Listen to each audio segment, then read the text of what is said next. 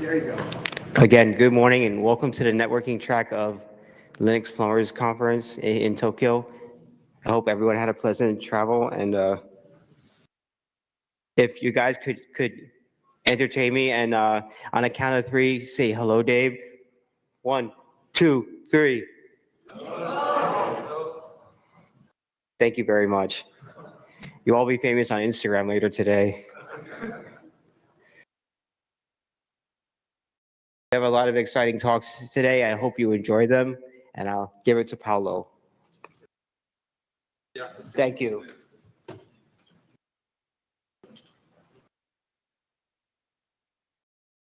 right.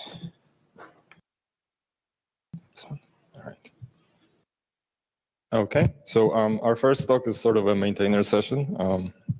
It turned into a real talk, but I don't know how much interesting things we have to say, so feel free to interrupt and give us feedback or whatever else. This is just a presentation about basically what's top of mind for us that might not come through on the mailing list day to day. I'll start about the infrastructure and the CI, which I spent some time on, and then Paolo will talk about more technical topics, I think. Actually not, but... All right. Okay, so I will talk about CI and the infrastructure we use. I don't know, probably most people here contribute to NetDev, so you're familiar with this stuff, but for those who might not be, we use a bunch of things within the subsystem to basically process patches and test them. We don't use any of the things that you may have heard about at this conference for the last 2 days. We have our own stuff. The first thing that we use for at least a decade, probably 2 decades now, is Patchwork.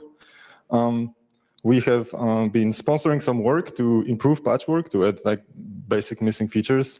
That is not going great. And actually at the Maintainer Summit earlier this week, we were discussing with the kernel.org folks whether we should stop using Patchwork maybe and build something that's better maintained, more actively maintained, and simpler, but provides us at least the central database about patch state and whatever CI results have been reported. I think Konstantin from kernel.org still wants to give Patchwork one more go, so we will try to invest a little bit more money. And yeah, hopefully we get to basic stuff like a next button so you can iterate through patches without going back and forth. Or like the series view that everybody has been talking about, so you can see the series that are posted, not all the patches. One day. Okay, so I think that's it about Patchwork. All right, the one bug. And the other stuff, so Patchwork is the thing that we use from kernel.org. Everything else we host ourselves.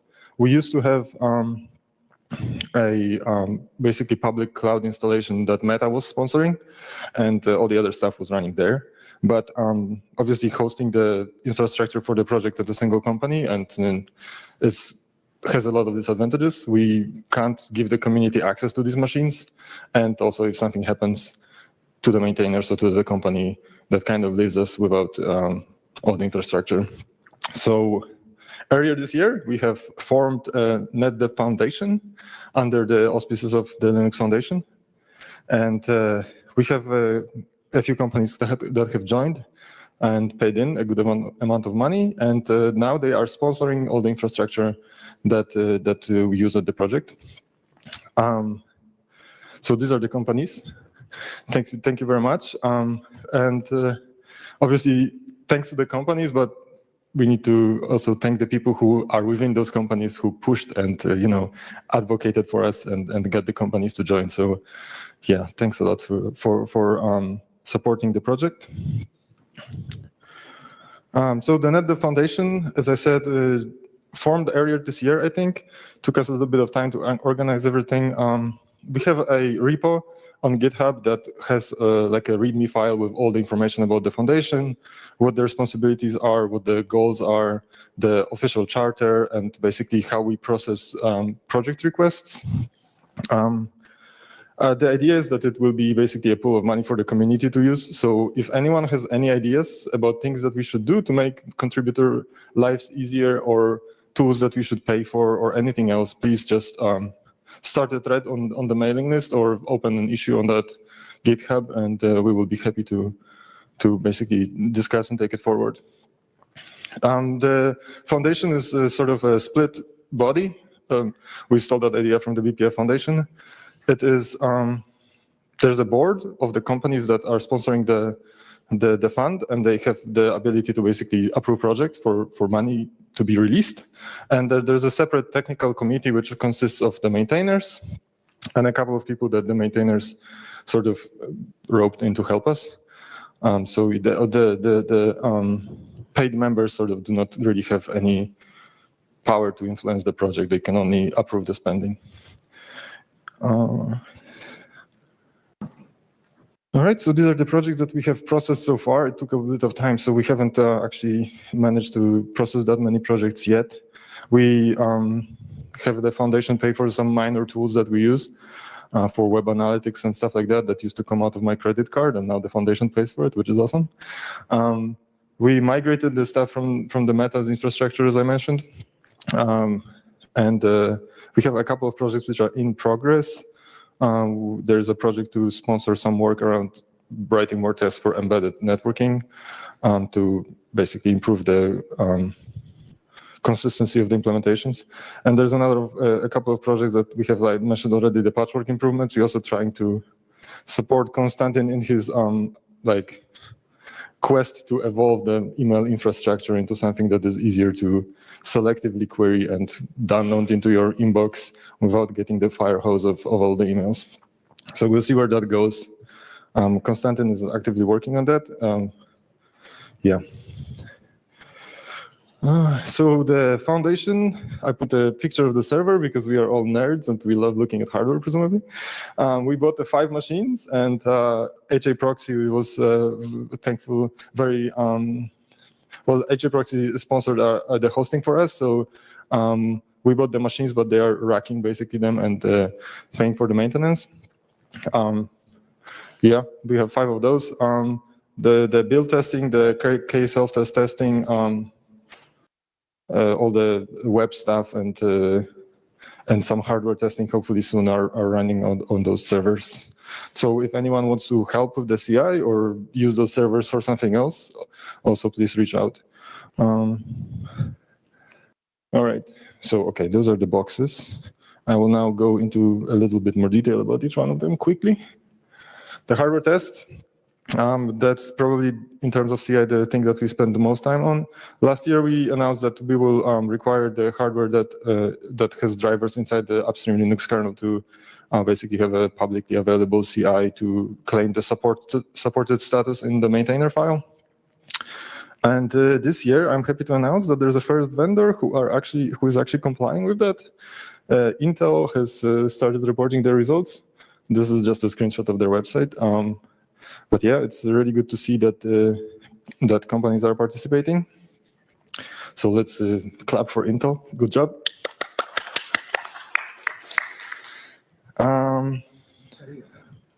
Nobody from Intel here. Yeah, Intel not here.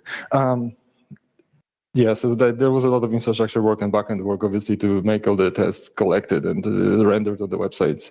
But so I included a screenshot. Yeah, we until the Intel started participating, we were running stuff against Vert.io and some other QEMU NICs, fake NICs. The red stuff that is shown on the slide is because Vert.io likes to deadlock itself. And this is a page that we have for basically all the devices that are reporting results. The columns are basically NICs. So there's the QEMU NICs for the most part, and then the last two columns are the Intel NICs. We have some infrastructure to basically automatically judge which of the upstream tests are either stable or basically pass for a given hardware. So we don't show fail results for tests that are basically just not supported by the hardware. So we get some basically intelligence in the system that only reports failures if they are regressions.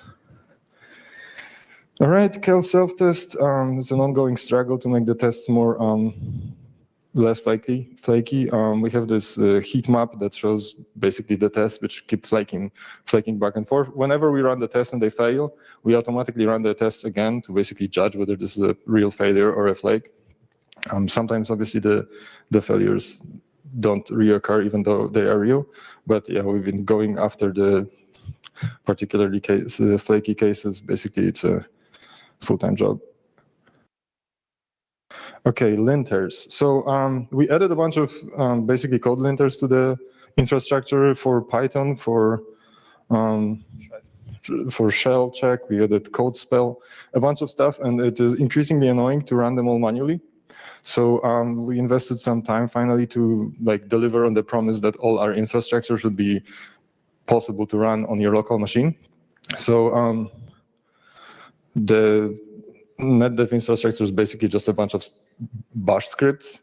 So we improved a wrapper script around them to be able to run them on your machine. So that works, and I actually use it every day. So it's pretty good. You can run all the checks that are reported into the CI, with the exception of the k-self tests, and see whether they will be passing. It takes a little bit of time because the builds are all mod config builds, but there's nothing we can do about that. I think this is the last one from me.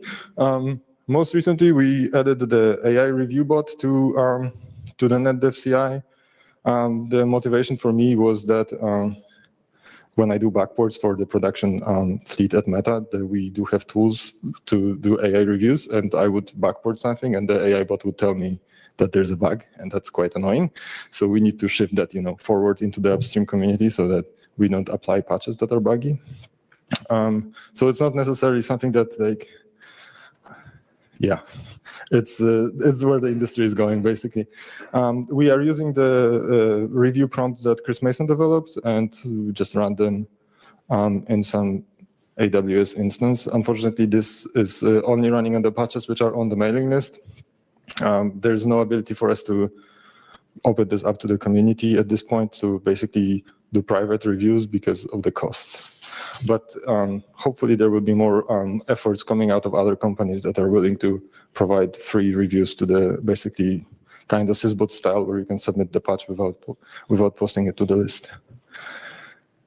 And I think that is it from me. Thank you.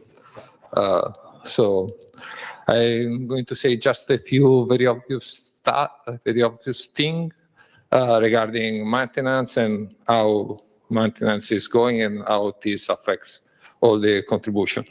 That is mostly a personal rant, actually.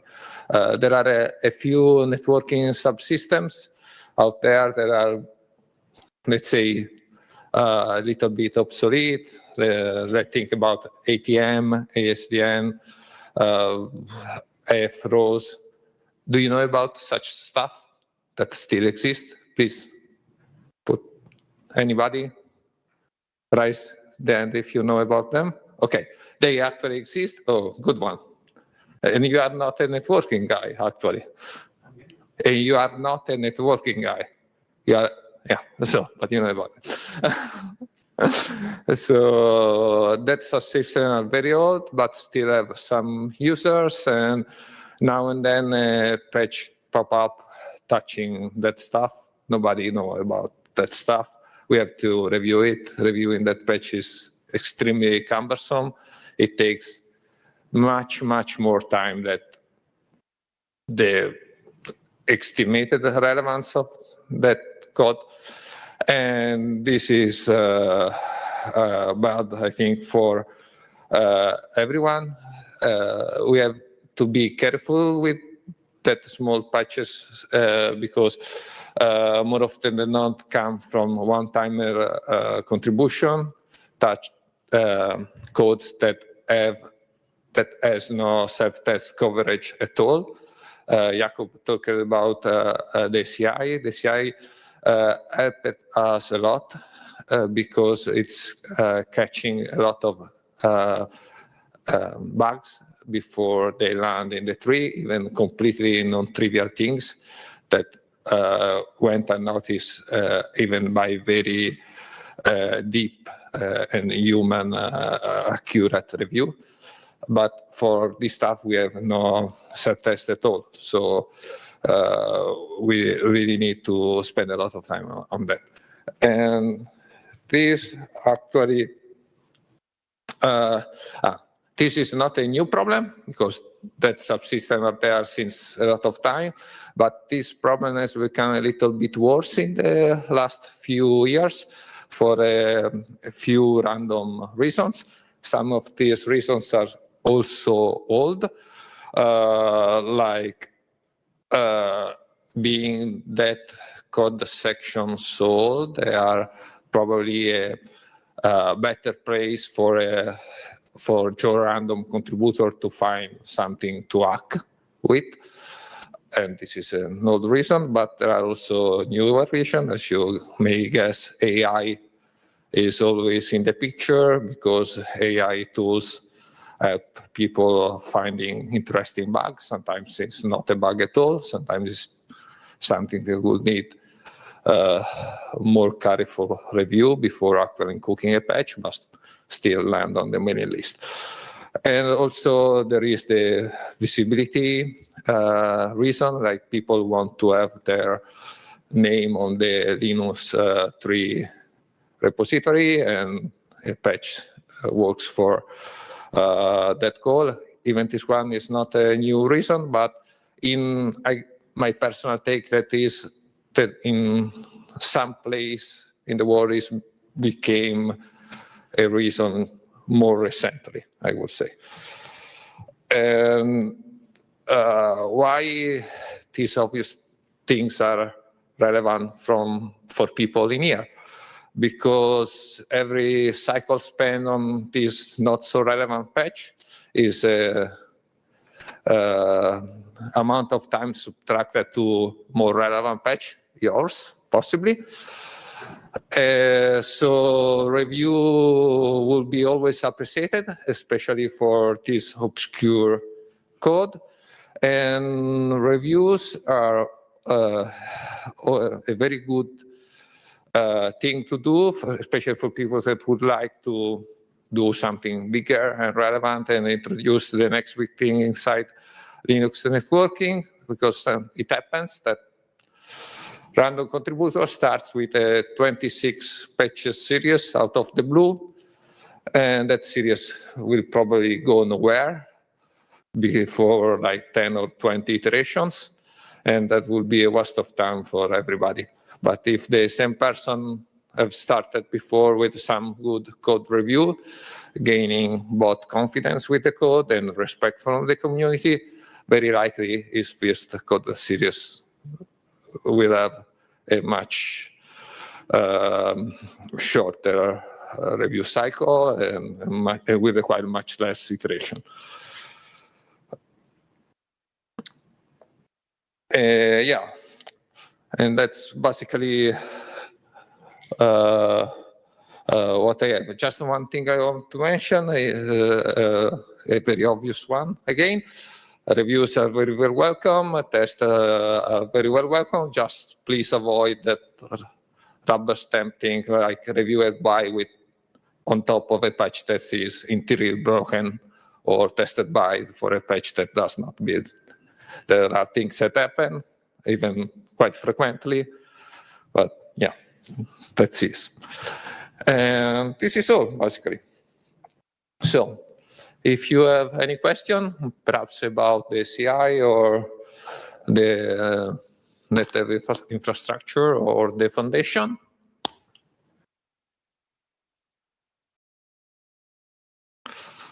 No. We talk about this, but I wonder, how do you join the NetDev Foundation as a company? Is it still possible? Yes, it is possible. Just pay the money and you are in. How much now? Sorry? How much?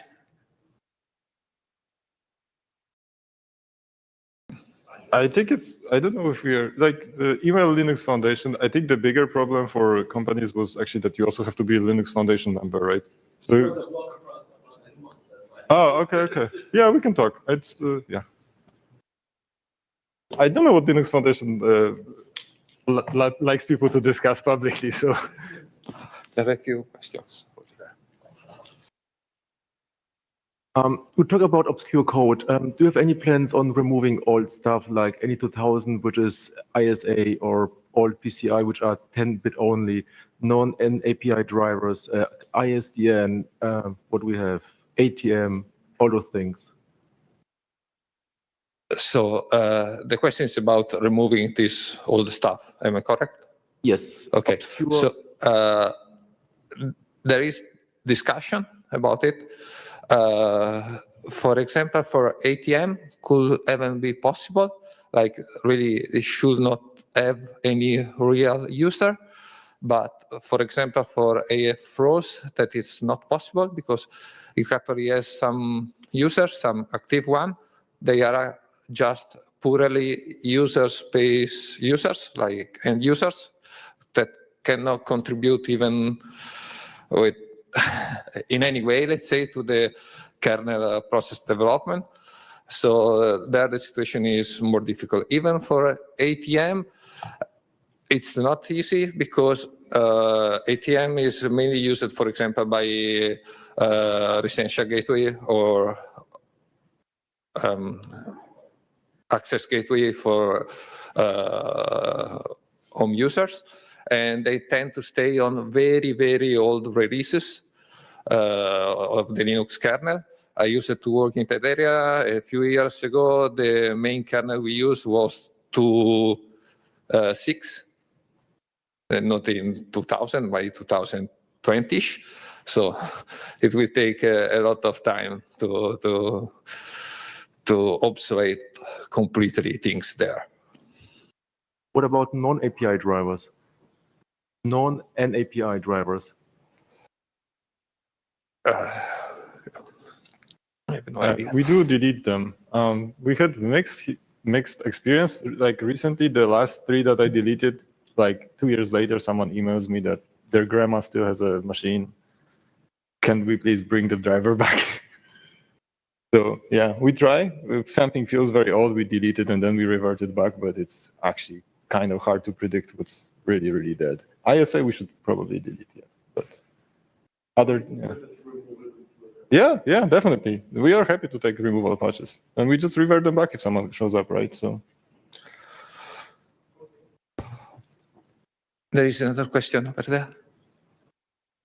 I have one question related to CI. So is it possible to use the CI without sending patches? I didn't get it. CI without sending patches.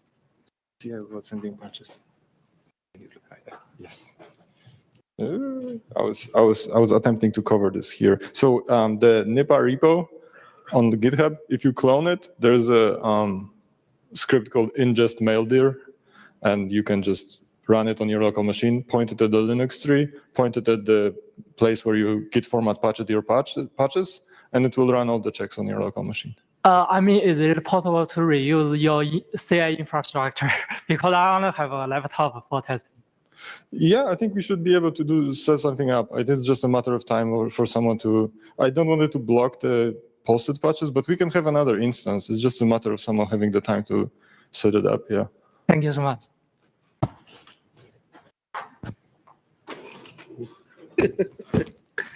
Just wanted to contribute to your made up numbers of extra review cycle, my made up number. So Okay. as an occasional contributor to NetDev, I spent many extra cycles tripping off the different comment style in the net.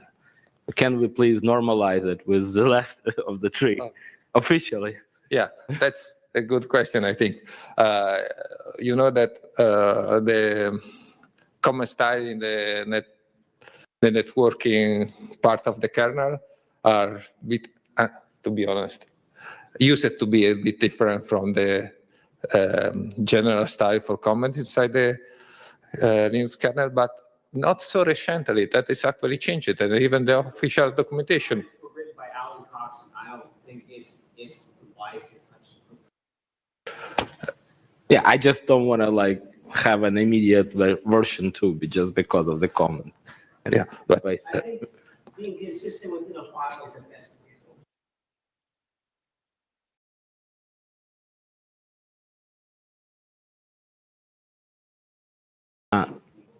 go. that's it.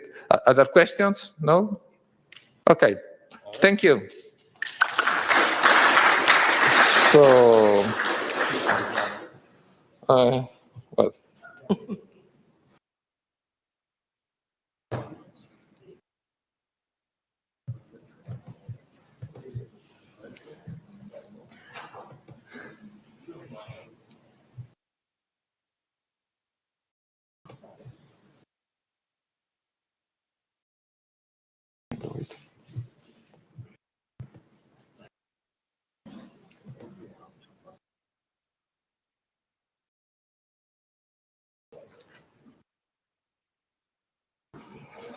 okay.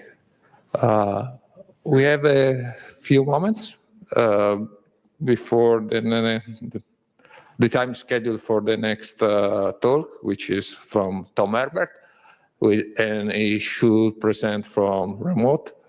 I don't know if he's here. Actually. Can you hear me? Yeah, we can. Awesome. Yes, we can. Okay, so I guess if you are ready, I guess you could start, so you gain some few extra minutes. Just let me say 2 words. You for sure know about Tom Herbert, which is a very, very long time contributor to the kernel networking, and not only that. And he will present about scanning, which is always a very hot topic, especially nowadays with AI. And so, please, Tom, go ahead. Okay, one question. Do I drive the slides?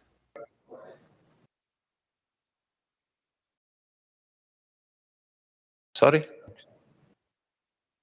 Who does the transition of the slides? Okay. I think I can do it.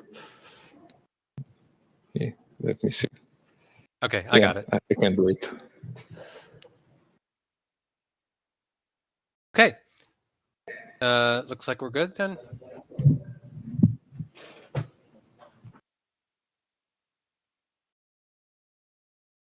Okay. So yes, my name's Tom Herbert. Thanks for having me. Really wish I could be there. Sounds like another interesting conference, and I always love hearing from the maintainers. The 1% problem is interesting, I must admit.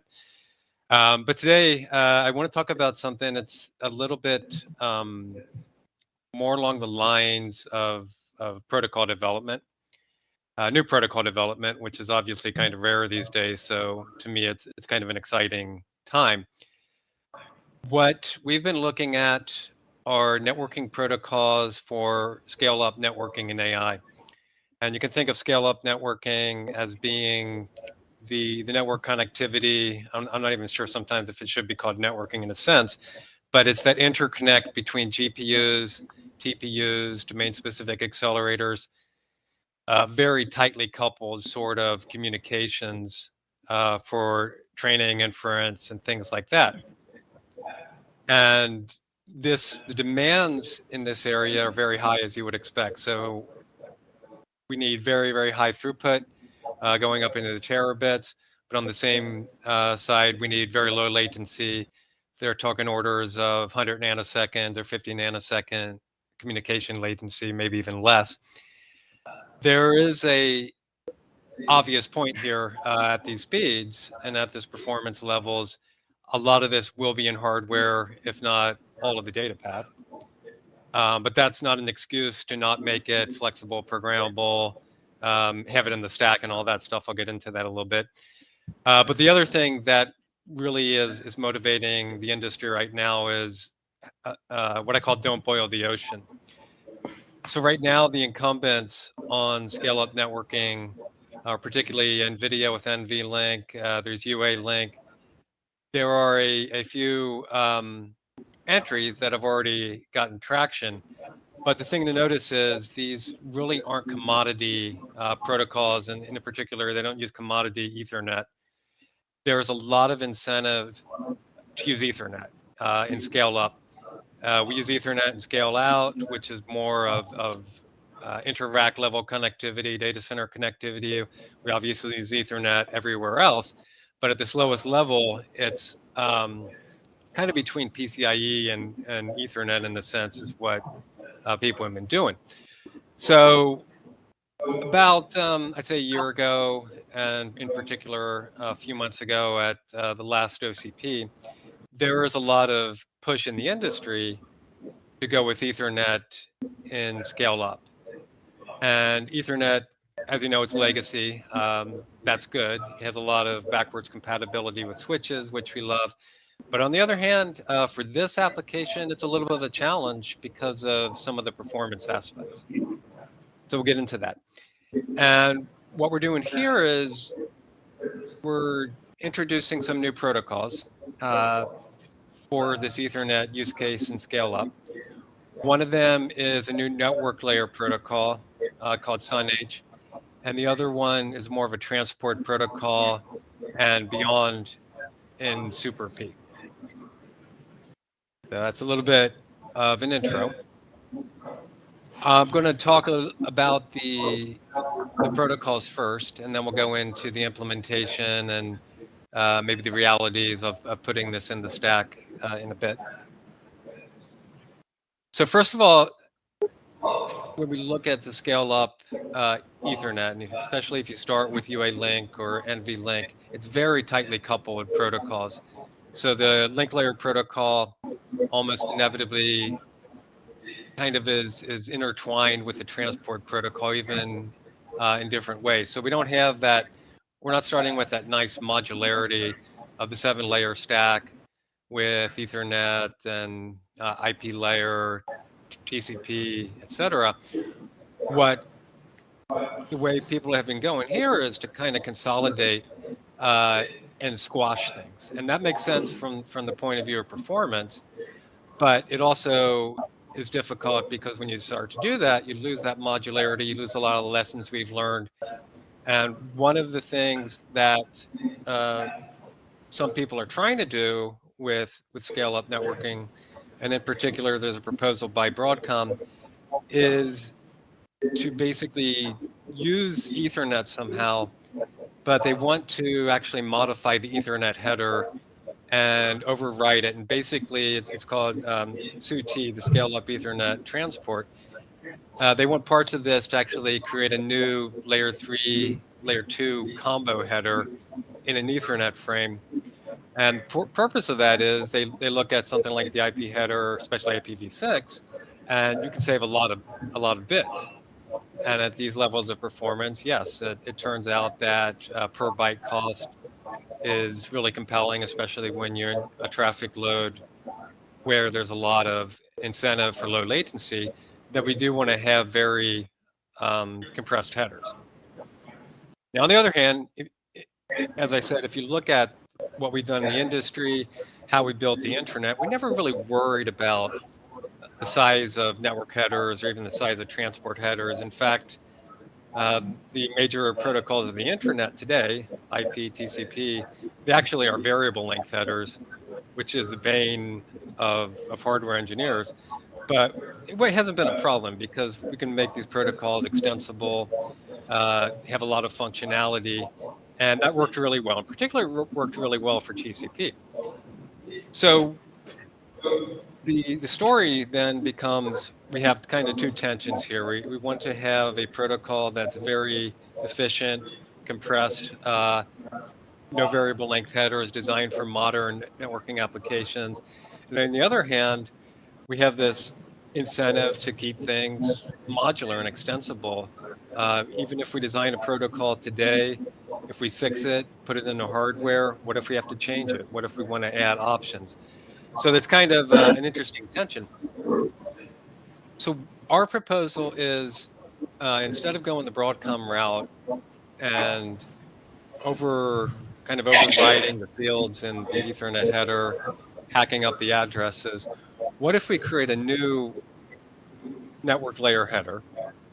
It won't be IPv4, it won't be IPv6. We'll call it something else, but it'll kind of be a compressed version of those. So this is what the scale-up network header is. You can think of it as a compressed version of an IP header. We use 16-bit addresses instead of 32 or 128-bit like IPv4 and IPv6. And we only take the most critical fields in the IPv6 header and the IPv4 header and put them in, and we use kind of minimal versions of those. So if you really look at the things that are most critical on IP, turns out there's only, 6 fields I think we have here. So we need a source address, destination address. But like I said, those are 16 bits apiece. We need a traffic class, so QoS is still going to be relevant. We need a hop limit. That's one of the deficiencies of Ethernet is there's no concept of a hop limit. So routing loops cannot be really easily resolved. So people like hop limits, even if all the topologies in the world don't have cycles, it's still a good thing to have. And then we do like the flow label. So the flow label, a little bit controversial in networking and IPv6 and the interaction with the UDP flow label. But for reasons I'll explain in a bit, flow label is a critical piece here because we do want to do ECMP with these sort of packets. So we put all these 6 fields together, create a new network layer header. And this would be a bona fide new packet protocol. In fact, we would get an Ethernet type for this, so it would have its own Ethernet type. But what it is, as I said, is it's a compressed IP header. So you get 16-bit addresses, which means we can build a network of 65,000 hosts. And among those 65,000 hosts, that would be this tightly coupled scale-up networking. Most scale-up networks today are less than 1,000, so we have plenty of room to grow. The other advantage, by the way, of having smaller addresses is in switches, that's a smaller lookup. So we don't need nearly as much memory.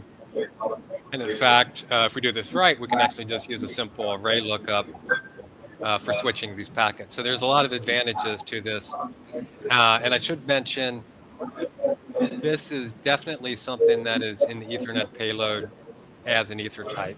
So we do not modify the Ethernet header at all, which means there's 2 options on how you can switch this packet. So we can take a commodity switch and switch just based on layer 2 as normal, or we can do a type of IP layer switching, in which case it's like switching the IPv4 unicast packet, but we're using 16 bits lookup for the IP address, and we're using different flow label and hop limit. So you can use both modes, but what we really like in this model is that even if you deploy this, the endpoints change. Commodity switches don't have to if they're doing simple layer 2 forwarding. And even to upgrade them to a layer 3 forwarding with these smaller addresses shouldn't be a huge deal.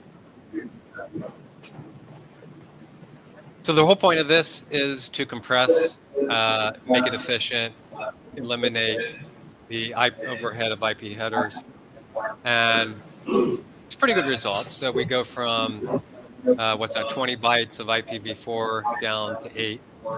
And we're still assuming in this picture that there's a transport layer header. And I should mention that this part of the talk, even though this is scale-up networking header, it is generic because we do have a next header field, which could be an IP protocol number. So if somebody wants to use this for TCP or UDP, by all means, we can definitely do a compressed network header for those. But the real use case, benefit would be in a scale-up network where you're using a protocol, a transport protocol that's really designed to be commensurate with that. So it's also got the efficiency and leanness of that. And one of the things that having this new protocol header allows with this next header, we can actually change the meaning of the next header. So it doesn't have to be a TCP or UDP. We can put in whatever transport protocol is being used. And this is very beneficial because in this scale-up networking and even scale-out networking, there's a lot of different protocols out there. So for scale-up, for instance, several vendors, several hyperscalers already have their own protocol. And what we can do is let them use that protocol. They can use that or Super P, let them use that protocol. But the formatting, and especially the switching L2 and L3 could be commoditized, and there's a lot of advantages of that. So in this picture, for those cases, we would also eliminate the 8-byte UDP header, and you would go straight into a transport protocol. And of course, the industry we've seen in general with protocol development, especially transport protocols, is UDP encapsulation is kind of the common thing. It gives us a nice shim layer, so to speak, makes things work with commodity switches. And again, since we've never really worried about the overheads of the packet too much, adding an extra 8-byte header in the general case, never been a problem. This networking, yeah, it might be. So it's worthwhile to see if we can eliminate that UDP header. And by the way, that's where the flow label in the SunEdge packet comes into place, because without the UDP header, we don't have a destination port for the entropy for ECP, so we'll just use a flow label. So that's you can think of that scale or SunEdge as layer 3.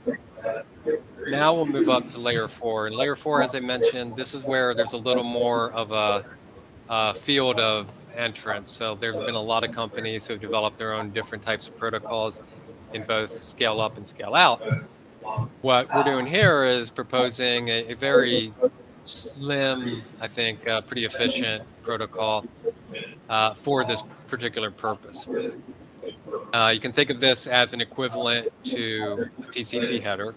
So it is a transport protocol to begin with for scale up. Also, it goes into the upper layer protocol, so it might be a little higher than layer 4.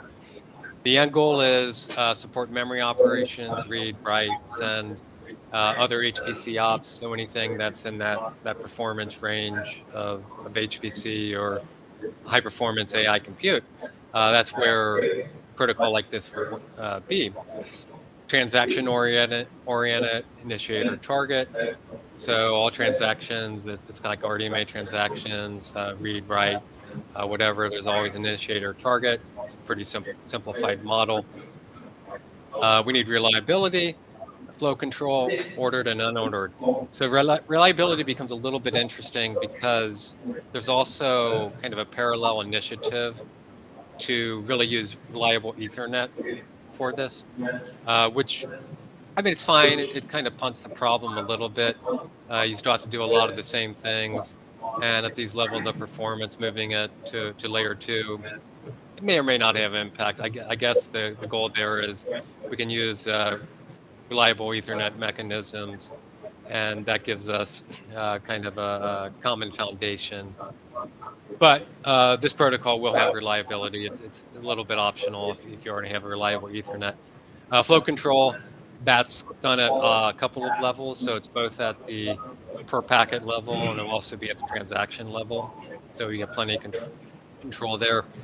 The one thing that is kind of differentiating from TCP, there is a concept of ordered and unordered operations. So sometimes we want to process, receive data even out of order if it can be completed and not have to wait. So it's a good option. It seems very common in a lot of the AI networking. The other important thing is it really should be amenable to software and hardware implementation. So as I said, hardware, it's kind of a no-brainer in a sense because of the performance, but I think software is equally critical, and maybe not so much for it's running commonly in production, but we're definitely going to have use cases, edge use cases where it run in production. But it's super critical that a protocol like this has a software implementation for test and for extensibility. There are actually some hardware companies that are trying to put protocols like this, even protocols like UEC, trying to put them directly in hardware without a software implementation. I think that's going to be really hard to maintain and verify this sort of protocols. So I'm a big advocate. Put everything in a software implementation. We definitely want a route to get this into Linux. Maybe a little bit different than the traditional route I'll get to in a minute, but definitely software, hardware. We want to cover all of our bases. Going a little bit into the protocol, so the packet delivery layer, this is equivalent, I would say, to kind of TCP, it's connection oriented, reliable communications. There's a concept of ACKs, different from TCP, and this is going to be common with probably most of the modern protocols, especially the AI protocols. We use sequence numbers based on packets as opposed to bytes. So we have the normal ACKs.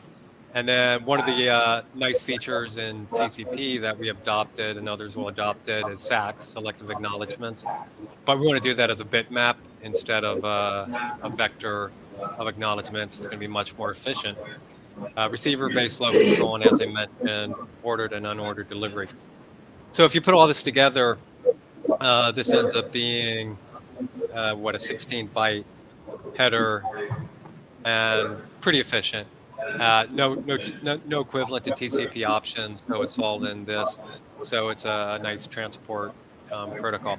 And one side comment, I was thinking about this the other day. So when you look at something like TCP options, and people complain that they're verbose and things like that, I would point out we now have 40 years experience in knowing what's important from a transport protocol. So now we can pick and choose what's important, put in a protocol like this, it'll be fixed and we don't have to worry about it. But that's only because TCP and all the work done for that has done all the hard work to get to the point where we know how to make a protocol and what minimally is needed. So I think we really need to make sure we have a lot of reference to TCP, even if we're not directly using this. So going up on top of that, there's a concept of a transaction layer. And like I said, this is initiate a request. Transactions in this model, they're a thin layer. It's an 8-byte header. And they have a sequence number, which we'll use for flow control at the transaction level. They have a transaction ID and acknowledgement, so we can do request response with transaction IDs. And they have an opcode. And the idea is a transaction is composed of some number of operations of the same opcode. So if I'm doing a read or a write operation, I can do multiple reads from different addresses. You can do multiple reads in a single operation and get the responses, or a single transaction and get the responses as a single transactions. So we're going to allow a lot of flexibility in these transactions. Also, transactions can span multiple messages. Can't really have multiple transactions in one packet, but you can't have multiple operations in a transaction. So speaking of operations, these are pretty straightforward too. Here's examples of a read operation, read response with a read response. This again, the goal here is to be minimal. So in the read case, we just want a minimal packet format. Here's an address, here's the length, rounded up to a nice 16 bytes, and that defines a read request. And then the read response, here's a sequence number, and we do need to get the operation number from the original requester. Offset, so if you're reading a gigabyte of data, we'll return that in multiple chunks, and the offset gives the chunk. So now you can see it's a simple read and then read response kind of map RDMA. So this is a lot lighter weight if you look at something like USB protocols, which have a lot of elaboration. But the good news is it's also extensible, so we can add operations if this weren't sufficient. So if we put all this together, we get the concept of super P packet.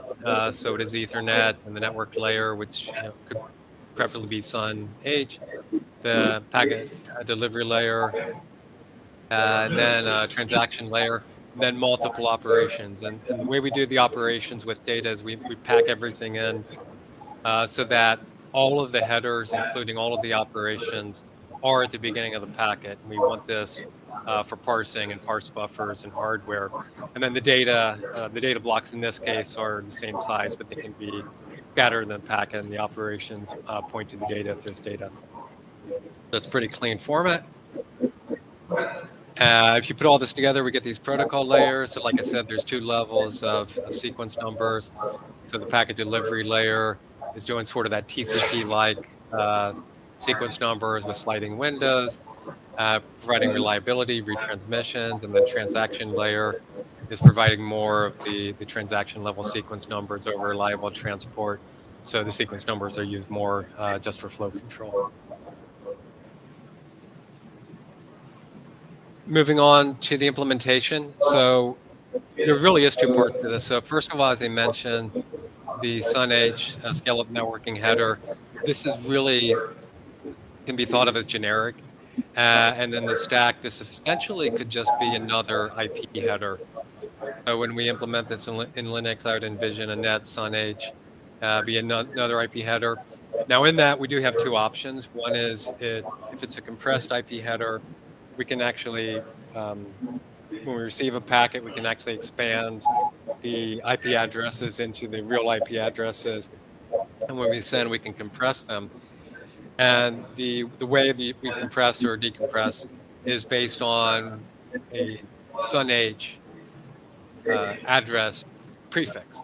So there's a common prefix. So the 16 bits of SUN-H address, the 16-bit address, is really the low order bits of some prefix that is common in the network. So we have a network that's bounded by firewalls or some boundary, and within that we can use these 64K addresses to communicate using SUN-H with the compressed IP header, and then that could be IPv4 or IPv6. The other alternative is this could be treated as a different protocol, which we might do in something like Super P. So it's not technically a compressed IP header, could just be its own quasi version of IP if you'd like.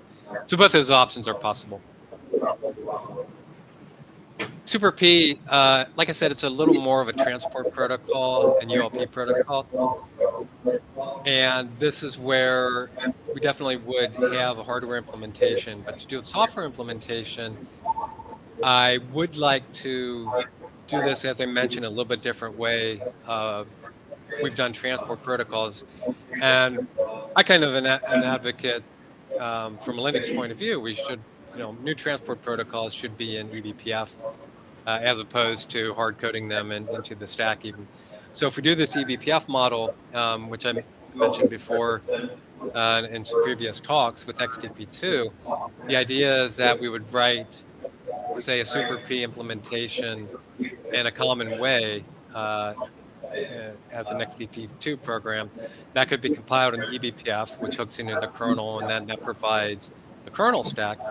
And the alternative is to go through a hardware offload, which would take that same code, compile it. In this case, the picture on the right is showing a P4 compiler, and we compile that same code and put it into that device. And the advantage of this model is, since all of the implementation or all the executables came from the same source code, that's where the kernel can actually trust that this protocol implementation has the same functionality as it has, since it's the same program, just compiled differently. And that enables us, or enables the kernel to trust it, and then the kernel can do the hooks to do the offload data path for the data operations and things like that smoothly. So that is a really powerful thing, and I think having one implementation, as I said, starting with software for something like this that runs equivalently in the kernel, can run in kernel bypass or in hardware, that's going to be a big win.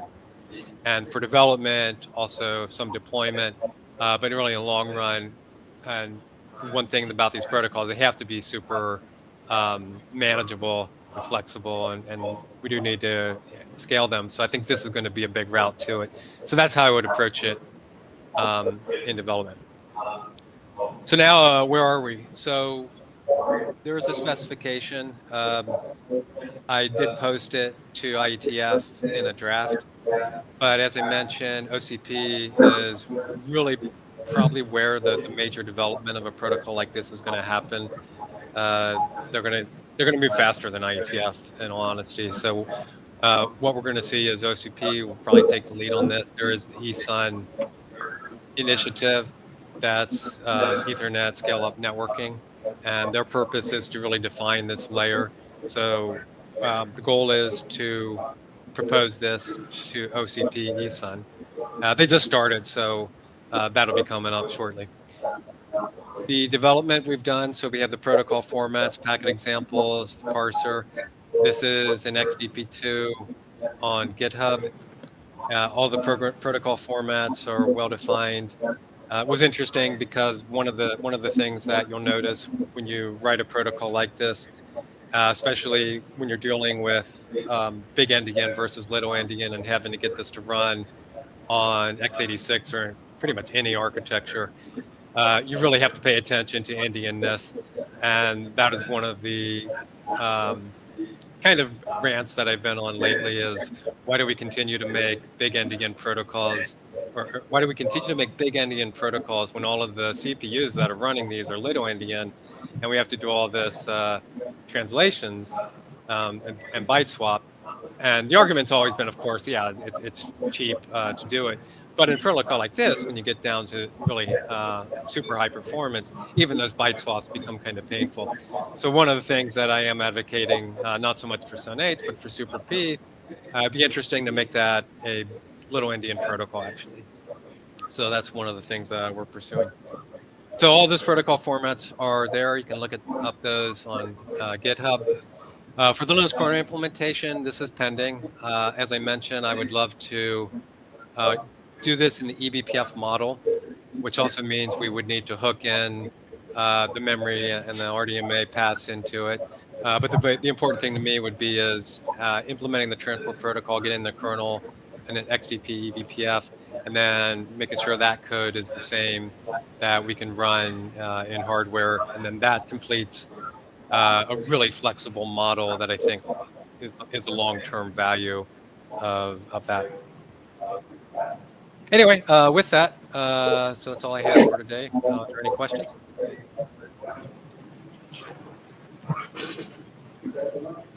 I use my, I'll ask first because the mic is here.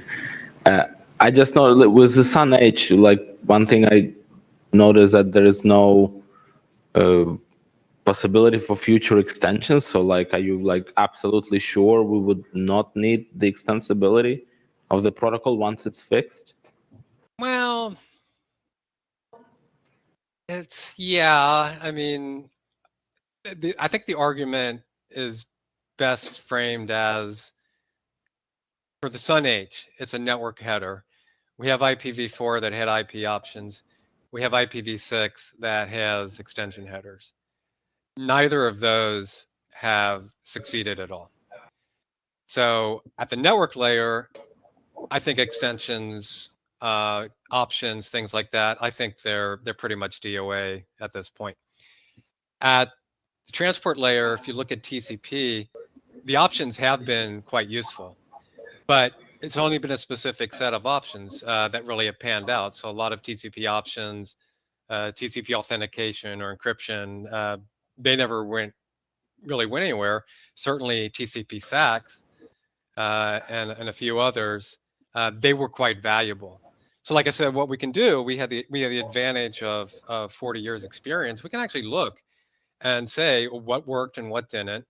And I think with pretty high confidence, we can develop protocols now that aren't extensible, but we're not going to really incur a high cost. And in the worst case, if it does become an issue, then conceptually just spin a new protocol. I think that would be a better.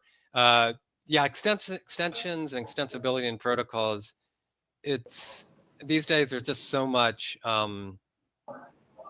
So many lessons we've learned. In fact, you might have seen some patches that I posted on NetDev really to kind of eliminate extension headers by default.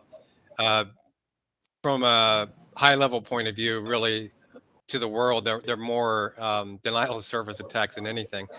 At this level of performance, though, I don't think there's much of an option, especially variable length headers and high performance networking. They don't mix. So we want to make sure it's fixed length headers. So like I said, if you want to do extensions, then just define a new protocol format that includes it as a different size, and that is possible. It's pretty easy to develop new protocols in this model. So the Sun H, it does have a next header, but there's no rule saying that has to be an IP protocol that's assigned by IANA. We could just make that its own protocol number, and we have 256 of those. So if we want to add new protocols, by all means, that's how I would extend it. Okay, so we have a few more questions, but we're also running out of time. So I think we can have one. Be quick. Hi. I noticed Rachel. there's no checksum in the SUNH protocol. Any thoughts behind that? No checksum? Yes, no checksum. In the head. Checksum is another one of those interesting things. There's a lot of debate whether or not it was ever useful. But we rely on Ethernet, and then if it's really critical, upper layer protocol should do something stronger than a checksum anyway. Thank you. Okay. Okay, Thank you. so we have run out of time. Thank you, Tom.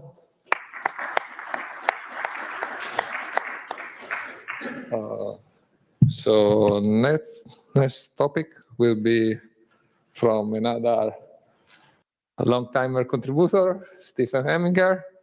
It's about a very hot topic right now because, as you may guess, it's about AI. So please welcome Stephen. If I can find it. You gotta find it. I don't know where it is. There you go. Hey. First success. Hi, my name is Stephen Heminger. I'm actually semi-retired, which means I work more on open source now than I did ever before. Where's the magic button here? There it is down there. Okay. So this talk is basically me being an old dog playing with new tricks. So I like to play with stuff.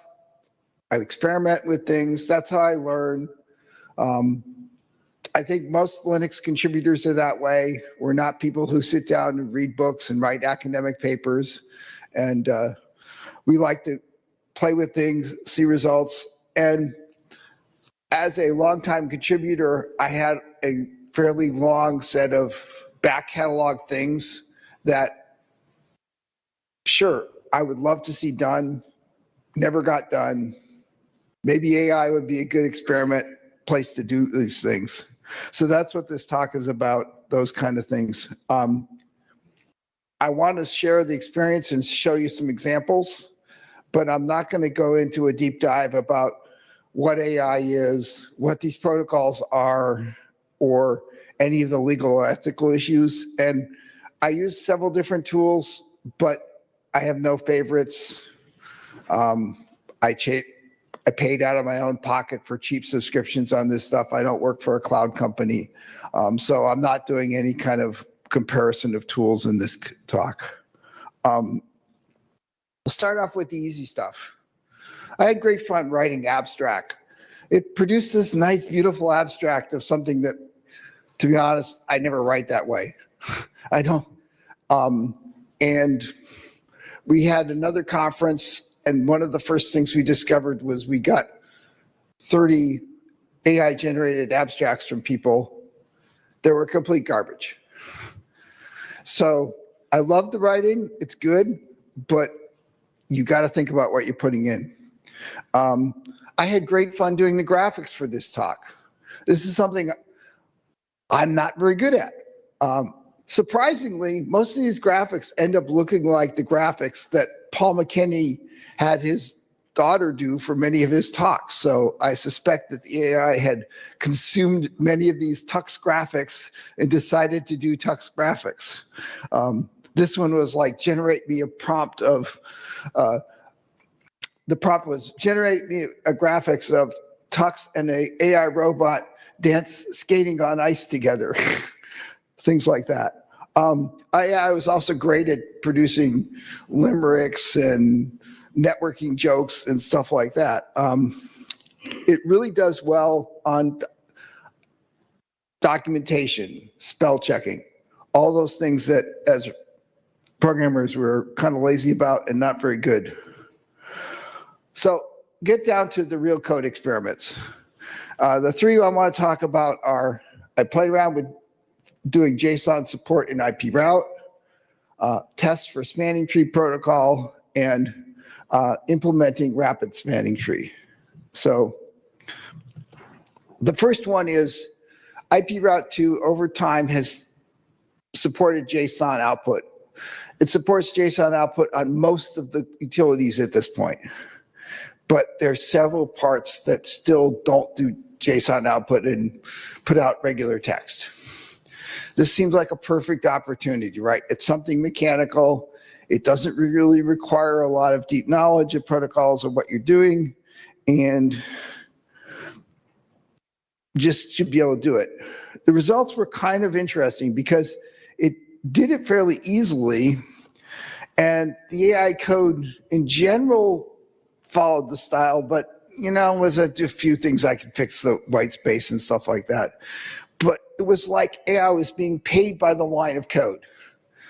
It would do things as awkwardly as possible on the first pass. And the two examples I hear is the first one, if you see the function inet n2p translates a binary encoding of a network address into text. And it takes as an argument the family that, whether it's IPv6 or IPv4. So you can just call it with the parameters, but yet it expands it into two options.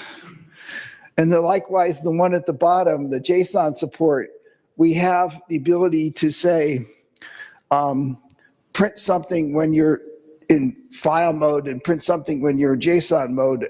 And then there's a flag that says print in any mode, and the arguments are set up so in one line you could do both. Well, the output of the preliminary version was like, I'll do everything as two separate lines. And this kind of repeated. And so I went and I said, well, the code you generated looks like way more work than you need. Could you do it right? And of course, absolutely right. And I was like, this becomes a thing that I kind of feel like I'm dealing with the Greek oracle. That you hear the Greek tragedies where the guy goes up to the oracle and asks something, and if he doesn't ask the question right, you get the wrong answer. Well, sure enough, it went ahead and did the correct output. And, I will say the first version of that stuff is gone out. I'm going to keep going on the JSON stuff. First version of it was the gen L command. I don't know why. I think I ran into it because somebody else submitted something else using it. And I was like, hold it, this doesn't have this. And so that worked pretty easily. The next one I wanted to work on was the spanning tree protocol. Now, spanning tree was something that's been around for a long time. Ethernet as an L2 protocol, if you join two Ethernets together with a switch, that's fine. If you put, if there's ever a circular graph in the thing, any packet that gets stuck loops through the Ethernet and you'll get a denial of service and the whole network comes down.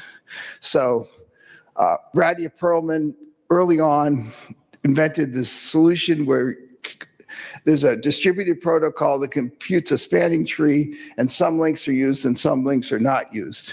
And if you go back in history, you'll see that she invented that way back in 1985. The initial version of the Linux bridge, which was done apparently like in 2.2 before my time, supported it. And then an improvement was done called rapid spanning tree, basically about the time 2000, and about the time the 2.4 kernel was out. And that actually was merged into 802.1q later on. And the part at the bottom of the blue line is where I was actually involved as bridge maintainer. So 5 years ago, I passed that off to some other people. It's gone. And no, I'm not coming back as bridge maintainer.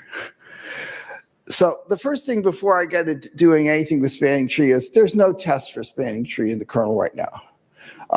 It's been around, it's evolved, it's a legacy protocol.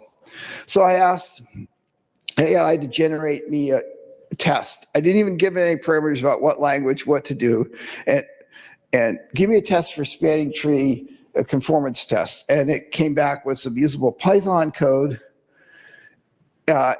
with some really complex, with excessively complex use of sysfs. It mixed running commands for IP with sysfs. I think that's okay, but if I was to write it from scratch, I would choose one or the other. And I went the initial version, wouldn't even run.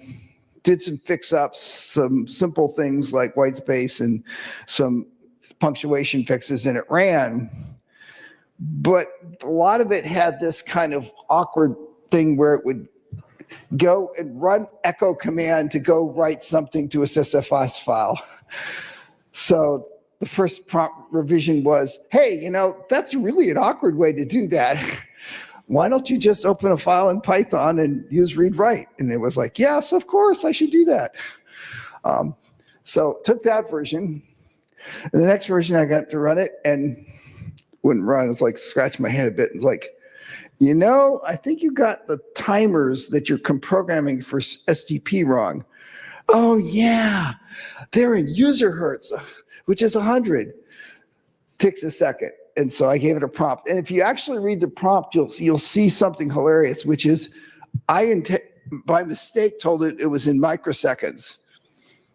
It went back and looked, and it actually determined, oh, that's in centiseconds at user hertz.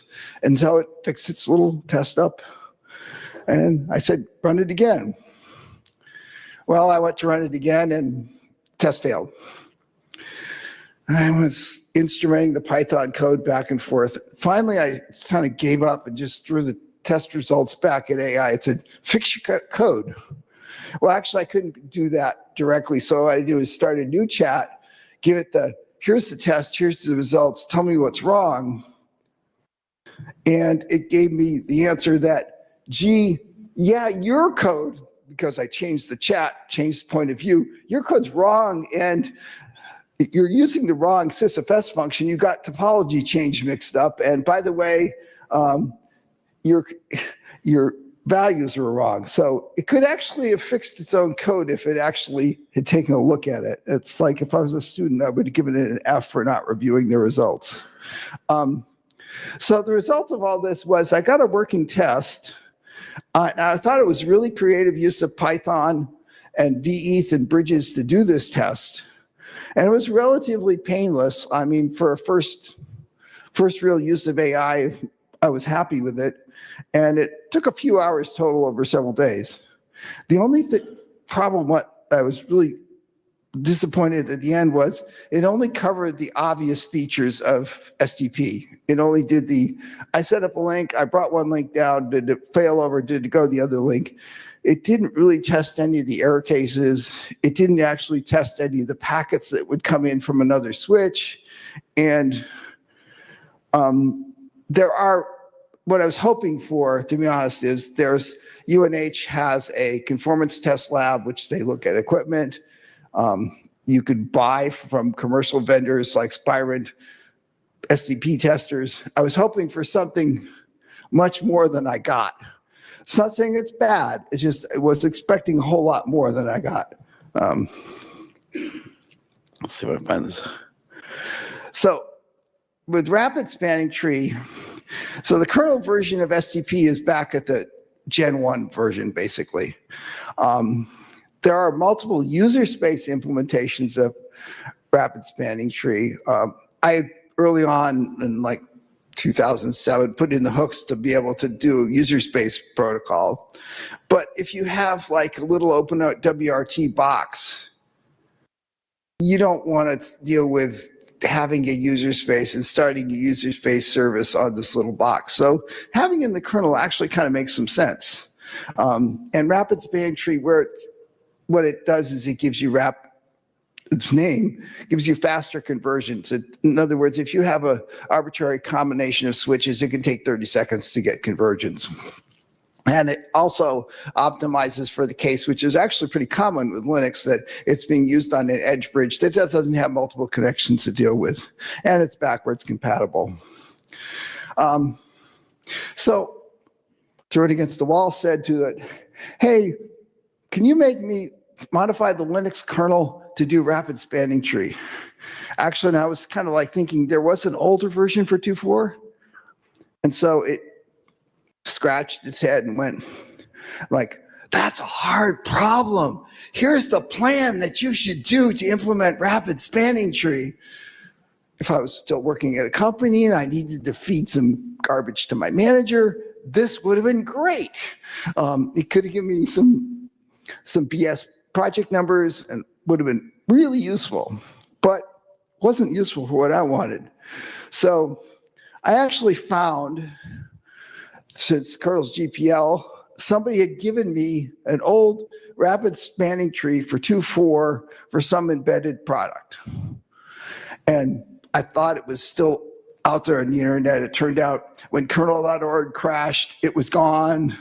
I found some old backups. I pulled out this dusty deck of rapid spanning tree, put it up on GitHub, and put it back in the prompt. Actually, the same prompt. So it had actually lied to me before that it had found that code.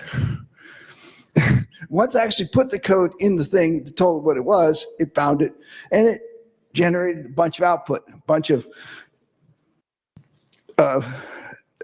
well, let's see if I can, now, yes, there we go. It gave me a kernel patch, a whole bunch of background marketing material about why rapid spanning tree was so good and this would be wonderful. Give me changes to IP route 2 and a test program. Well, sort of. But at that point, it kind of gave up because the whole result was too big to hold on to, and you couldn't even download it. So it was like outside its. So I said, okay, you're asking for it to do too much.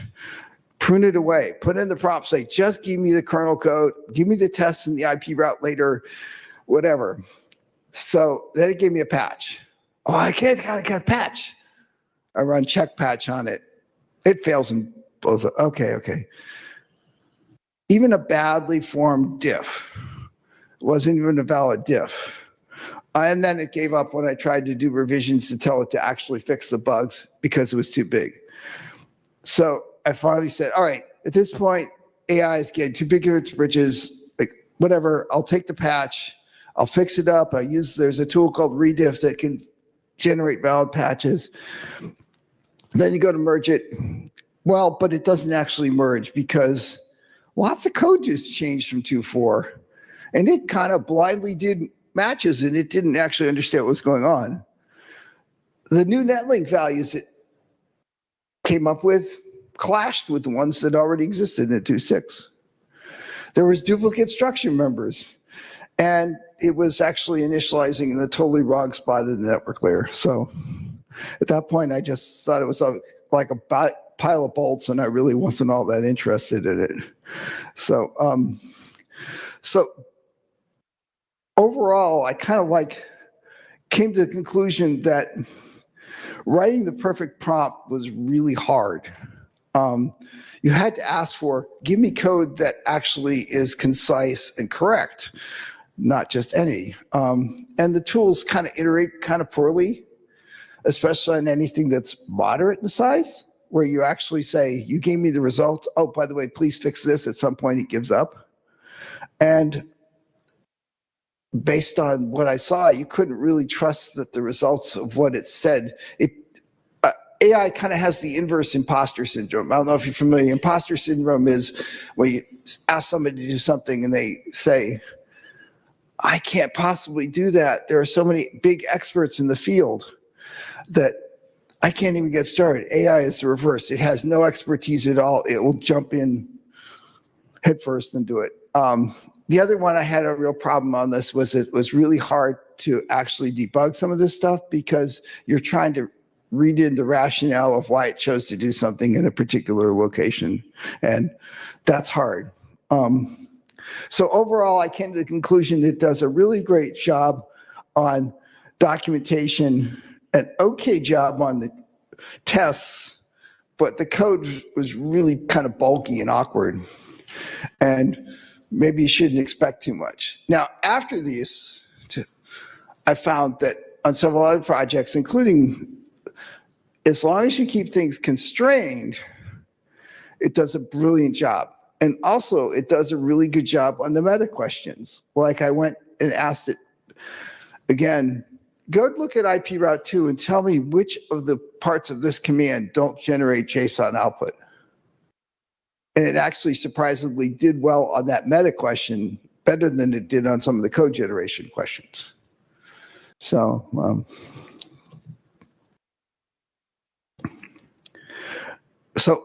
what do I plan to do with some of this? The JSON thing, seemed to be a success. I'm going to keep doing it and to try to get to the point where all of IP route, IP, TC, all the things do JSON output.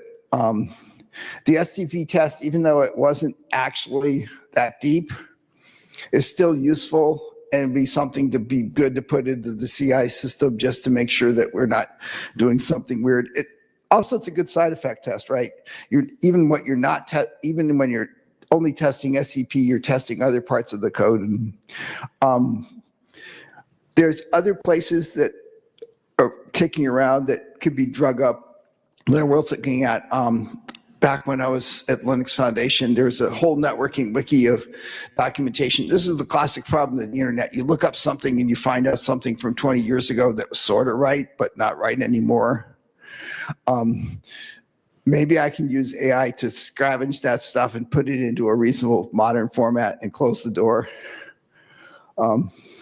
With the rapid spanning tree, I think it's worth going at it again, but with a longer, more specific prompt.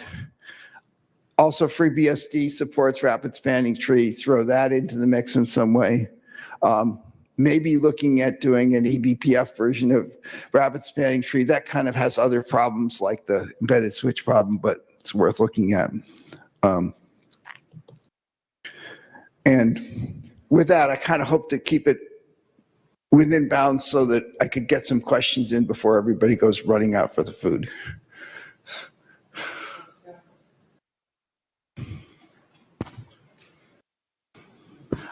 Which AI model do you use? Because in my experience, the model makes a very big difference. So I actually, the code ones, I found that the Claude Opus 4.5 one did reasonably well, so I went with that one. With the graphics, the cute little text graphics, ChatGPT did a better job than anybody the other ones. Although I tried Gemini as well, and I mean, it's just like each one. It's kind of like if you ask different students to do the same project, they all come back with a slightly different style. What's right or wrong is taste.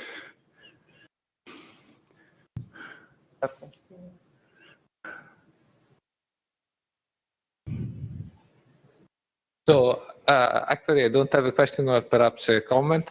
That is my very limited experience on the matter somehow align with yours. That is, let's say, AI assistant is somewhat better with Python code that we see, are very good at, let's say, management-oriented stuff. And I think this is part of the reason of their success up to date. And I think that is sometimes or very often useful to break down the problem into very small one that can make the problem management for them, even because of the scope that became smaller. And at that point, it became a different kind of problem. Right. Yeah. I had a bunch of slides which I dropped to keep time down, but basically it was like the same things are true that have always been true. The mythical man-month things of breaking problems down and throw one away are still true.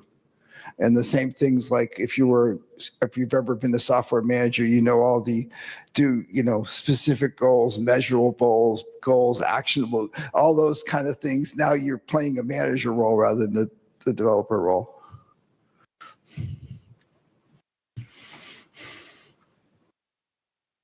I want to share from my experience.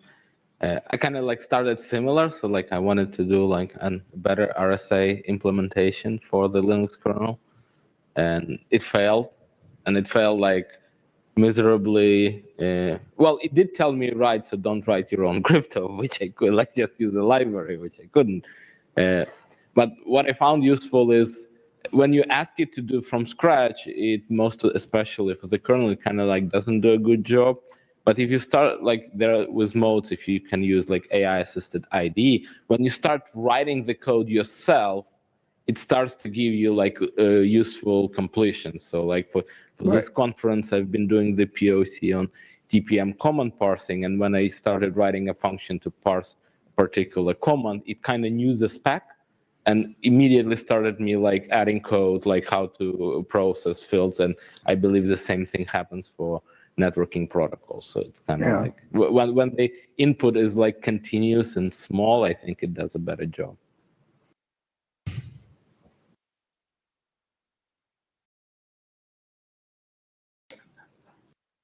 Thank you.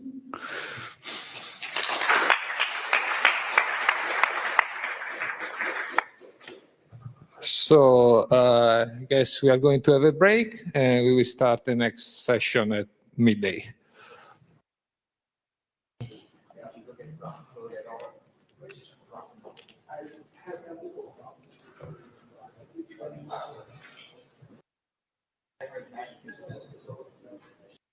I know this guy, he started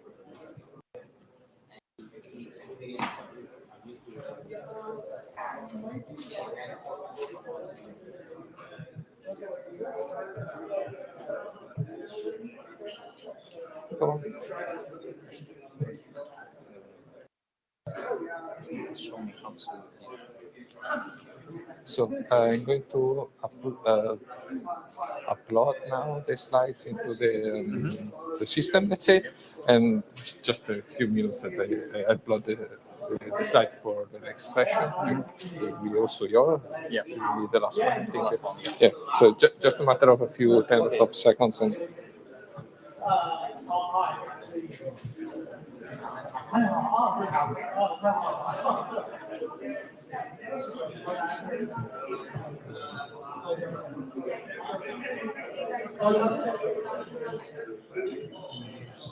I keep this stuff because somebody else wanted to use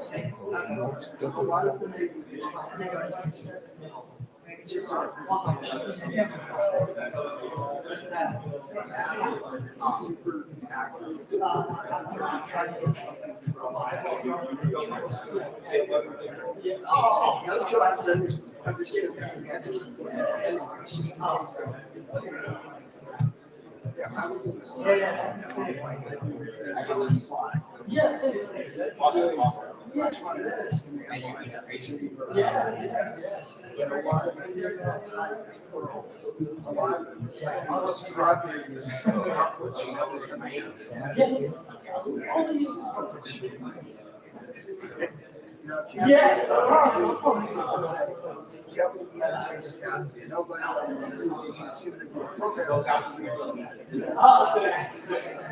okay, so now it's uploading all the stuff, including your.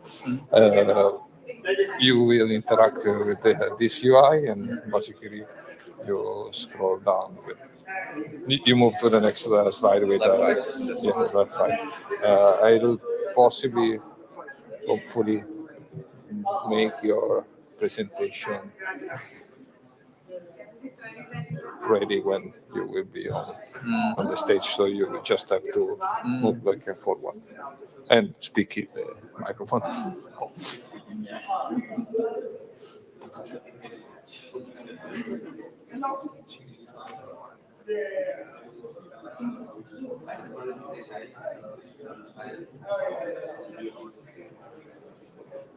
I actually got my first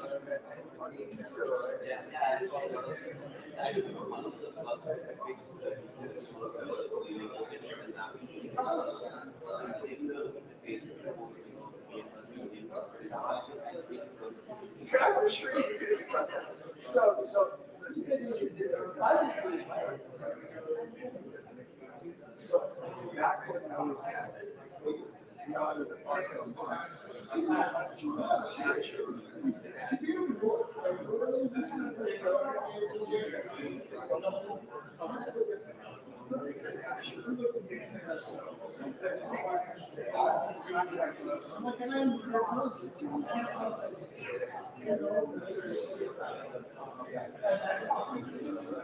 Microsoft.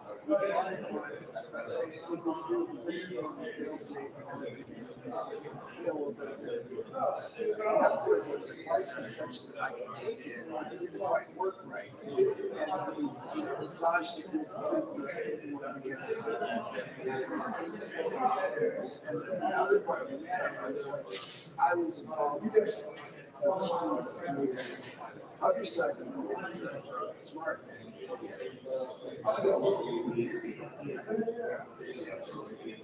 There was no other function. Probably that was smart. A long time ago. And realized that they had to run up. Linux on the smart it's one of those ones where you're like, what's your time frame? You know, you'd be a lot better off to just take that as a basis of doing this from scratch rather than compatibility layers that you're going to keep compatibility. If your time frame is 2 weeks, sure, yeah, I'll do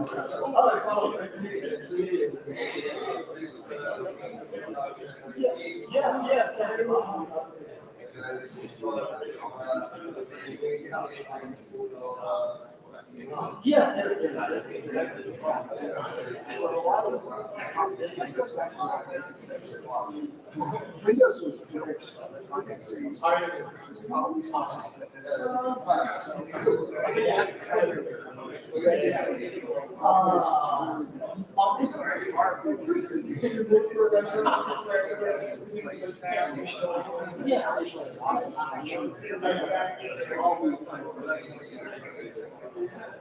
Yes, I was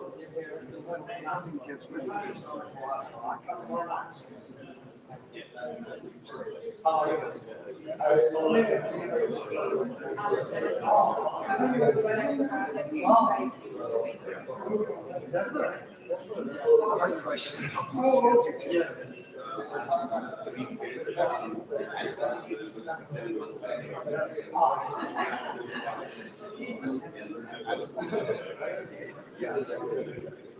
Yeah, it's actually hilarious because you actually go back the long way.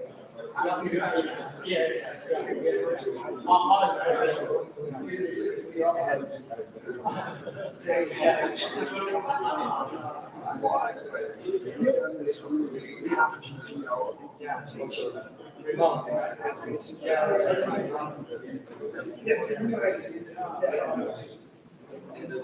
KY and some other people, yeah, you're right. And so, but then when he came back to me it's just 11 times.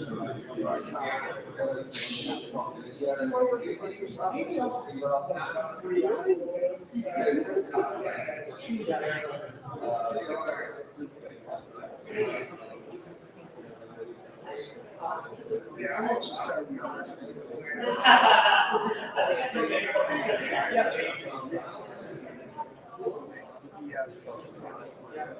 So you're thinking of the customers. All of them have to be.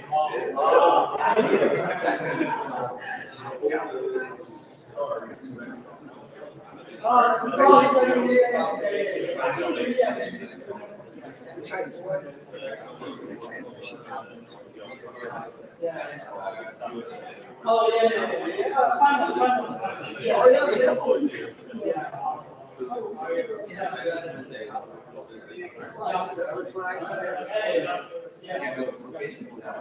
Well, the other thing is that numbers wise, there's certain big customers. Those big customers.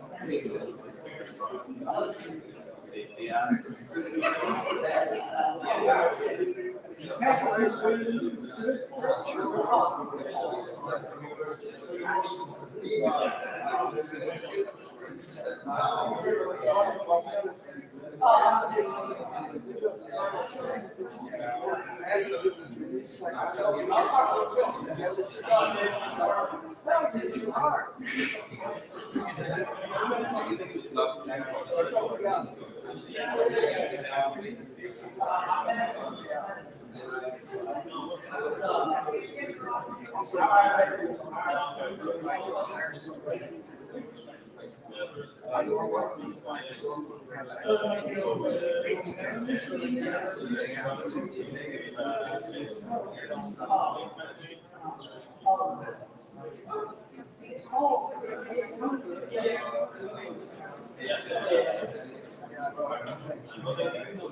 I know that's the last time today is always second hours because people don't want to stay here.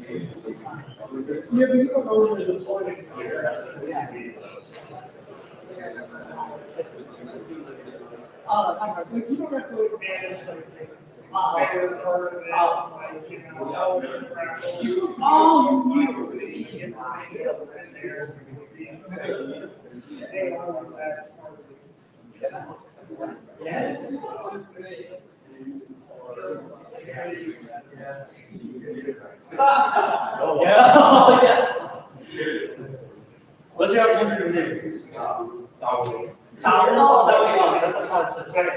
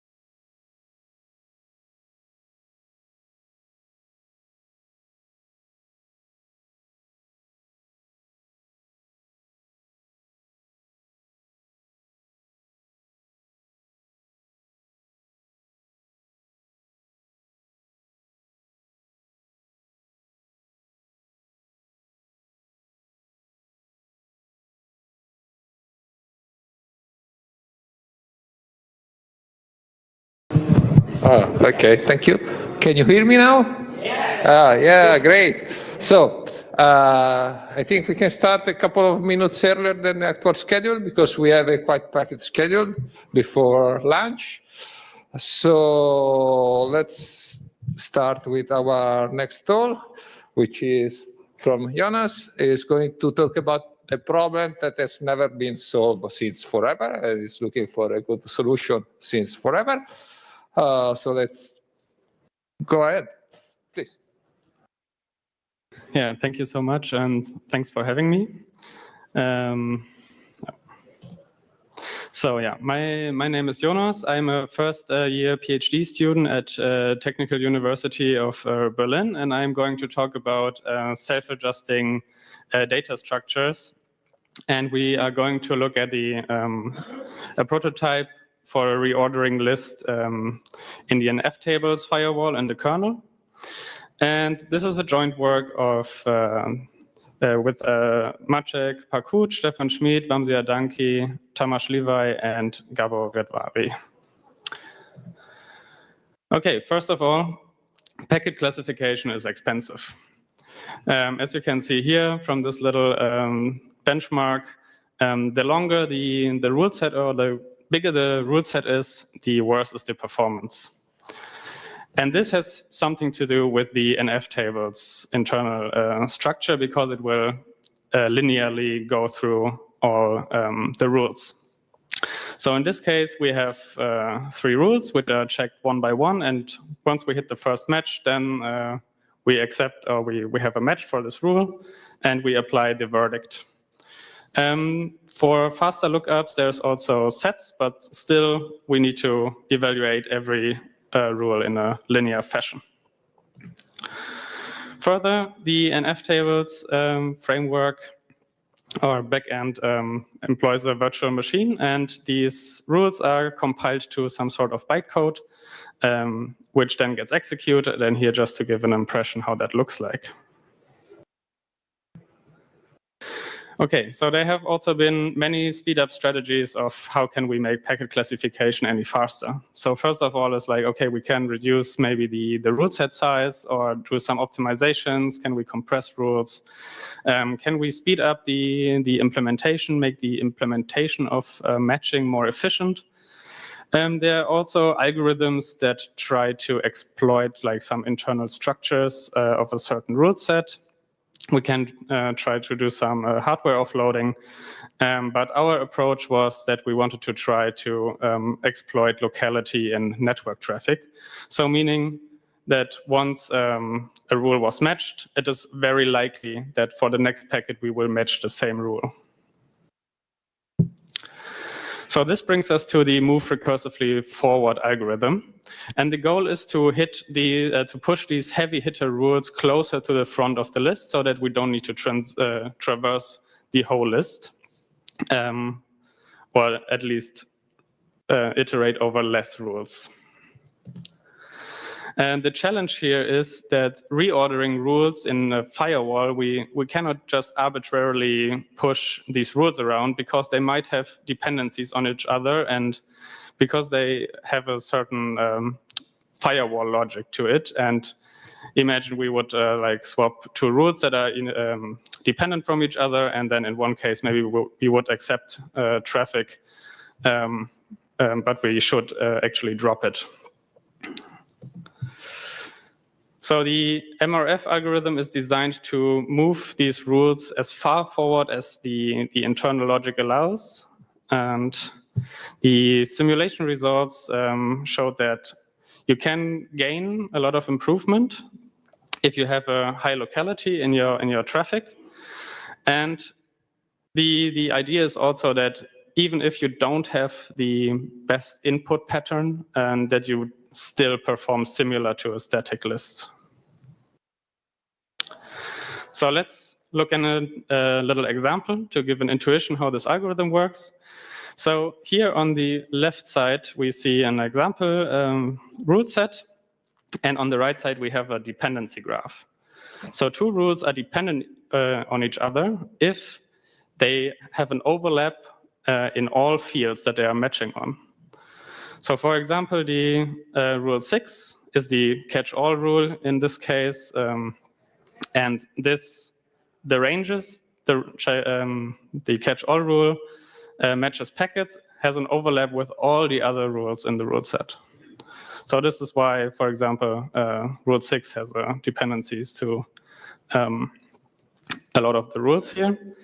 An important thing to note here is that we only have a dependency if the verdict or the action is different.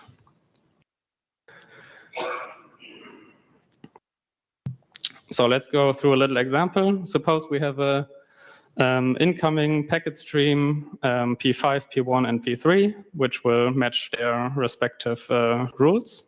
So P5 is going to match rule 5. And from our dependency graph, we can see that rule 5 doesn't have any dependencies in front of itself. So we can now move it forward in the list. And in every step, we will check if this rule has a dependency. I think there's like some room for optimizations here, how to do this exactly, but this is just to get the basic idea across. And once we hit the head of the list, we can stop here. And so in case we had now a big stream of P5 packets, we wouldn't need to go through the whole list, but we would match immediately. So now let's look what happens if P1 comes in. P1 also has now dependencies, especially not to P5, so we can push it forward again. And now we have packet P3, and we can see that packet P3 can never go in front of rule 2 and never go in front of rule 1. So here we have our first dependency check that realizes that we cannot push rule 3 forward. So instead now we are moving rule 2 forward so that rule 3 doesn't get stuck behind its dependencies.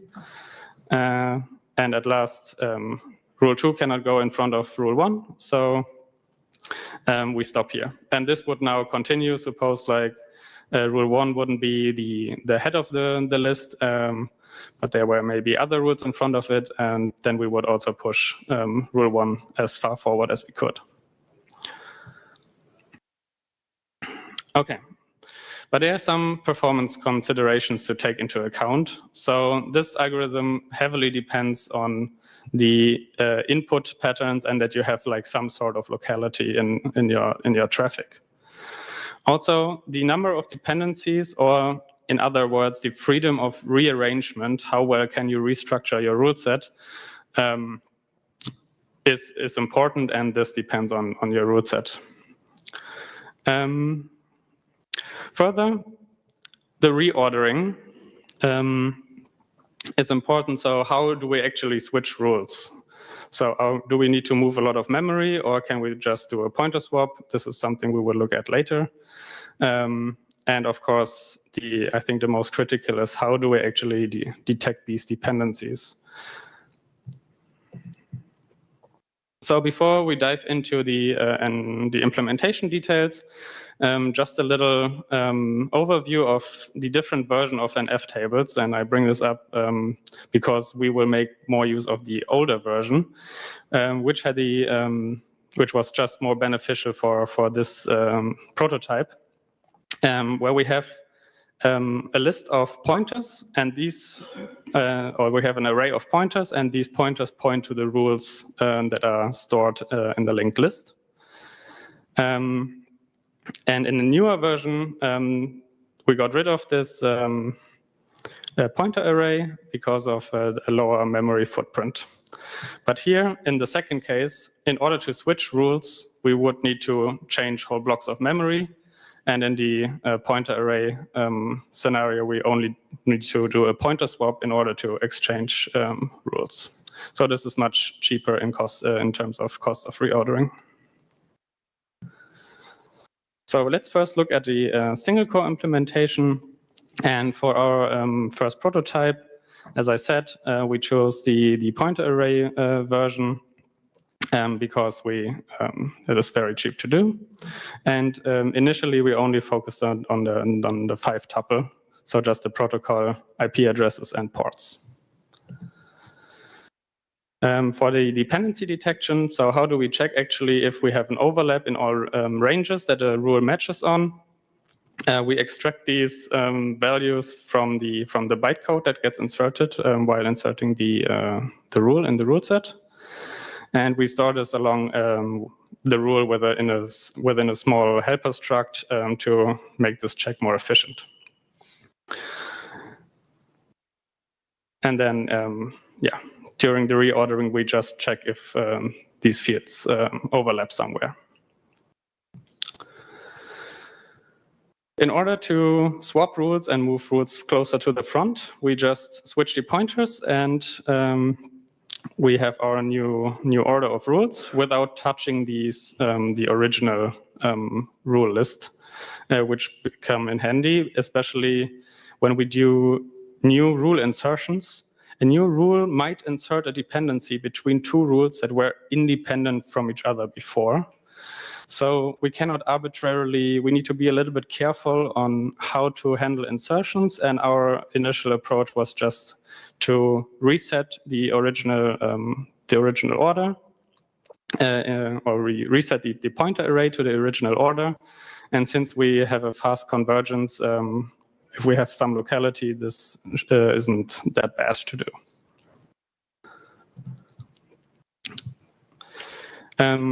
Quickly talking about the evaluation setup. So we just have a forwarding scenario where we generate some traffic, which gets forwarded through our firewall and routed back. And in this use case, we just set all the targets to accept. So we don't take the verdict into account when looking for dependencies. We construct the rule sets in a way that we have a very variable number of dependencies so that we can control how this rule set looks like. And then regarding the traffic always consists of X amount of flows, and these flows will always match the last X rules in the original rule set. And they will be in some sort of a repeated cycle. So let's look at the first plot here. So here in this scenario, we have no dependencies in the rule set and a high locality. So it effectively is a least recently used data structure now. So every rule can just go to the front of the list.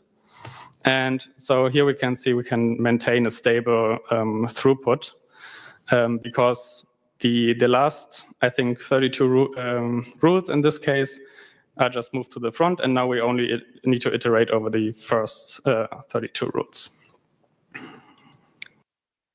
And so it doesn't matter in this case how big the rule set overall is, because everything is at the start. But now what happens if we have a worst case? So in the worst case, we will always access the last rule, move it to the front, and then access the last rule again, and then always in this cycle. And these are the results for this.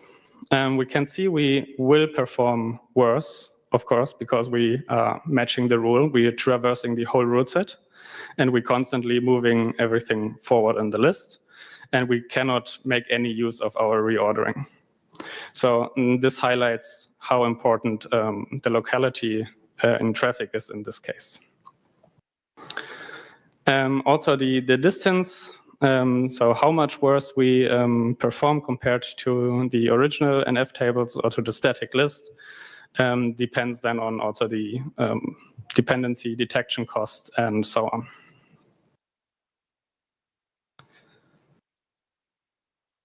So now looking at the impact of the dependencies, we created different rule sets with different length of dependency chains. And we can see that the lower the dependencies, or the lower the length of the dependency chain, the better the performance is, and the more dependencies we have, we are more restricted in how to reorder our rule set, and we might not get the full benefits. So the performance will decrease there.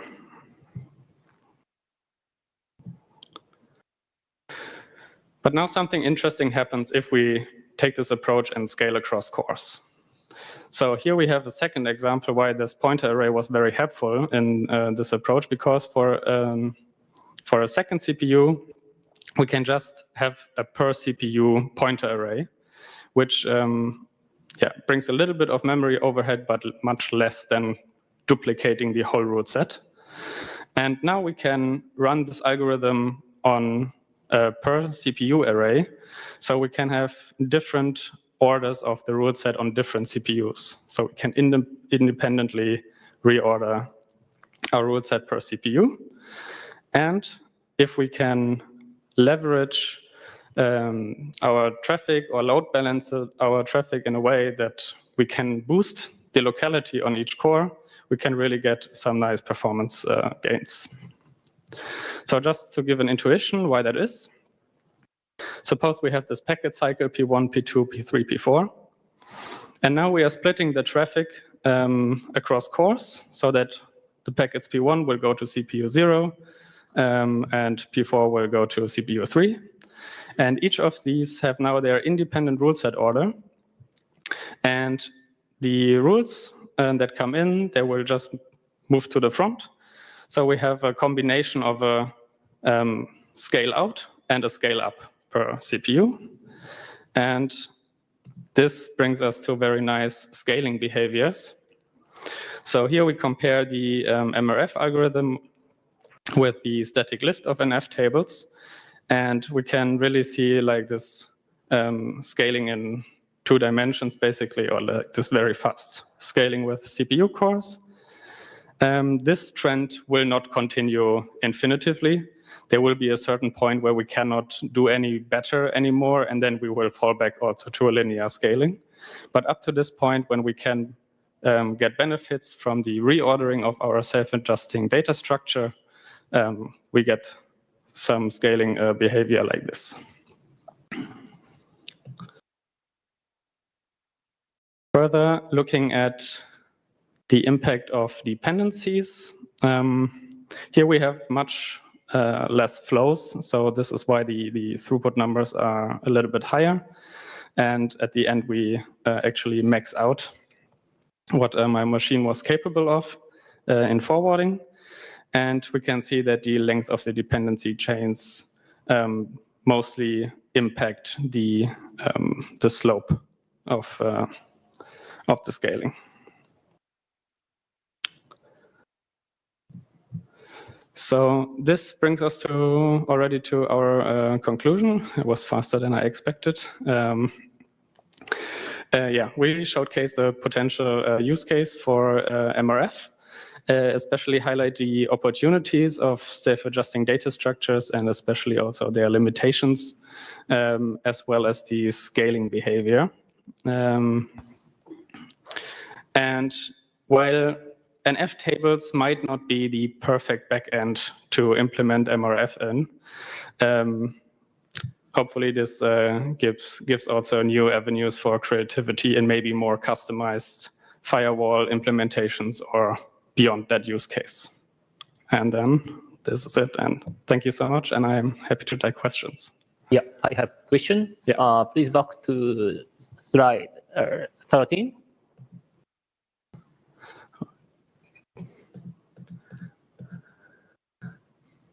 Yeah, what is happening between 0 and 64?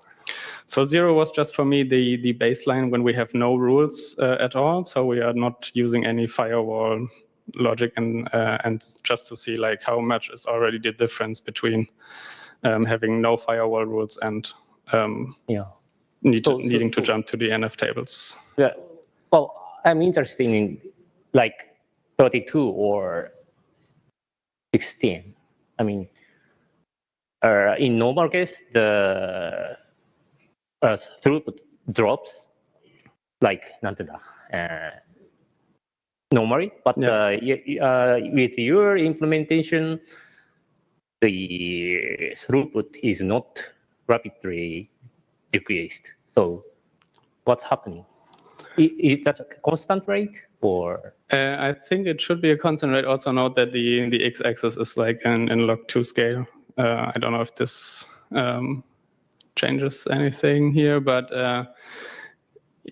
Yeah, we were not interested, especially in the scaling behavior between like 0 and 64 rules. I think like there will be like some area where it is still constant and then it will drop. So you expect that 1.0 megabps or something like that? Yeah, even, probably. Even if you have 32.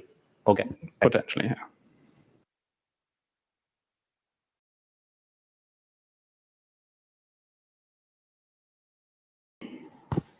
Hi. So question about the baseline you have here. So nav tables, on this chart, Oh, okay. the nav tables static list.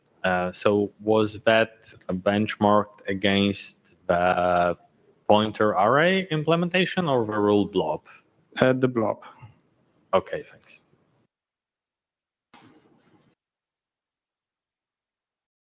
Why you could reorder rules? Because for TC, I think this could also benefit TC. However, for TC, we also sometimes could have actions after rules. So the rules literally are not, read only. So I'm wondering if this is also useful for such use case. So you mean when you don't have you match a rule, you have a certain action and you don't have an early exit, like you don't stop after this. Yeah, that's true. So we are only reordering when we have this exit. So when we would stop checking the other rules. And I think like if in this case, there would be a dependency, like if a packet would match this rule with a special action and then match the subsequent rule, then this rule will always stay in front of this subsequent rule. So it will always be matched before.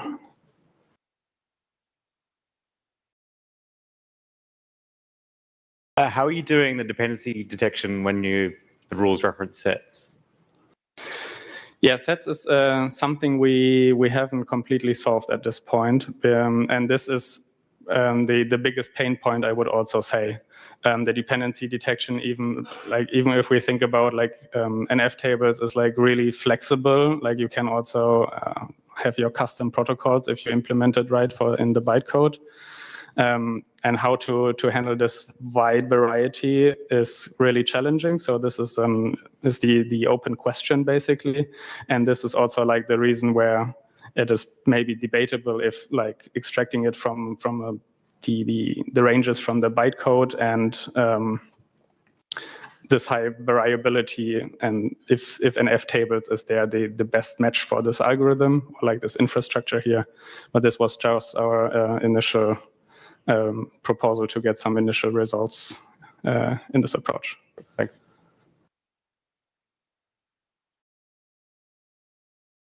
I think I have a couple of questions, or at least one. That is, have you considered applying this technique to OBS also? Open the switch? Yeah, no, we haven't looked at it, but I think OBS is using tuple space search, or what? OBS is using, let's say, arbitrary wide tuple or user-defined tuples, but it also should have the list available. Yeah. So it could fit somehow. That's an interesting point. Definitely, we haven't looked at it, but this could be something to check out. Yeah. And the other question I have is, when do you compute the dependencies? At rule insertion time, at reordering time, what? We're doing this at reordering time.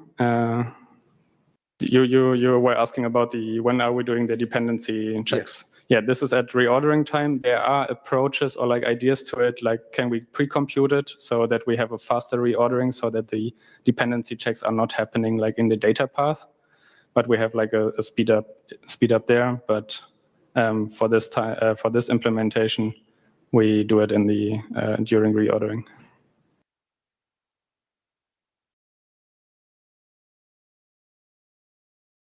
Any other questions?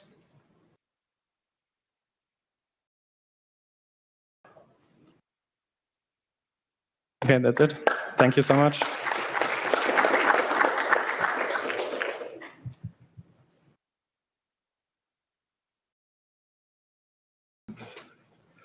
We are still a little bit early on schedule, which is a good thing, I think.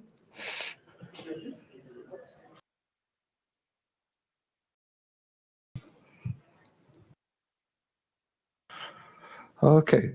So next presentation is for Sharma about TCP and scaling on data center. So, oh.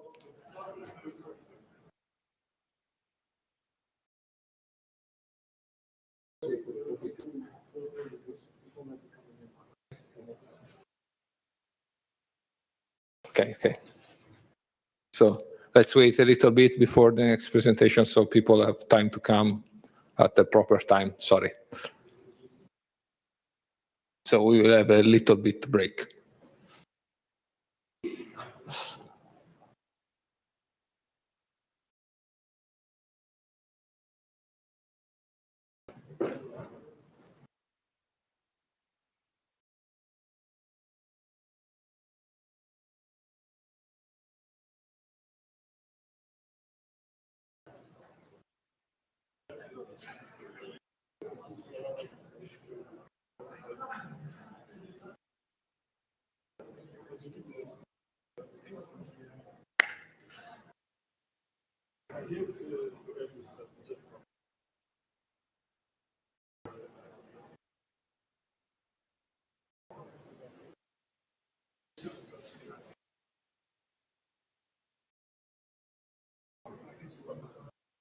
She sent you a picture of it.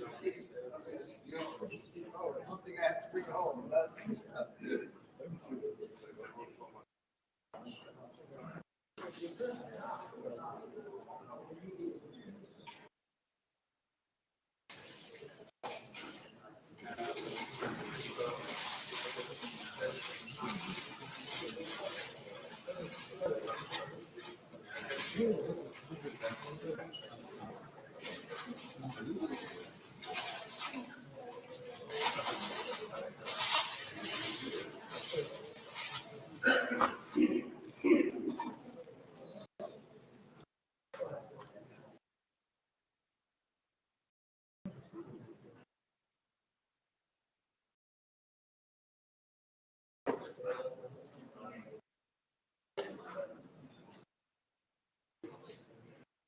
Good test with the Google Translate now. Does a great job on labels.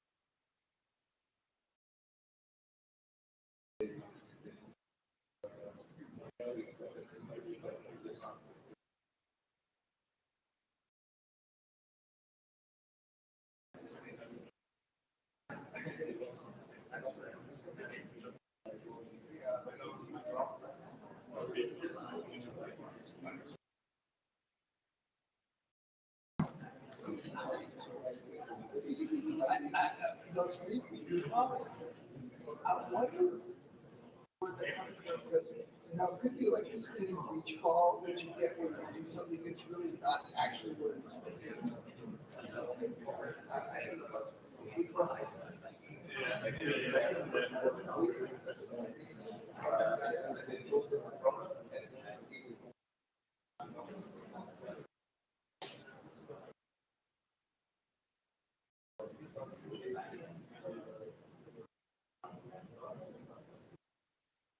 The thing is, it's knowledge of many complex problems. And there's only certain things that it actually pulls out of your problem. The rest of it is just keys. The problem is, you have no idea what strings it. I kind of wanted to go back and highlight, these are the things that were useful, especially like the code review problem, this big long problem like code review. Which things do we actually look at? You kind kind of want to say, does that thing matter that it's given or not? If you can't really look at the tabs versus white space, they actually just always that anyway and tell you no.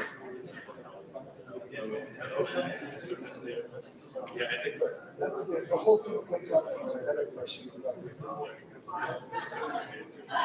And I guess that's there's a whole thing in AI now about trying to intuit what the mission is.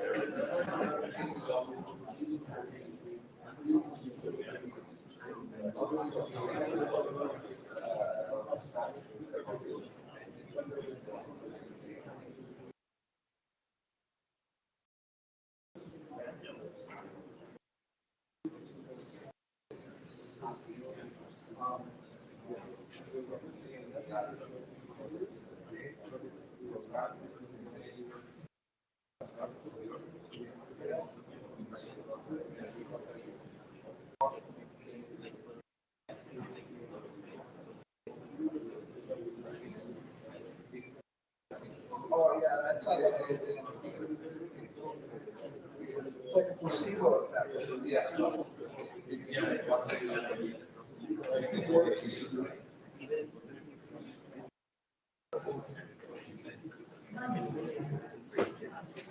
Okay.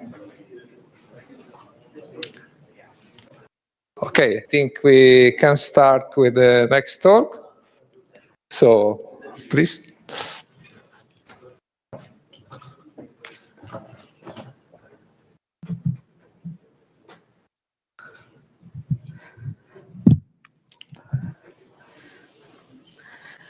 Hi, thank you for having me. My name is Sagarika, and I work on the Linux kernel networking team at Google. And today I'm going to be talking about congestion signaling, CSIG, for Linux TCP data center networking. Okay, here's the agenda for my talk. I'm going to give a very basic introduction of what CSIG is, talk about the CSIG protocol in detail, and then walk through parts of a draft Linux TCP implementation. I'll also talk about testing, telemetry, and safety mechanisms, and then go in depth on some of the use cases. So starting very basic and kind of as a reminder, the TCP transport protocol provides this abstraction of a reliable ordered byte stream interface. But in reality, TCP is implemented on an unordered, lossy datagram network with varying speed and reliability. And this gap between reality and illusion is bridged with a lot of mechanisms working in conjunction on end hosts, things like loss recovery, flow control, congestion control, traffic shaping, and everything listed on the slide. Congestion signals are network feedback used by control loops. Different congestion signals offer different levels of information and precision. Something like packet loss is a lot less precise and informative than something like explicit congestion notification, ECN, which is an explicit setting of a bit in a packet's IP header by network switches that tell you if congestion is being experienced. And I'm introducing ECN because it's a good context eventually for CSIG. So data center networks face ever-growing demands for efficiency. We need to maximize throughput and keep latency super low. So the more precise and information dense the signal of the bottleneck, the more accurate and faster are the control decisions made in reaction to that bottleneck in the network. And that's the motivation that CSIG was born out of. So CSIG was invented at Google for data center use cases. Internet is out of scope. It's an in-band network telemetry protocol where network devices like switches can embed real-time congestion information directly into the headers of live data packets. What kind of information does CSIG provide end hosts? Two crucial things. First, a bottleneck signal. This tells the host about the most significant congestion point a packet experienced in its path. This includes the type of bottleneck, like the minimum available bandwidth and that actual bandwidth value. The second piece of information is the bottleneck location. CSIG also collects data at some granularity on where in the network fabric that bottleneck occurred. This could be, for example, like at the Tor uplink. There are a bunch of CSIG benefits summarized here. Hopefully they'll become clear throughout the presentation, but there's also a spec linked in the next slide to refer to for more details. I'll call out here that CSIG can be extended to other transport protocols, but I'm choosing to focus on TCP for this presentation. So CSIG is already successfully deployed and used at scale within Google's data centers. It's also becoming more widely supported and adopted beyond Google. Here is just a selection of some of the work being done to standardize CSIG beyond Google. Within the Ultra Ethernet Consortium, CSIG has received unanimous support from multiple major switch and NIC hardware vendors. There's hardware support for CSIG already available in a dozen switch and NIC ASICs in the market today. I linked the most recent CSIG specification version 0.5 that has been standardized and published, and the original CSIG internet draft. The big picture here is that CSIG is on its way to becoming an industry standard. Okay, let me get into more detail on how CSIG actually works. I'm going to explain via this diagram that shows a cartoon of a simplified path a packet might take through a typical data center network, from a sending host through several switch stages like Tors, aggregation, and core layers to a receiving host. There are also example values for different bottleneck types at each hop. So things like minimum available bandwidth, minimum relative available bandwidth, and that's relative to link capacity, and maximum per hop packet delay. And then the red boxes show the forward path bottleneck hops for each signal type. The process starts with the sending host initializing a CSIG tag in the Ethernet header. I'm going to return to this diagram in a bit, but explain more about the CSIG tag first. Okay, the CSIG tag, which is this green box in the TCP packet diagram, is a fixed size tag at a fixed offset in the layer 2 header, and it's structurally pretty similar to VLAN tags. The values in the tag are updated by end hosts, network switches, and other transit devices. By design, because of its placement in the layer 2 header, CSIG tags are compatible with different encryptions like PSP and IPsec, and also different encapsulations like IP and IP and VXLAN. One last thing I'll note, CSIG is also designed to coexist with VLAN tags on a packet with the CSIG tag as the last tag, and that's the second diagram here. Okay, let's zoom in on the exact fields in the CSIG tag.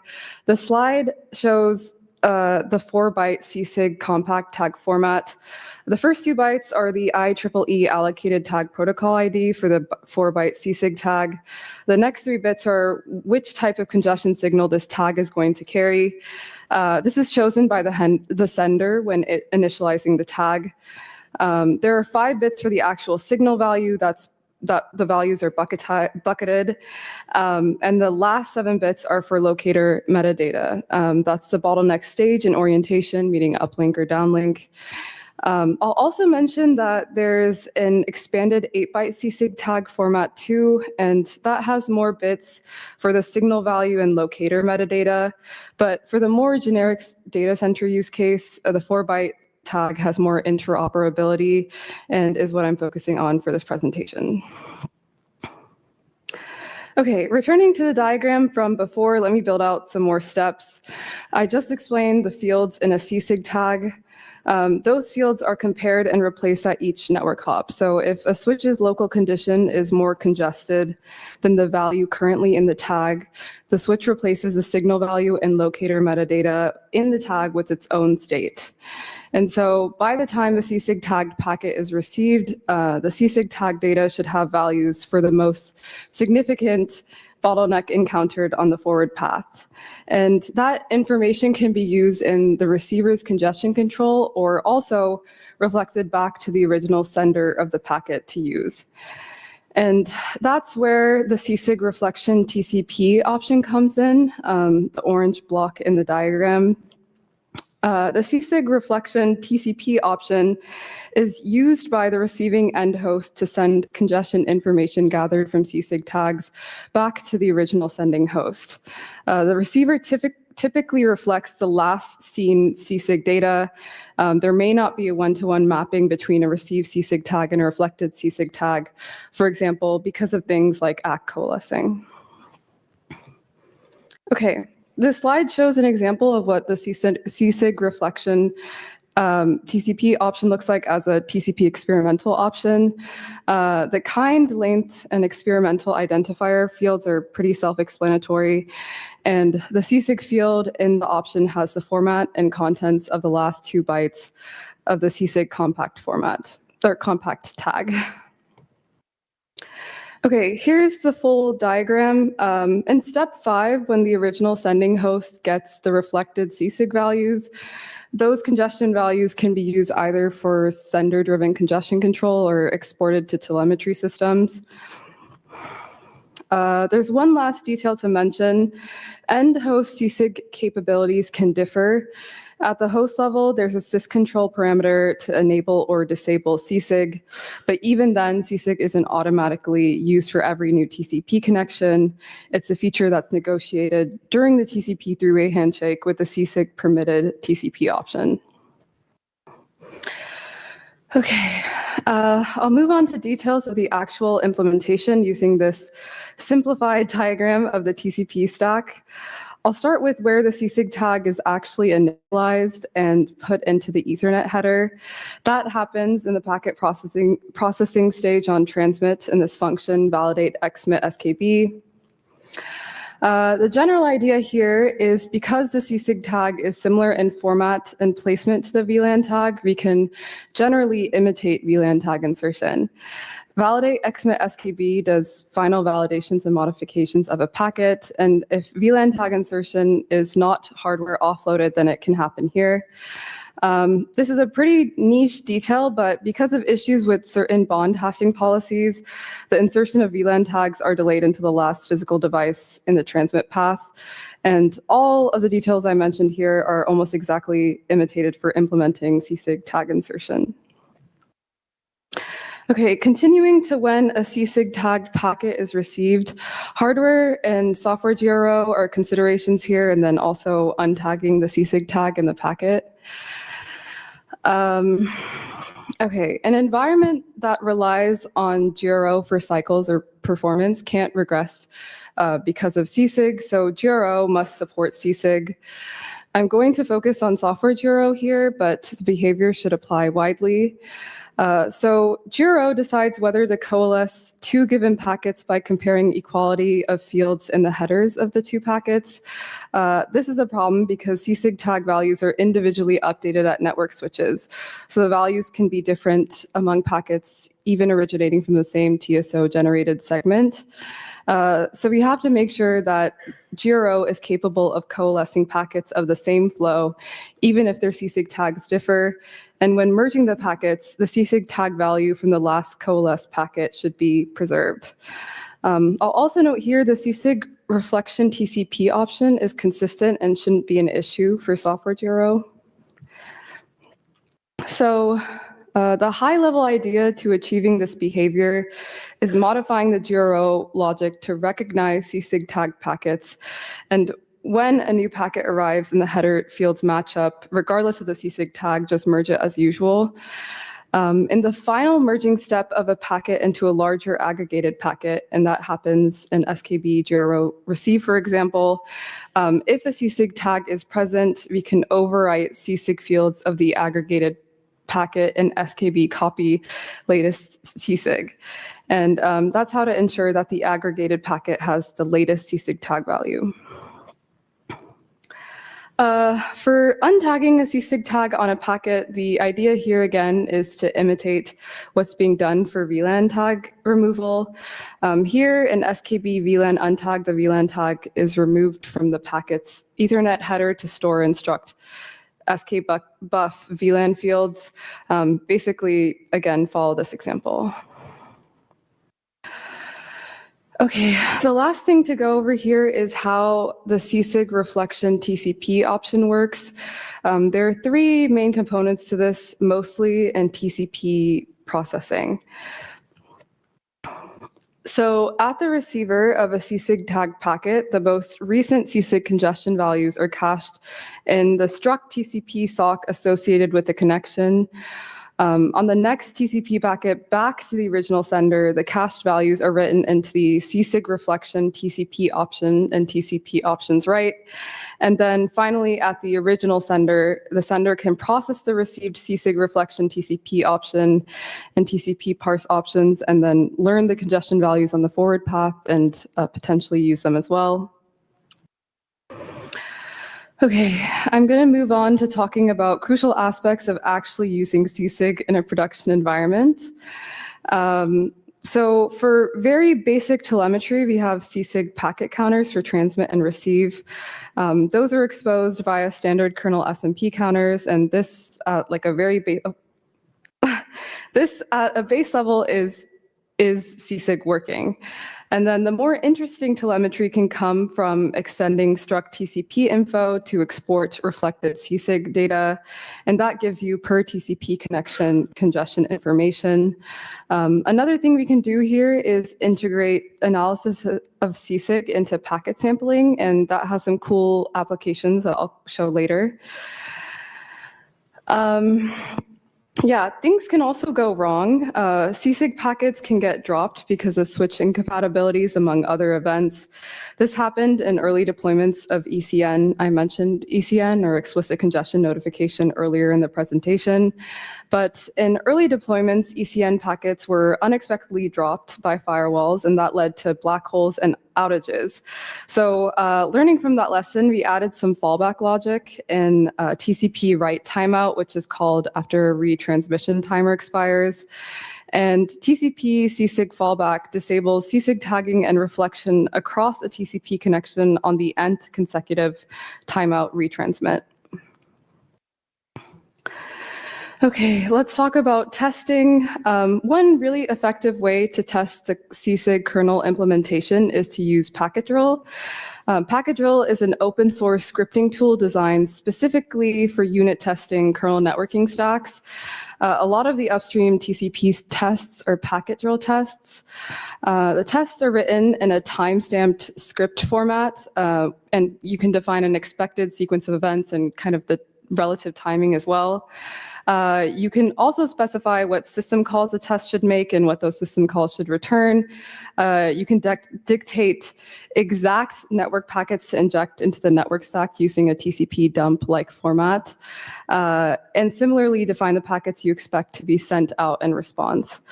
I added an example Packet Drill client packet showing a socket and connect call and then the TCP three-way handshake. Packet Drill is really useful for validating correctness in specific controlled network scenarios, which is exactly what we need to test CSIG edge cases like mimicking CSIG tagged packet drops to validate auto fallback or checking GRO handling of CSIG tags.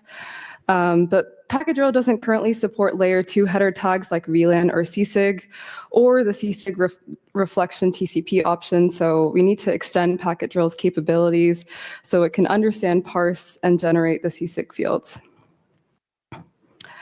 Okay, I'll wrap this up by talking about CSIG use cases. There are a lot of use cases for CSIG, all operating at different timescales.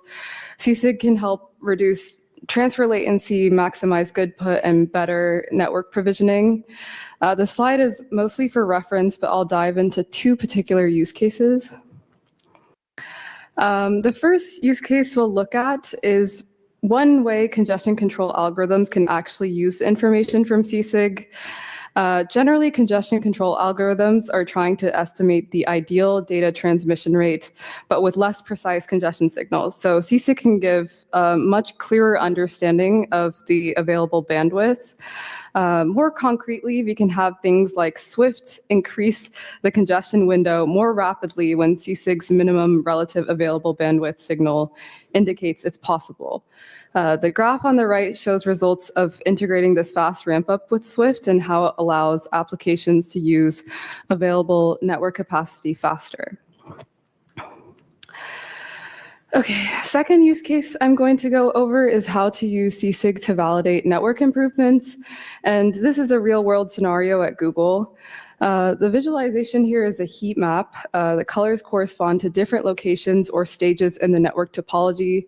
For example, orange corresponds to Tor uplinks. We can use CSIG data from packet sampling to understand the bottleneck locations for traffic between different network blocks. The y-axis of the heat map is a source block, and the x-axis is a destination block, and the color and opaqueness of each cell is the most frequent bottleneck location for traffic between a particular source and destination pair.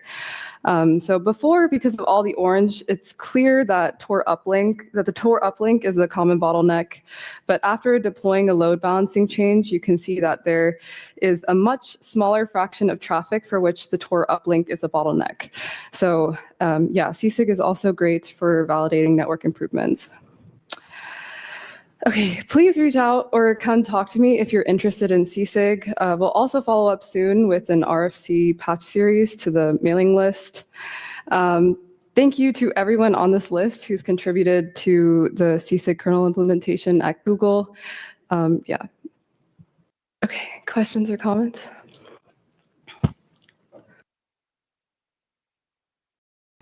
Hi, this was very neat. One question though about, it seems that each connection has to learn the CSIG properties independently. Have you considered somehow propagating information from one connection to others for the same host pair? Wait, sorry, can you repeat the whole question a little louder? I was too not so loud, sorry. So it seems that with CSIG, each connection independently learns the congestion properties of the path, right? Have you considered propagating this information to other connections between the same host pair? Propagating this information. The congestion information learned by one TCP connection to other TCP connections between the same hosts.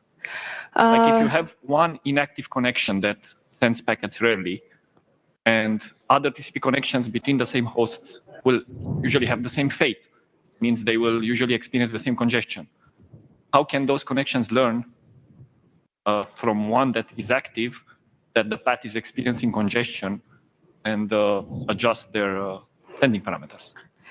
Yeah, I think something like combining the methodology that was used to get this information, like packet sampling, to understand like what bottlenecks are experienced between like a particular source and destination pair could be used for what you're talking about, and then from understanding that, like apply like some behavior or some solution that can mitigate issues.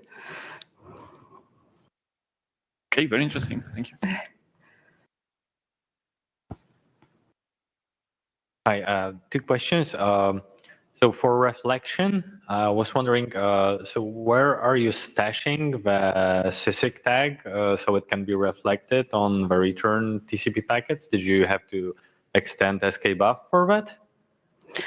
No, it's fields like that are directly in the struct TCP sock. So on each incoming CSIG packet, the CSIG, yeah, from the SK, okay, let me explain this well. The CSIG tags are untagged and put into fields in struct skbuff, and then on each incoming packet, it's cached in struct TCP sock, and then from there, it can be referenced to be reflected. Okay, so we've got a new field in skbuff as a temporary stash until you get to the TCP layer and you can transfer it to the TCP sock, right? Yeah, not skbuff, TCP sock. But when processing the MAC header, you don't know yet which TCP sock is gonna end up processing that packet, right? Yeah. So you have to stash it somewhere, or you just dig it out of the MAC header at the TCP layer?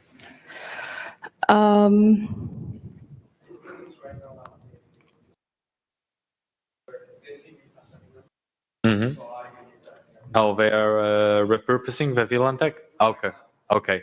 And second question is it not interfering with VLAN tagging on transmit in your setup? How do you marry it together? Because like if you are using Q&Q, you have to have NIC support for offloading, having 2 tags in the Ethernet header. So what's the situation there? Yeah. To be completely honest, we haven't completely thought through how to make CSIG, how to have the CSIG tag coexist with VLAN tag. So yeah, thanks for bringing this up. I think this is something we're still thinking through. Thank you.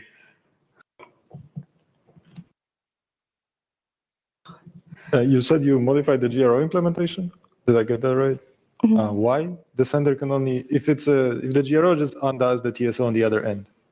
There was one tag in the TSO super packet before it gets segmented. So why do you need to modify GRO?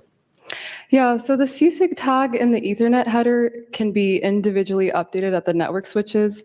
So even from like one TSO generated or segment, there can be different CSIG tags for each of the packets in there. That's right, but you will only capture the last incoming CSIG tag that you will then reflect, right? And you will reflect it into the super frame before it's segmented. Yeah, okay, maybe this wasn't clear, but like a packet will have both the CSIG tag and the reflection at once. So for the TCP reflection option, yeah, it's not an issue, but for the CSIG tag, the values can be individually updated. So yeah, sorry, does that answer your question? I think so. So basically you are storing the last L2 tag, not the one from the TCP option. I feel like there might be some fundamental misunderstanding here. I think I get it. Okay. Other questions? So have you considered adding some test facilities like an extension to NetEM or a standalone module or eBPF to be able to inject CSIG values for testing? I don't think we have, but that's an interesting, I guess, possibility. Because that way you could test like any protocol stack getting congestion without really getting the congestion. Okay, thank you.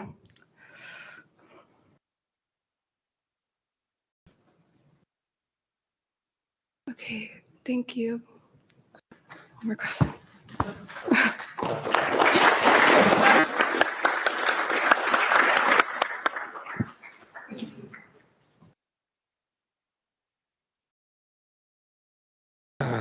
So again, we have a couple of minutes before the next presentation. Let's wait to allow whoever wants to see that from the beginning to come in here.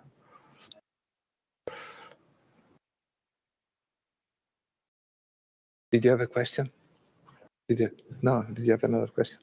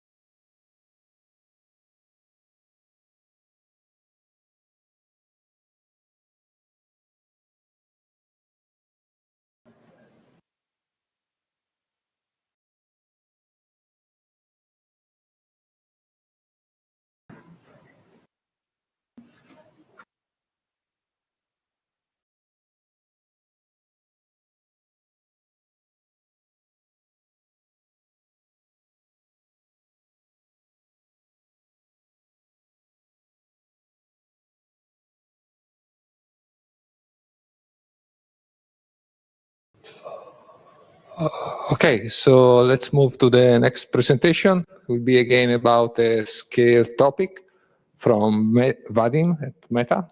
Please. Right. Hi, everyone. My name is Vadim Federenko. I'm software engineer at Meta, and I'm going to talk about issues that we have seen while running PTP at Meta scale. But to give you a little bit of context, why do we need PTP? Why do we need time synchronization? So first of all, is distributed databases, which uses time for event ordering. And the other case is event tracing and correlation in distributed AI jobs, training jobs. We also have work about congestion control and one-way latency monitoring of our network, so it's quite useful. And speaking of scale, so we have millions of servers, and we are trying to achieve 10 microseconds precision of the time provided to these servers. And our SLA is, well, it's kind of 5 nines, which is quite high. To achieve this goal, we run time appliances with our own time cards, fully implemented at Meta. And we also have a software server-side called PTP4U. It's Grandmaster. And a client-side also implemented at Meta called SPTP. And both of them are running a slightly modified PTP protocol, which is currently under standardization in IEEE with the name CSPTP. And for the end users for the applications, we provide a backlog library, which has a couple of functions, but the most important one is like a backlog get time, almost like as clock get time, but it gives you a tuple of earliest and the latest timestamp when we know that the real time is somewhere in between these two timestamps. So all this is actually open sourced. So we have time card hardware fully open sourced under the OCP, and the software part is can be found on GitHub. And yeah, speaking of our hardware, so this is the example of time card. I think it's like slightly older generation, but all the schematics is available already. So we have a GNSS receiver, the usual U-box GNSS, and has capability of receiving several constellations, several bandwidth, and have a jamming and spoofing protection. And the operation precision is roughly 12 nanoseconds, which is quite good. We also have a miniaturic rubidium atomic clock on each time card, and that's actually used for the holdover in case we have lost our GNSS signal for some reasons. It can keep the time within 1 microsecond for at least 24 hours. Well, in our internal tests, we can run this for 4 days, and our SLA can be met during 7 days, actually. So that's kind of good enough. And the reason for us to run this hardware and the software is actually we need a lot of clients to talk to single Grandmaster. Well, we tested our implementation, and it currently can handle 1.5 million QPS, which is much higher than what we have seen in the solutions that are available in open source. And yeah, speaking of availability of this solution, so we have several time appliances in one rack, and every single rack has its own GNSS over fiber solution to provide GNSS signal to the rack, and it also has an independent monitoring device within it. And we have several racks per region to provide reliability of the service. And we put our racks at the top of the fabric. And as you can see, we have like several layers of fabric between client and the grandmaster and the whole rack. And to have PTP running on it, we have to enable transport clock on each particular switch, and that gives us stability in terms of the distance between client and the grandmaster. So there is no variation, no big variation in the network path. Okay, so now let's talk about the kernel side of the PTP stack. So first of all, what is the PTP hardware clock in terms of kernel? So you need a NIC with a timestamp counter, obviously, and this timestamp counter should be exposed via memory mapped registers or via special firmware commands. And you have to have cycle counter and time counter structures on top of these values. Well, this part can potentially be hidden by the firmware, by the hardware and the firmware, where firmware will report the full timestamp back to the driver. But we cannot run in this mode because our hardware is a little bit different. So we run multi-host NICs, and usually this NIC has only one physical time counter, which is exposed to at least 4 different hosts. So if one host is trying to adjust the hardware, the others will be drifting somewhere. And even a small difference in the distance in the path distance will give you really bad results. So the PHC, then you also have to implement several callbacks. Well, obviously get time and set time, adjust frequency callbacks. You can also implement the get cross timestamp, but it's for the hardware which supports PTM over PCI Express, like the modern one. And the other thing that you have to implement is the watchdog job work that keeps cycle counter running and checks for the overflows and keeps the time counter accurate. And so here we have the first problem actually seen on our fleet. So we do expect that even without any synchronization, the NIC can drift up to like 50 nanoseconds per second away from the real time. But this is actually what we have seen on multiple hosts on our fleet. So from the logs, you can see that there was no CPU time for roughly 9 seconds for the PTP client run. And after this 9 seconds, the clock on the NIC drifted away by 8.5 seconds, which is mostly looks like the clock was not ticking, which is not correct. Absolutely. And we do know that the implementation was, the watchdog implementation was kind of correct. In the normal case, it was working perfectly. But the problem here is in the way that it was scheduled. So yeah, it runs on the system work queue, and you cannot prioritize it. And the system work queue can be a little bit busy, I would say. And this particular host was reclaiming a lot of memory after ohms. So the system work queue was not progressing fast enough to keep the cycle counter.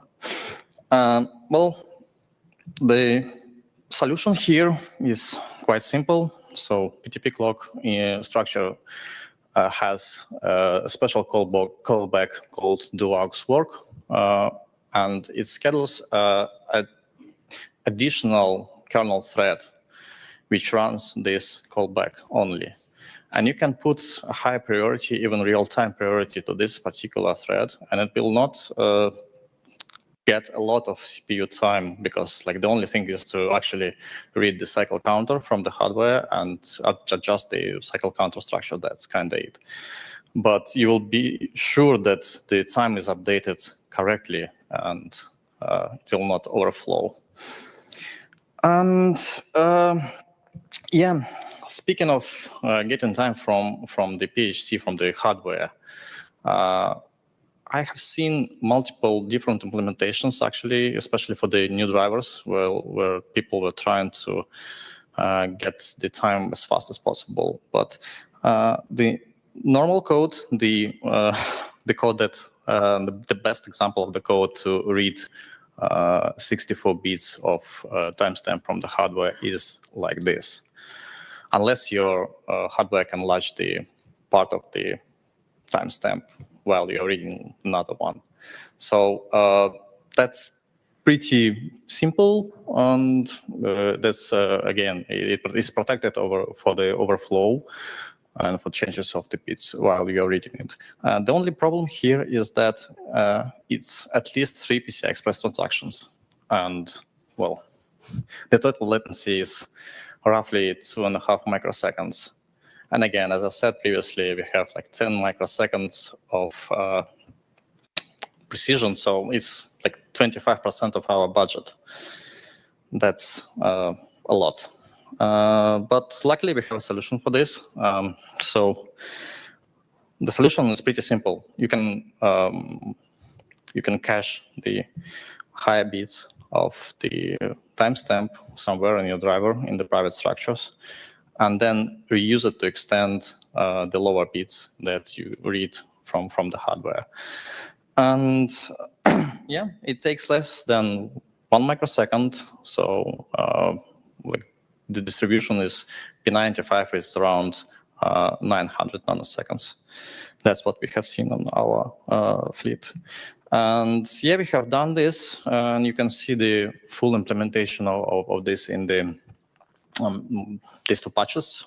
And I really hope that it will be even faster with the patch from Eric, which is created for the post RC1 kernel right now.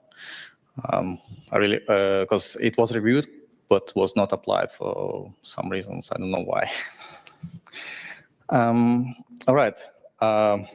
Another story here. So we have a worker which writes something to time counter occasionally, and not really quite a lot of writing, but it has to write sometimes. And we have a lot of readers, and the readers are used for the timestamping. For example, like on the receive path, you have an ability to implement the timestamping for all packets. So all the packets will have like partial part, like some part of the timestamp, and you have to call the time counter to retrieve the full timestamp from it. So you have to protect the time counter somehow. And the problem here, when we were moving to high core servers, we have seen on our flame graphs that there is some spin log appeared. Well, 5% is not too bad, like almost 6%, but maybe it's not too bad. But on the synthetic tests, we have seen something like this. So half of the server was just spinning on the spin log. And of course, the bandwidth was much lower than what we expected to see. And apparently, the reason for this was these 3 lines of code in the hot path, which appeared in the driver only when you implemented when you enable hardware timestamping on the RX path. Well, the solution here is quite simple. Well, we cannot use RCU because it's not a structure, it's not a pointer, it's like a simple value. But we can use sequence log. The sequence log will let readers to read data without any blocking. like readers will not, it might try to do several times, several readings, but it will not block. The only blocking part is for writer when the spin lock under the sequence lock is get, but that's the only part. So yeah, well, it was obvious to implement it in the driver. So this is the full implementation. I mean, it needs like a lot of rewriting for the logs, but quite simple. All right, another good story here. So I have seen several drivers implementing their own FIFO for producing TX timestamps when we have to hold some SKBs which are waiting for the hardware to send packets on the wire before actually reporting the timestamp back to the driver. And well, these implementations were done, I don't know why, but they were done like re-implemented from, like they were not using a normal well-known implementations of queues or FIFO or whatever we have in the kernel. And well, there are some patches, not many of them, but the amount of hours the engineers spent to figure out is quite high behind all of them. Well, some of them are just one-liners, but others like some full rework of the FIFO. Yeah, but it's not only about this one driver. It's like other drivers have the same issues again. And I believe that all of them can be avoided by simply using the structures that we have in a kernel and that are well tested. All right, so speaking of the next steps, how can we avoid these issues in the future? So the whole PTP and timestamping thing is not really covered with the self-tests, and we don't have any kind of self-test for the hardware actually in the timestamping part. So I started writing some tests, and the first test, which is already emerged in the kernel, is the test of configuration. So it checks for the configuration, if the configuration is properly applied, and if the values that are reported back from the driver are really working when you try to apply them. But the next step will be to implement end-to-end testing. As Jakob mentioned, we have a lab right now where we can run hardware tests, and some of vendors already implemented CI for the hardware testing, so we can reuse these tests for all other vendors. And maybe we will get to the regression tests as well. Like, for example, the problem that I have mentioned about the spin lock in the hot path. It definitely needs a little bit more than like simple checks. Right, so that's kind of it. Any questions? So for the performance and latency issues, most of those, I think, do not apply to the real mode time. Where the timestamp comes like in real time, you don't have to convert it using the cycle time counter. That's one way to solve this. There's a special hardware.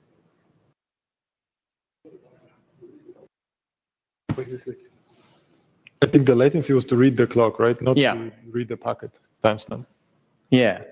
So, yeah, the latency I have shown is to get time from the PHC. So the timestamps are coming with packets, that's true. Yeah. But applications will not use it. Applications need some kind of synchronized time. And we do not synchronize system clock to the NIC clock. You synchronize out of band, right? But in the packet itself, we get the timestamp in absolute time. Yeah, but look, as I said, like the use cases are actually event tracing, for example. They have some events running on CPU or GPU or whatever, and they do not have any like specific traffic for this event. I see. So it's a So different they have to have some timestamp, but this timestamp has to be synchronized across the fleet. Okay. The next question is for the FIFO. It's a vendor implementation detail, right? Yeah. And you had some ideas to improve that. No, I mean, the idea is simple. So you can use like SKBQ, for example. It's well known, it's well tested. And it's not like we run 100 of millions of packets per second with this stuff. And it's, again, it's like one FIFO, so you can implement it with SKBQ. In our case, it's two FIFOs, right? It's still an implementation detail, right? You can hide it behind the scenes, still you have to implement it anyways. You'll end up with the same bugs. Can't see how you can avoid that. Well, again, if you use the primitives that are well known and well tested in the kernel, I believe it will be much less bugs in the implementation.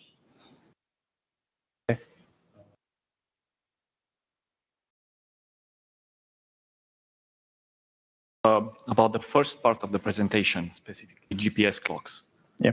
So Google gave up the use of GPS clocks because of some catastrophic bugs related to leap seconds. Put any thought around protecting against those bugs? Well, we kind of rely on the spoofing and jamming protection from the GNSS receiver in this case. And we have a monitoring device which has like a different connection, different source of the GNSS signal, and we monitor it constantly. And we haven't seen big issues with this. So we haven't seen like really jumpy time from the GNSS. Okay. For the multi-host PHC clock adjustment issue where keeping the software structures in the kernel synchronized, do you have any approaches or idea for how to solve that issue? What I mean, solve the issue like? So today, if you change or set the time on the PHC clock on one system, the software structure is keeping track of that, and the other kernels on the other hosts will be out of sync, right? Do any like adjust frequency? So you have one NIC, you have 4 servers. All of them, like all 4 servers, are running PTP client, and they have a real like physical PHC in a free running mode. So all the hosts will eventually have time synchronized using the software implementations. Oh, okay. Yeah, I mean, we have tried a solution where there was like internal lock in the hardware, and one host was grabbing the lock and trying to adjust the frequency of PHC and do the synchronization. Apparently, we have seen a constant offset on the other hosts. Well, obviously, because like you cannot predict the length of the cables to be absolutely the same. And even small difference gives you hundreds of nanoseconds easily.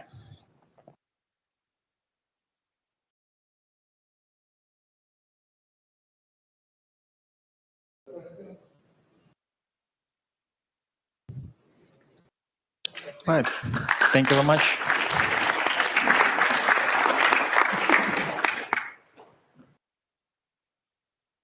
Okay, so we're going to have our break for lunch, and we'll see later at 3 o'clock.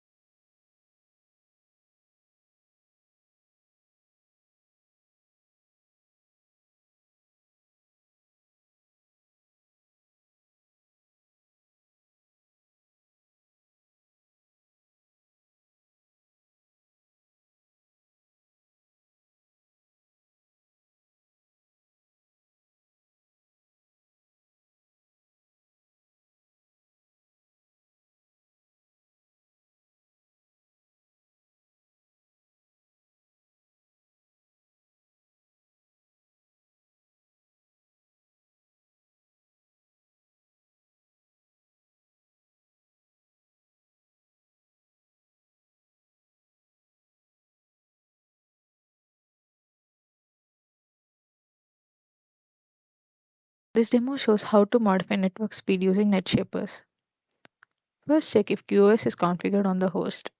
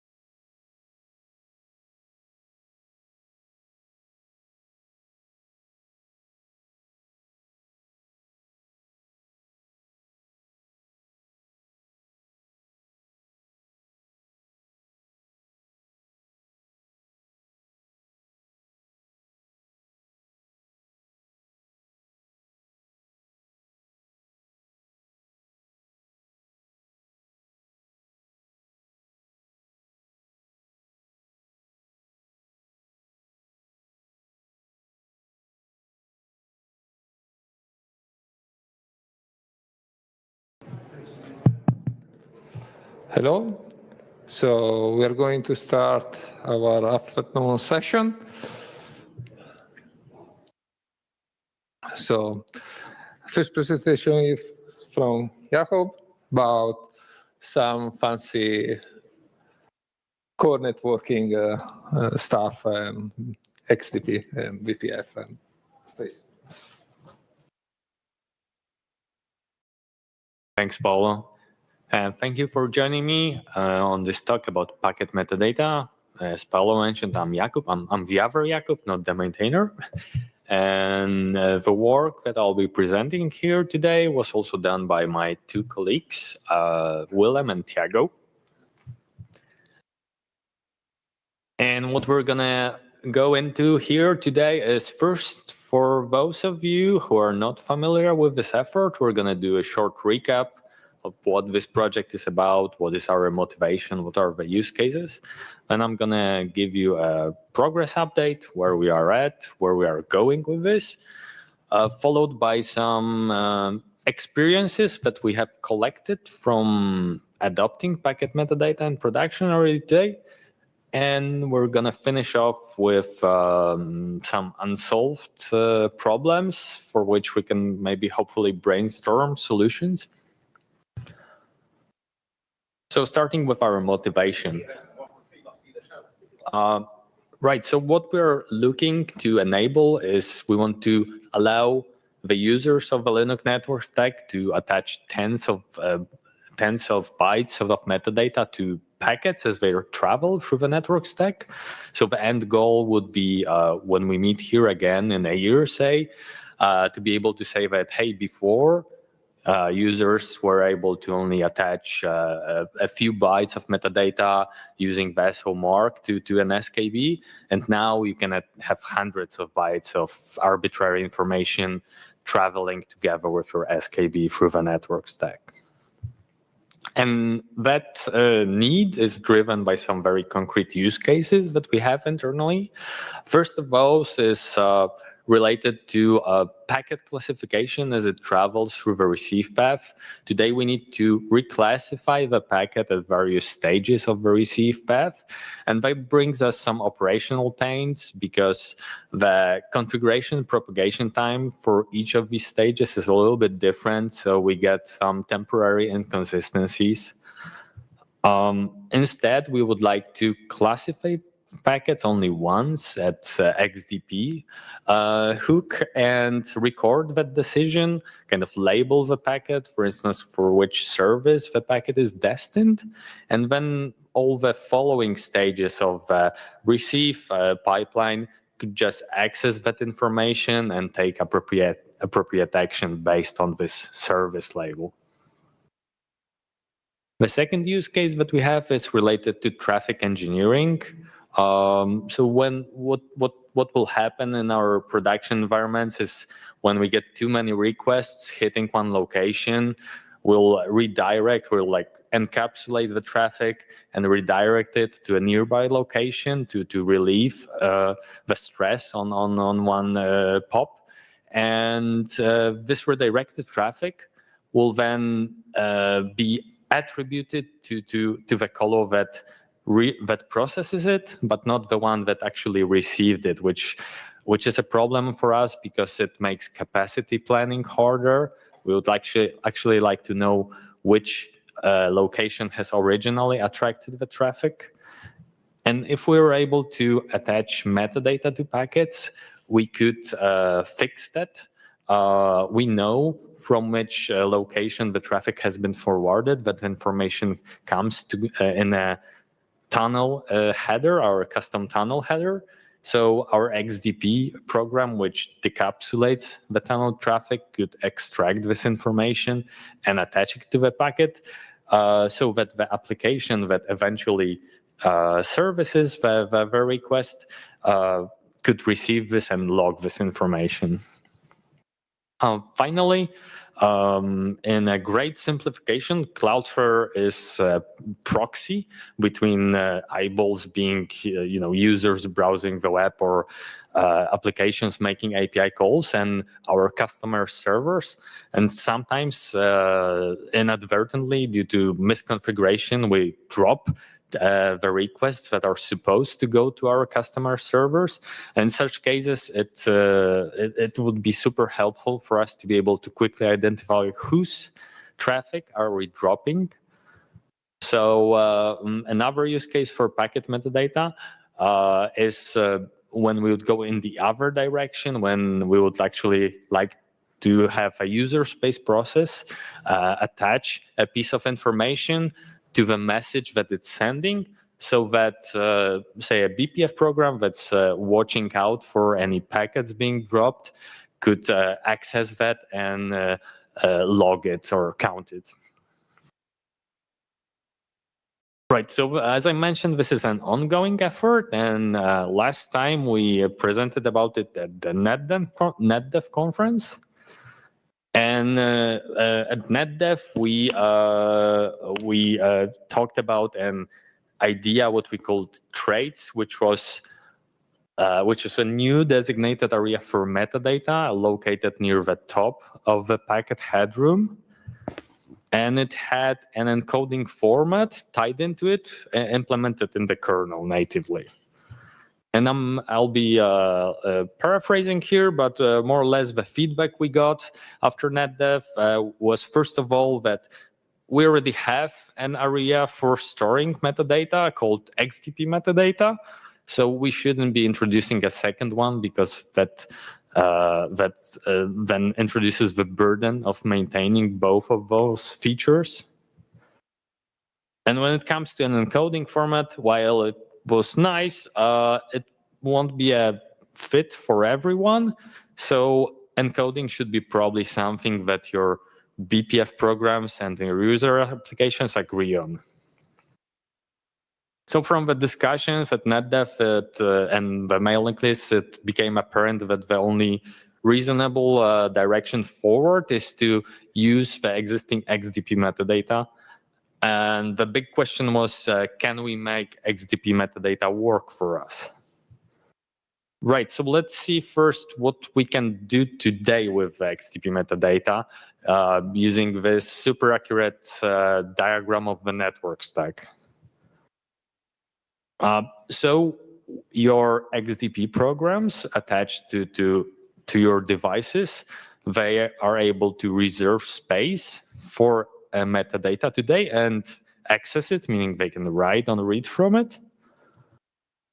And then your TC programs attached to QDisks or your TCX hook, they are able to access that information, so read and write from it. And that's all, and then there are some caveats.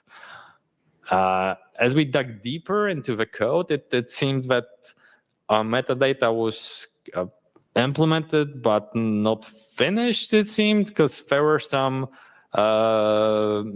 bugs to fix, right? It turned out that if your TC programs are using helpers that operate on packet headroom, then your metadata can become either corrupted or it can completely get cleared. And if you happen to have stacked network devices like your VLANs or your GRE tunnels in your network configuration, so the ones that change the MAC header offset, you'll run into the same problems. Your metadata will be corrupted. So there are some things that needed fixing first in order to use XDP metadata, and then there are some things that were just not possible with XDP metadata, which we needed for our use cases. First of those things was access to the metadata from any other BPF hook that wasn't XDP or TC. Like, for instance, the BPF programs you run from IP tables. Then we also wanted to be able to pass the metadata together with the packet to the user space, or produce it from user space as we send the messages. And finally, on transmit path, we would like to be able to reserve space for metadata and populate it from there. So how do we do all that and not break anyone's existing workloads? Well, let's see. So your TC-BPF programs, in order to access the metadata, we're going to do it through the SKB data meta pointer, which is not actually a real pointer. It's just a pseudo pointer, which we calculate for the benefits of your BPF program. What we really are accessing, we really are accessing the metadata relative to the SKB data pointer. So if we were to continue with this and make data meta available to any other BPF programs in the network stack past the TC, then the problem we would run into is as the packet travels through the network layers, we're popping off the network headers and moving the SKB data pointer. So your data meta pointer would start pointing into the wrong place, right? And in order to keep that working, we would have to keep moving the metadata as we move the SKB data pointer, which is not ideal for once for the performance reasons, and secondly because when we had to go and update old sites that operate on the SKB data pointer.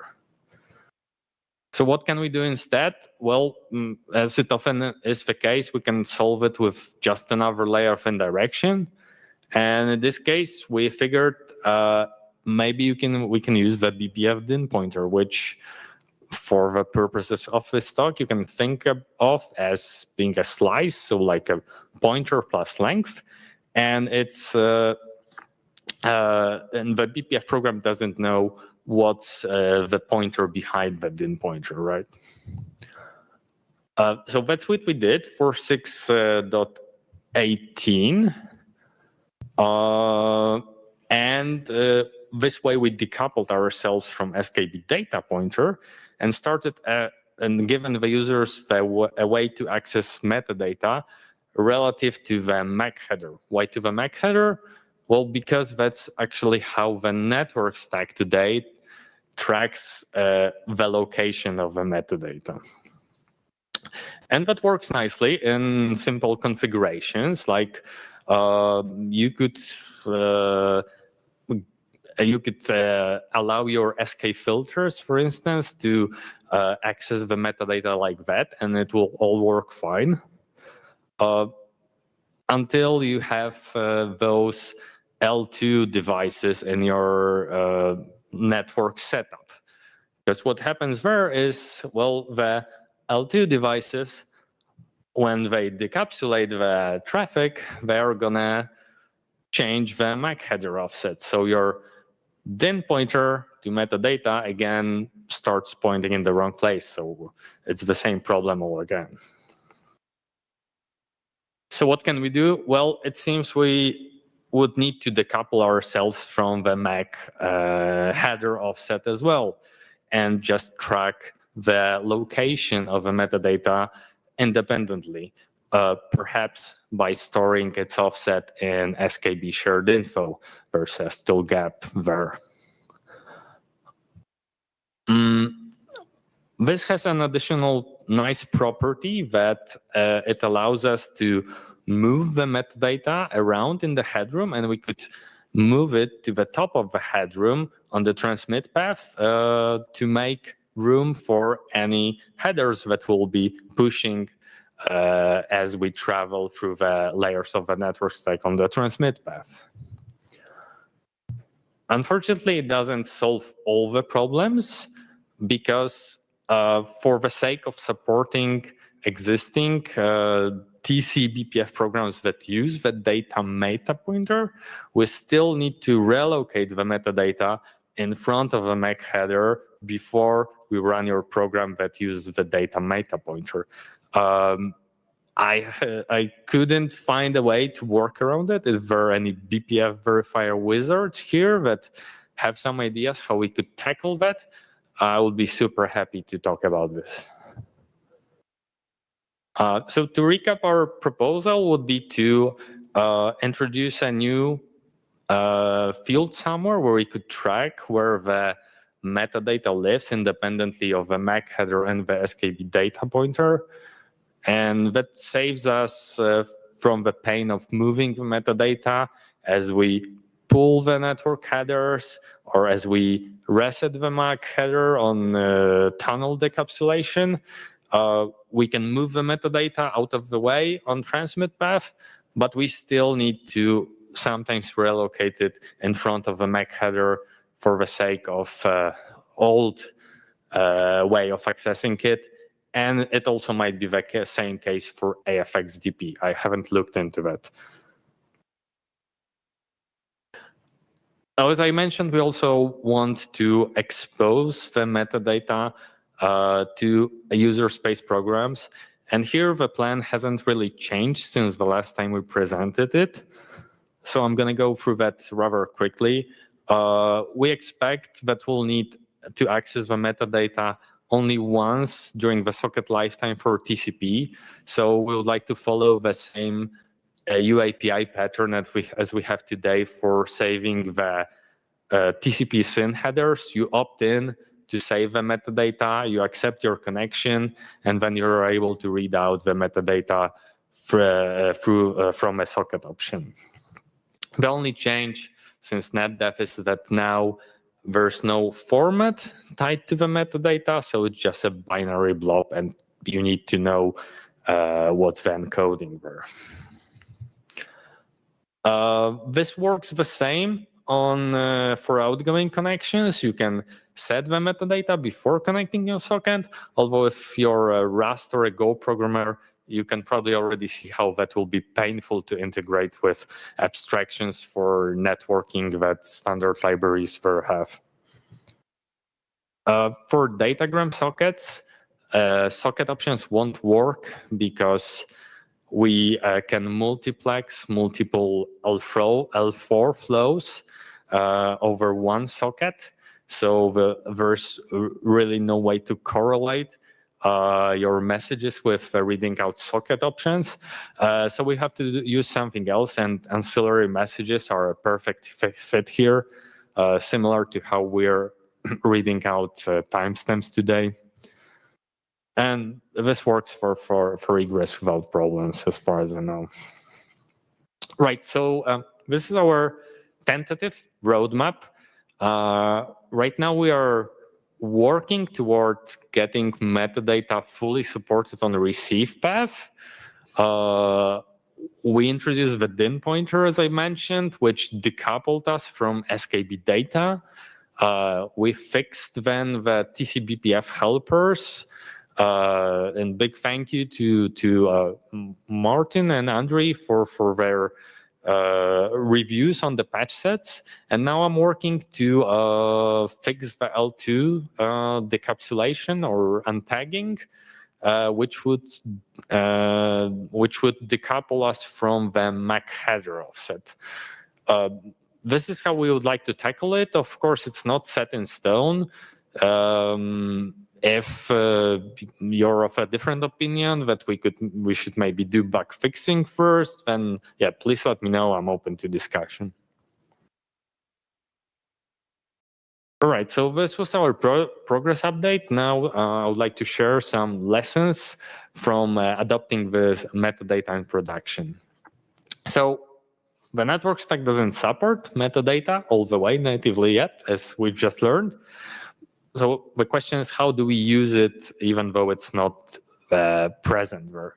Well, for TCP, we were able to get away with a custom socket option backed by a BPF. So we have your BPF program, which produces some metadata that gets payload together with metadata gets attached to your SKB at some point. And once we know we are on the CPU that will be processing the packet all the way through, we're going to stash that metadata in a BPF map. Then when we get to a point where a child socket that will be handling that connection already exists, we're gonna transfer the metadata from the stash and put it in the socket storage. That then allows the application, after it accepts the connection, to read out the metadata from the socket option. For UDP, the things are more complicated. As usual, in this case, we had to repurpose the existing C message for firewall mark. We start the same way. We stash our metadata from the TC hook. You might wonder why we don't transfer it to mark immediately. Well, that's because upper layers of the network stack could still operate on the mark, so we don't want to use it just yet. But once we get to a point that the network stack is done with processing the mark field, we're about to queue the SKB into the socket queue, then we go ahead and transfer the metadata from our stash into the SKB mark field. This then allows the application to read out this value when receiving a UDP message. The problem with this solution is that capacity of the mark, which is 32 bits, so it's very limiting. This would be a much nicer workaround if we were able to produce custom C messages from BPF, which is an idea we pitched last year. And this would not only allow us to lift this limit of the mark size, but potentially it would also allow you to save the trouble of embedding the decoder of your metadata format in your user space applications. Your BPF applications could do all the work. And speaking of encoding format of the metadata, we changed from our initial plan. So initially we wanted to use lean KV storage, but as we looked closer at the production requirements, it turned out that we actually would like to store repeated values of the same kind, first of all, and second of all, we would like to use the metadata as scratch space for tails, for chains of BPF programs that tail call themselves to pass some context info, and the KV store wasn't a great fit there. So we pivoted to a simple format based on TLVs plus total length. Some key features of that format is that it grows bottom up, so we don't have to move anything if we resize the area reserved for storing metadata. Storing the total length in the first byte is crucial. This saves us from the trouble of having to initialize the whole reserved space, potentially dirtying the cache lines. And it also makes popping the most recent value super cheap, which serves well the use case of using it as scratch space. Since it's a TLV, we can support arbitrary value lengths, so that removes the limitation we have with the KV storage. And of course, it can hold repeated items and the order is preserved. So just to give you a better idea how the format works, to initialize it, we just need to set the first byte to 0. If we want to store a 1-byte value, we write it in front of the total length, and we of course bump the count to 3. Then say we want to store 2 more values. First one is a flag, so we can encode it using just 2 bytes, and another value is 2 bytes in front of it. Going in the other direction now, if we want to pop the most recent value, well, we don't have to write anything to the metadata except we have to update just the total length. So when you're developing your own encoding format in BPF, it's crucial to have test coverage for it, so things work as expected. And for that, XDP gives you a very nice facility where you can pass metadata as you're test running your program. But what we found, the same doesn't unfortunately exist for TC-BPF programs or in general programs that take skbuff as a context, which is a pain because your TC encoder decoder might be accessing the metadata differently than your XDP program. So that's something we're looking to improve as well. All right. We still have some time, so to finish it off, let's go through the unsolved problems we have. So since XDP metadata format is something that's specific to your production environment, the question is, how do you let third-party tools that you might want to run in your production environment use the metadata area to store their context? One example would be the tools that allow you to trace how the packet moves through the network stack on the host, like Redis.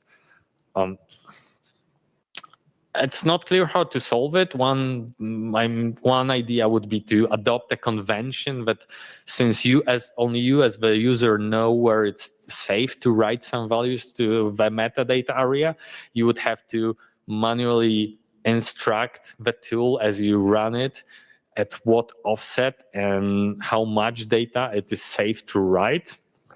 And your encoder, of course, would have to reserve some space for tooling to make use. The second open problem that we're looking to solve is how do you access the metadata from the network stack code, right? The use case we have there is that your NIC hardware and your driver for that NIC, they expose useful information about the packet after processing it, like the receive hash or the VLAN tag. And your BPF program already today has access to this information and could potentially stash it in the metadata area so that the network stack can later make use of it. The question is, how do we extract the information from the metadata and expose it to the network stack code? One wild idea would be to have BPF-backed callbacks that would be in charge of extracting these interesting pieces of information from the metadata and transferring them to the SKB. But this is another problem that we're looking for any ideas for solutions. And the last open problem we have is kind of similar. It's also about network stack being able to access the XDP metadata area, but it's related to policy routing, right? Today, if you want to do policy routing, based on the contents of what you stored in XDP metadata, somewhere on the receive path, you need to first transfer this information from the XDP metadata area to the firewall mark. Perhaps it would make sense for routing to be able to, for policy routing to be able to run BPF filters like IP tables are able today. That would make this kind of setup easier. All right, I'm leaving you with links to all the patch series that have been already published related to this effort, as well as previous talks if you're interested. Thank you for your attention, and I'm happy to take any questions.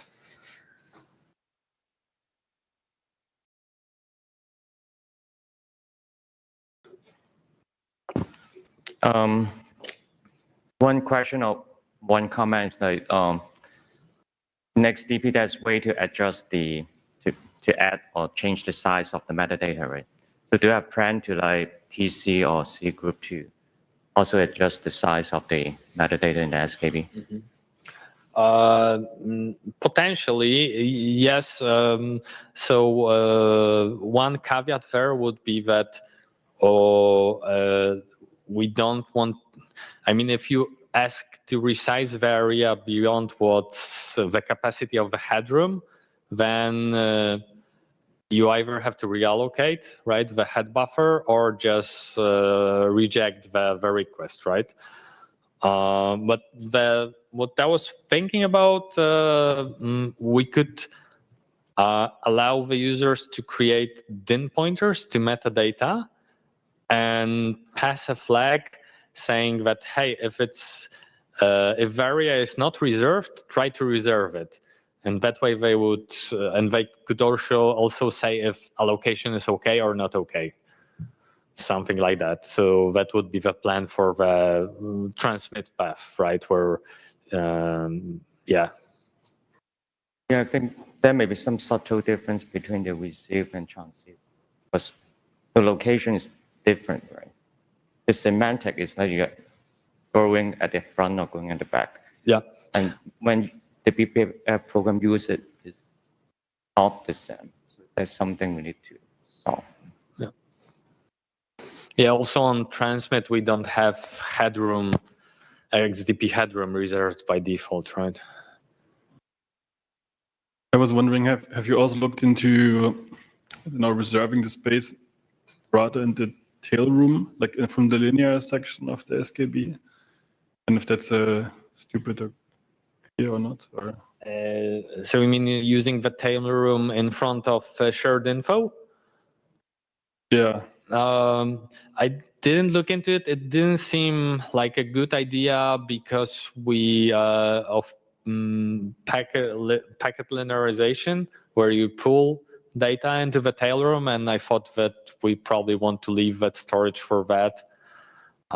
Yeah, but and you probably have to copy it from XDP. Yeah, but to be honest, we have to if we introduce a dedicated field for metadata offset, we have to reserve at least 2 bytes for it, so that gives us an option to store it in the tail room as well, because it will be big enough. Could you go back to the open questions? Sure. Which one? First, second? Oh yeah, like with the routing, right? Like this one, right? The second one, like with the policy routing. Policy. Okay. Do you need this out of the route lookup out of the BPF program, or when it goes up the stack? Because like we recently also hit something similar along those lines, where we wanted to do like custom route lookups, and like the FIP lookup actually has like the concrete table ID which you can use. So if you have like some like the metadata information in BPF, you can then derive the table ID, and then you can do a direct lookup into that table ID. You don't have to go to the policy engine here. But if you need to go up the stack, then it's like, Yeah. So I see what you're saying. Yeah. So it's not only about doing the routing lookup from BPF, but we need to be able to pass the routing layer and convince the routing layer that, hey, this is packet for local input, right? And if we had some means of, for example, from TC, marking the SKB as, hey, don't route this is local, then yeah, this would also work for us.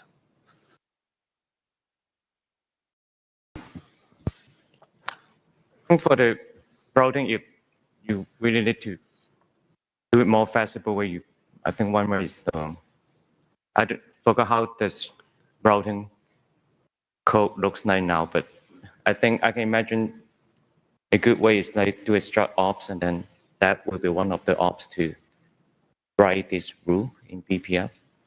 Then you can hook into many different things in the SKB, even go back to the SK. Many things. So with struct ops, that's That I'm not sure how that would work, because you would have then like one type of callback, right? And you can imagine that your admin wants to set up different policy routing rules. If you imagine each rule could be one of the struct ops, then you can. Yeah, those are details. Yeah. Okay, so if I'm getting it right, what you have in mind is we could have like a hook point / struct ops that could override policy routing and make decision from there. Something like that. I don't know. Yeah, I'm happy to. I guess you could have the SKB as the input and then return a table ID, right? And then that table ID will be used. Okay, something like that. Yeah. So like, okay, so like a separate decision-making component instead of extending the policy routing to, the policy routing match expression to use an SK filter. Yeah. And anything that would allow you to make a routing decision based on SK buff context from BPF would work for us, really. I was just trying to remember how we do something kind of similar in Cilium. I think effectively, I'm not 100% sure if this is useful, but I'll explain it anyway. Maybe you can tell me. But so I think we'll make some decision in BPF whether to forward traffic to a proxy, and so we just assign. We do a socket. Well, we can do a socket lookup and then assign the socket to the SKB, and then we write.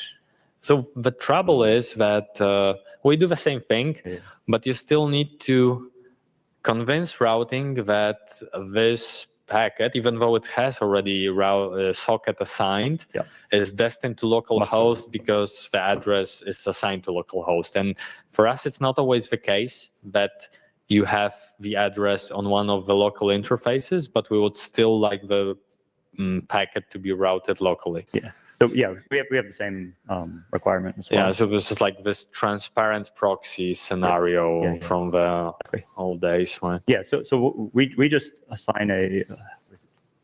I guess we're doing SKB matrix, and then we're doing the match that you saw before, and then you just have a dedicated table that always routes locally. As far as I know, there's no way around it today, and you actually have to do hacks with having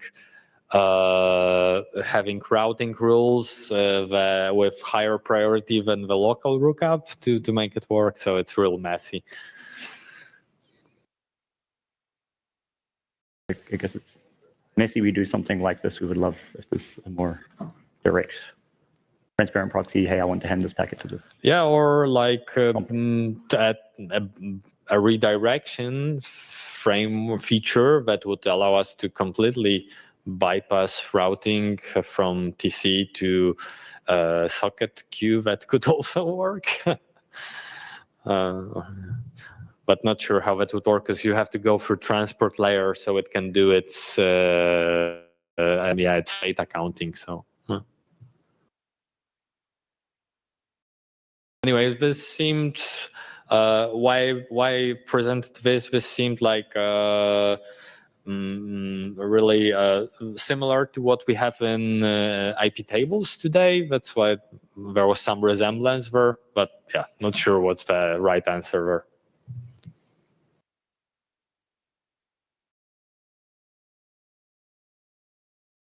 Okay, yeah, we're over time. Sorry.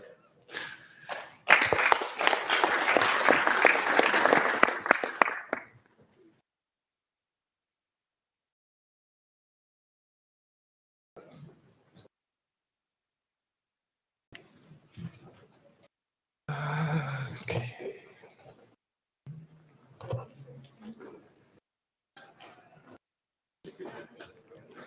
A lot of people.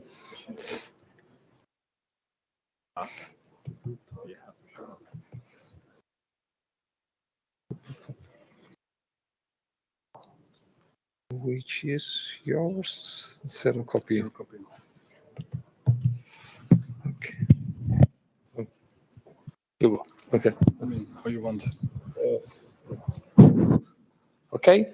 So next presentation is again sort of around BPF and XDP with a lot of people on the stage, well-known faces. Daniel, David, Antoine, please. All right, thank you very much. So, all right, so the topic on a high level will be a bit twofold. So the first part is a collaboration between David and myself. It's the high-level topic there is to make zero-copy mechanisms available in containers with two specific use cases of KubeVirt and then the other one memory providers. And then the second part of the talk is like to extend the XDP API to better serve our needs in the context of KubeVirt. But let me first start out with why we want to do that. And to provide some context here, as many of you probably know, like one of the biggest virtualization staple in the industry has aggressively raised the prices. So many like enterprises are now looking into whether to stick with that or whether to migrate away, and while migrating away, whether to completely move into the cloud native world to be better, future-proof. And Kubernetes allows that. So it allows this infrastructure convergence. So you can where you basically previously had your VM workload with the whole stack, and then your container workload. So you can now move everything into one, save costs through that. And the project that helps with that is KubeVirt. And if you look at the data path, how it roughly looks on a high level, you have your physical NIC in the host namespace, traffic goes through the upper stack, gets routed. Then there's the Weave device, and KubeVirt basically spawns, when you run a VM in Kubernetes, spawns a Virt launcher pod. So this is basically its own network namespace. Why is it doing it? Well, in order to constrain resources like C groups, namespaces, and so on for the VM process eventually. It will also create a bridge device and then tap device, and then there it will spawn the QEMU process. So what we first try to do and to measure to see how much more, how big the improvement would be if we would replace the Weave devices with the Netkit devices. Given then we can avoid the upper stack, we can remove the network namespace overhead, but we still have like the bridge in the tap device. So when we did that, with all the necessary requirements from the Cilium side, so we roughly got like a 13% better throughput, also slightly better latency, so like 12% lower latency across the board. And yeah, it's a little bit, but it's not good enough, I would say. So the next question was, okay, what can we do here to improve this further? And one thought or option is, for example, SIOV. So you can have your PF device in the host namespace, you can spawn a VF device, this can be moved into the VM, which is the fastest possible option, given its hardware virtualization. However, the issue there is then the traffic that goes in and out of the VM is completely hidden from the host networking stack, and we would actually like to have visibility, enforce policies and whatnot. Even like the Kubernetes service access is then not available because you would have to install all of this in the VM, but we actually want to have this nicely isolated. And then the other thing is you'd really depend on the underlying hardware and the capabilities it provides. You could probably work around this with DPUs, but then you would have to have, so you don't have like a uniform experience, probably like a across the board, like for container workloads and for VM workloads. The other potential option is, well, what if you just move the VF in the network namespace? So yeah, but eventually this only solves like the network namespace overhead. You still have the bridge and tap device. You're hardware centric, and we can actually already solve this with the netkit mechanism that we have. And also the setup becomes slightly more complex. For example, in terms of the netkit, when we insert routes, they can be inserted into the host namespace, and we do the route lookup from there when traffic goes in and out. And here you have to leak this into the different network namespaces. So overall, it's more complex and not so much of a gain compared to what we have. So then we looked into other alternatives for QEMU, and turns out not too long ago, AFXDP backend got merged from someone from Red Hat. Developer added a basic version into QEMU upstream. And however, there's a catch with it, because in order to use AFXDP, you need to bind it against the physical device, against a specific queue. And in this case, the QEMU process is in its own network namespace, which creates a challenge. And like while thinking about this problem, and yeah, it turns out the same is also true for memory providers. And I have David talk a little bit more about this as well. All right, thanks, Daniel. So hi, everyone. My name's David. And Daniel's been sort of talking about this problem from the AFXDP angle. And I kind of approached it from the memory provider angle.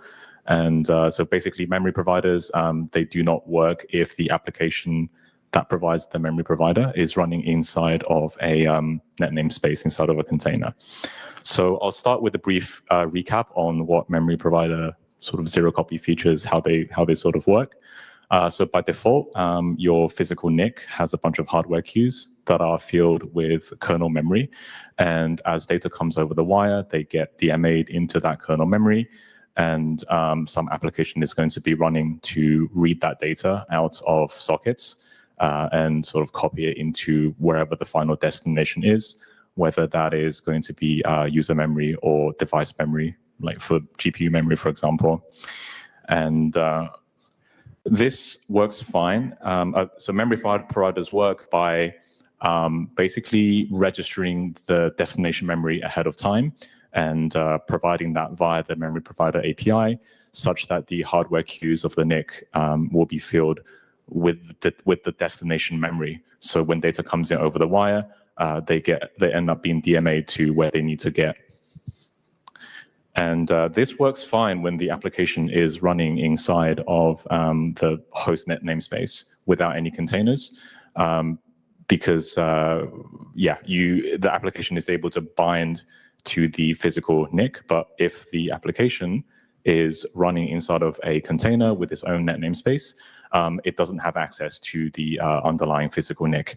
The only way to get data in and out is via some virtual device like Thief or Netkit.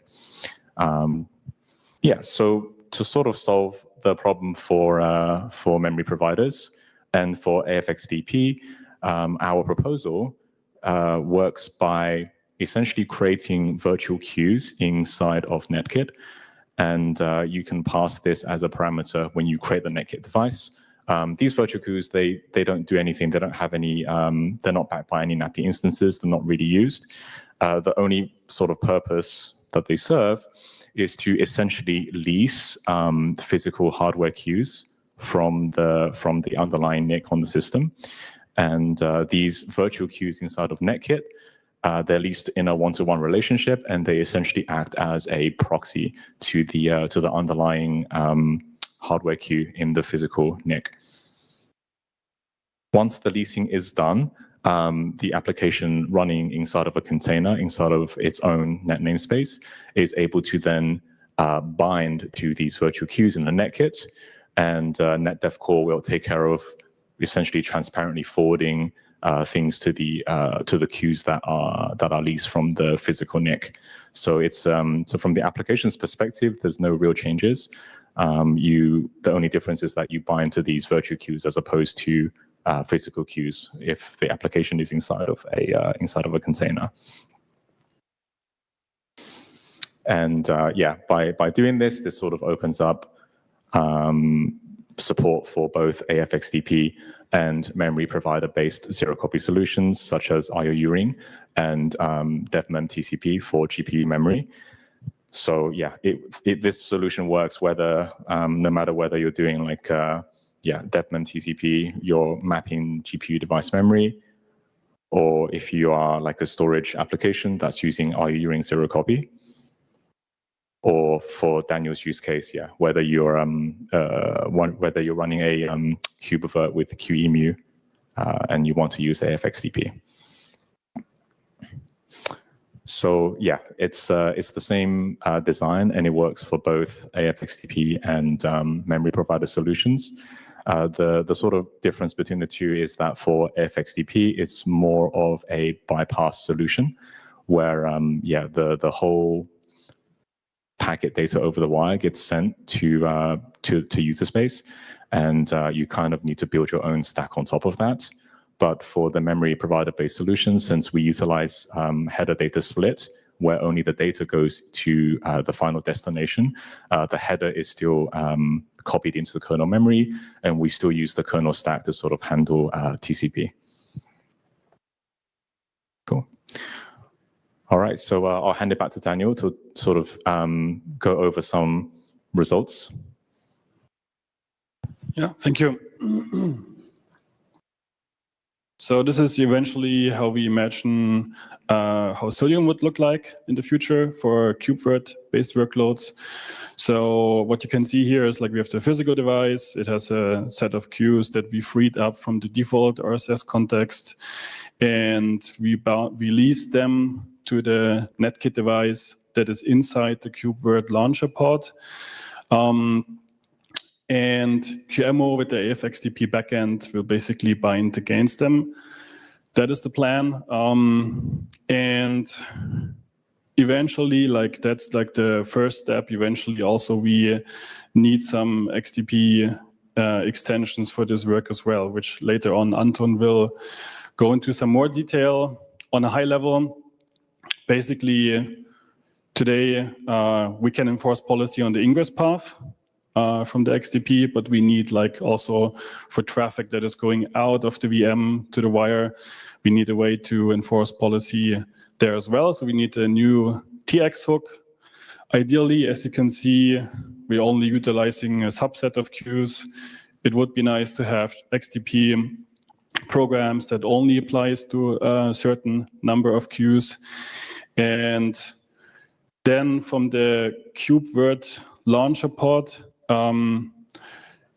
the QEMU process, like the VM retrieves its IP address through DHCP. So ideally, that's also on the to-do list to have a way to divert traffic from that single Netkit device that is in the network namespace, like to the local stack, so in and out for requests and replies. So that's the high-level plan and goal. We did some preliminary benchmarks with the queue leasing mechanism for KubeVirt. It's not like full zero copy, so there's still like in the AFXDP QEMU backend, there's one memory copy where it copies like the payload into the QEMU buffers, but we found it's still like a nice improvement. So we got a 37% better throughput compared to the default setting that users use these days, and a 30 to 35% lower latency across the board. So yeah, that looks quite nice. In terms of implementation details of the queue leasing patch series, so we are planning to send out the V5 series once NetNext opens beginning of next year. And we reworked the API spec so that we basically have a new queue create command. And as you can see, like the input arguments is if index, the type of the queue. Right now, this is only RX queue supported. In the future, perhaps also like the TX queue. And then we have a nested attribute, which is called lease. And once everything was successful, it returns the new queue ID. So that is the plan. That lease mechanism, like that set of attributes there, is we basically pass in the if index and the queue ID of the physical device where we want to lease the queue from. And that last parameter, the network namespace ID, is essentially for the dumping mechanism. So this is not used on for the actual request. And when we do the queue get, we have like this nested attribute here on the lease side. So that is the plan from an API point of view.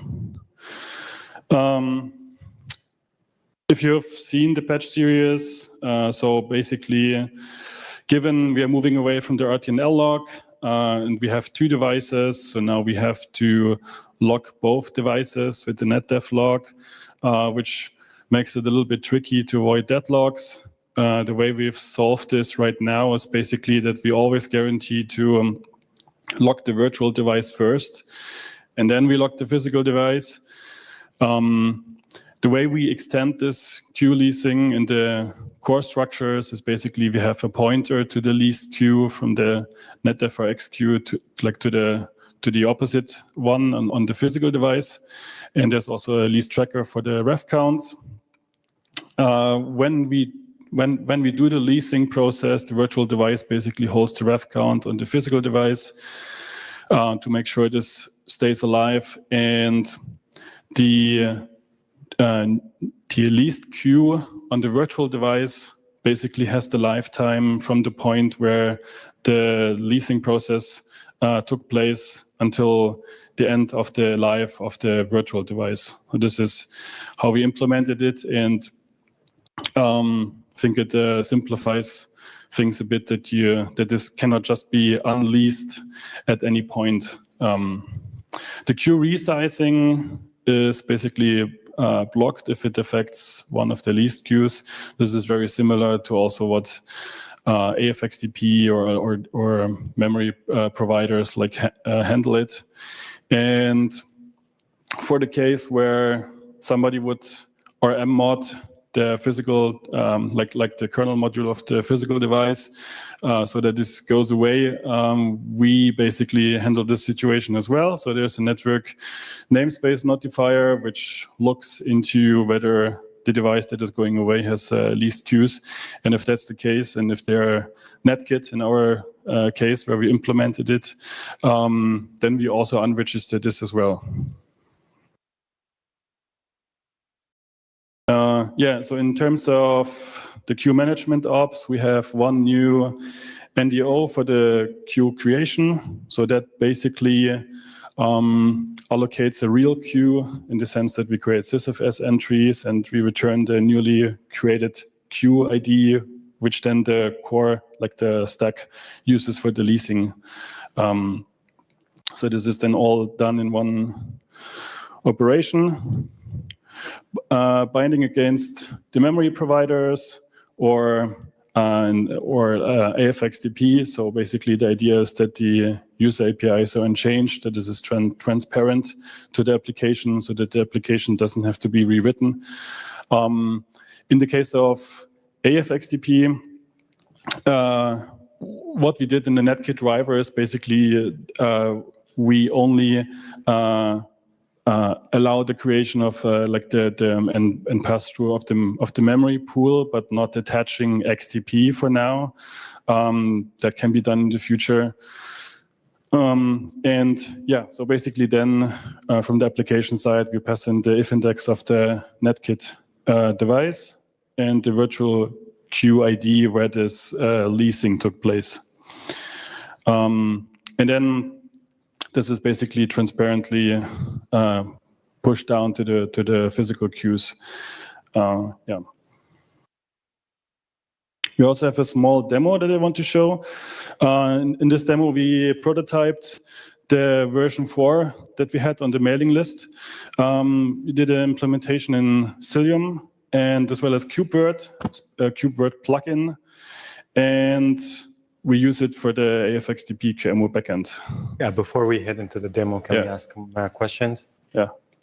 So there is no like actual binding API between the NetKit and the physical device. But practically, you could lease queues from 2 different ports, 2 separate physical devices, which doesn't sound healthy to me. I mean, so for now, we only allow it from the same physical device. So how do you enforce that? So we enforce that in the queue creation implementation. We basically look in, we basically look at the virtual device, and we took the last queue from the virtual device. Either it didn't have any binding, which is like, so by default, they have like 1 ORX and 1 TX queue anyway. But if there are multiple ones, and something has to be, and something was leased to a physical device before, we make sure that it's the same one. We were thinking, so for example, in the case of AFXDP, right? So we are like exposing device flags and advertising it supports AFXDP. There might be other cases in the future, but then this kind of has to be consistent if you would do this from different devices. Right? I don't think you should be doing that. Yeah, okay, fair enough. Then I misunderstood. I thought you were... No, I'm actually looking how we can prevent that as part of the API instead of putting policies. Yeah, it's explicitly disallowed. Yeah, you're only allowed to lease from 1 device. I mean, yeah, we're going to be, in the code, it's going to look like a weird hack where you track the first creation and enforce the second one to go to the same device. Yeah, I think for the next version, we're actually going to try and stash the association between the NetKit and the physical device and explicitly disallow, multiple. If that's already set, then yeah, you can't use another physical net device. And I think that's going to be useful actually for other hardware features as well, like PTP and possibly PSP as well, where we can sort of proxy commands from the NetKit to the physical device. And that only works if you only have 1 association. That can't be changed. Yeah. But thinking about it, right, ton-tab devices, you can have 1-to-1 association, and this will solve the issue. I wonder why you didn't go with a ton-tab AFXDP support and IUing copy. Like, why it doesn't work with the ton, or like why we didn't go with the ton tab? Because of overhead. I mean, a 0 copy would solve that overhead. Sorry, could you speak up? It's The really hard to hear. The 0 copy you're adding to the ton-tab devices would solve the overhead that you're trying to solve, right? Oh, okay. Yeah, we didn't. My goal was to make the memory providers work inside of containers. I didn't think about. I think it would work all the same with a ton-tab device, and I mean, like in physical binding with the. I mean, like in the case of the NetKit device, like for the IOU ring 0 copy, you still have the device pair, so that you can also push traffic from the host into the pod, and so on. And on the peer device, we can do the queue leasing there.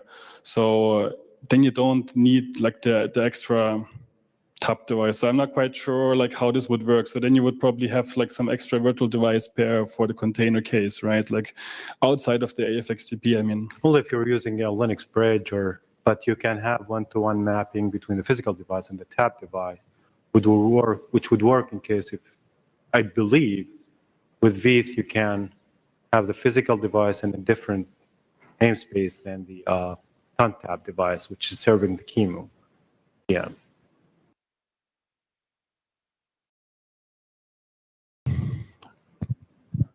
At least for memory providers, the application running inside of the container needs, like the API expects a device with a QID in order to sort of bind to it. So I presume that with how would it work with ton-tab? What's inside of what's visible from the container? What's visible from inside of the net namespace? The master device of that TANTAB device would be a physical device. Right, but then that physical device would need to proxy it back to the real device in Then you will use the leasing API, which knows which device to go. You don't have to provide the IFN there. I see. Yeah, I didn't really think about TANTAB because we use Netkit to sort of provide connectivity for containers, and that just seemed like the expedient. But I think the same solution should work from But I both. suppose, I think what you're saying is right. Yeah, And this it's would a also low-hanging work. fruit if we do that. Yeah, it's just Netkit happens to be what we use, and that was the approach we took. Yeah. Thanks. Yeah, I mean, like the core part of the API is basically on the stack itself, and there can be multiple virtual devices where this mechanism could be supported. But yeah, okay. Shortly to the demo. So what you can see here is like two bare metal machines. We reserved actually like the smallest one on Equinix. So this also works on older hardware as well. They can connect to each other. On one of the physical machines, we will have the VM. And what you can see here next is we basically reduce the default RSS context. We spawn in new context, and we have flow redirection rules based on the MAC address. In this case, the MAC address of the VM that is being spawned. And traffic that would match this would then go to that specific freed up queue. This is the spec for the KubeVirt VM. So we basically bind against physical device, specific queue there, and yeah, we are going to use the Netkit mechanism for the leasing. And now we apply the YAML, the VM is up, and what you can see in the next thing here is basically like with the inside the VM, there's the Verde .NET device. It has connectivity to the outside world. And if we go into the KubeVirt launcher pod, so there's the loopback device, but there's also the Netkit device where QEMO was binding against. That's the QGet API call, which shows like the peer queue. Like in the version 4, it was still named peer. Now we have changed it to lease. And here you can see that QEMO was basically run with the AFXTP backend, the background. So yeah, that's the small demo. Sorry. And Daniel, sorry, there are a couple of questions in the metrics chat. Yeah, if there are other XTP programs, how are you going to manage them? I think Anton will go into the details. Yeah, so that is the building block for the first part, and then the next part is the talking more about the AFXTP TX hook. So I think we can go into more detail. Yeah.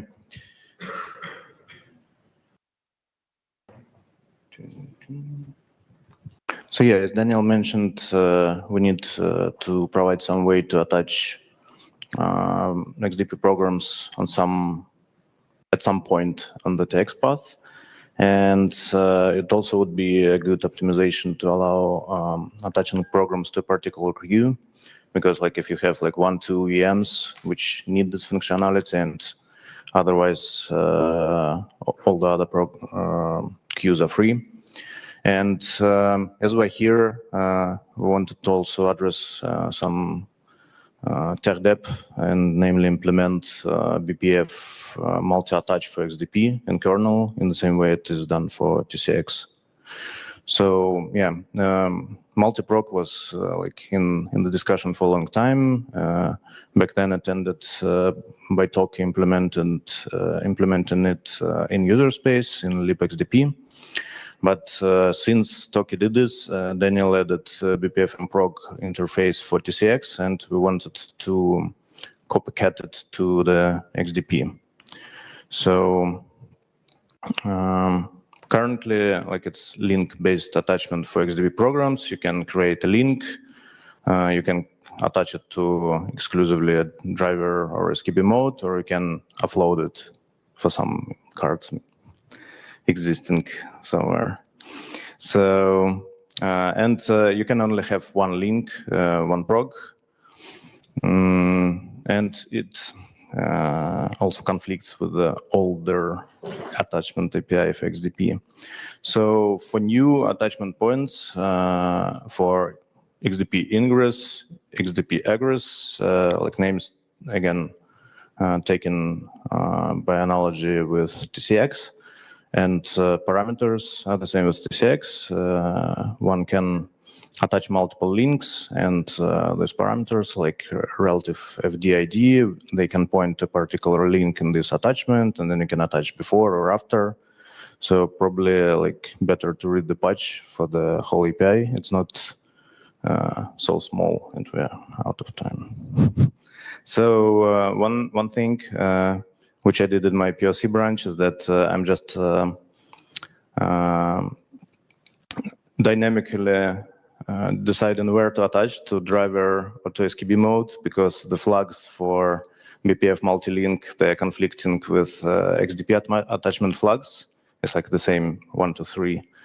But yeah, like in future, if it's needed to be attached to SKB mode specifically, then new flags needs to be introduced.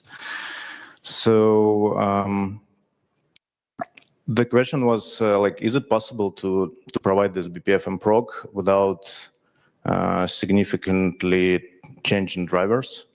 Because otherwise it could be like non-trivial change. And the NDO BPF has this API, so it passes BPF program to the driver, and then driver dereferences the program, not just executes, but it increases, decreases ref counts, and checks some flags as well. And on the other side, like BPF and prog, it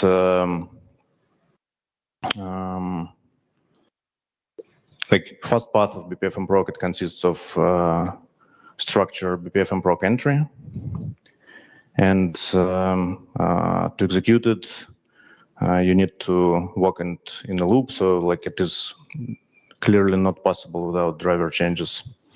So why not to add more BPF to this point? So how I did it, like, so I don't have to patch drivers, is that I just dynamically for BPF and prog create a new BPF program which unrolls this loop and executes programs one by one. If it sees next, it goes to next. If it's passed, it returns.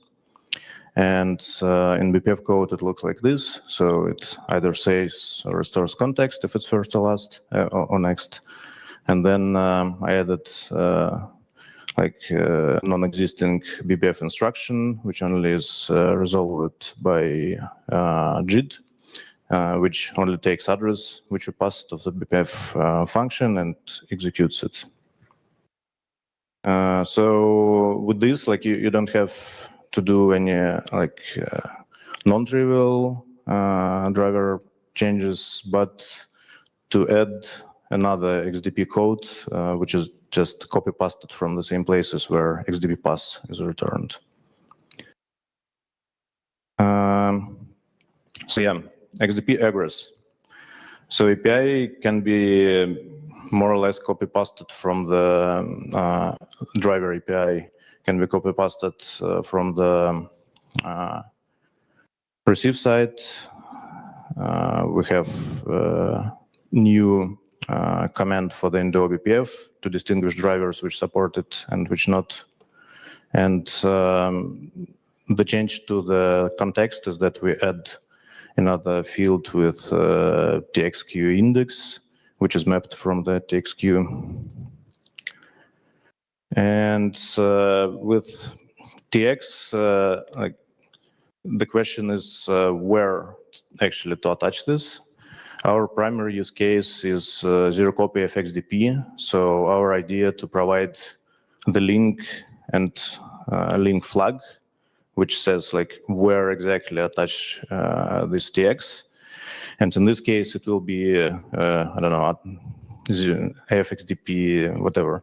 Like in MLX, for example, it maps to particular send type as well. So another option is to attach it for all packets. So when you send it on wire,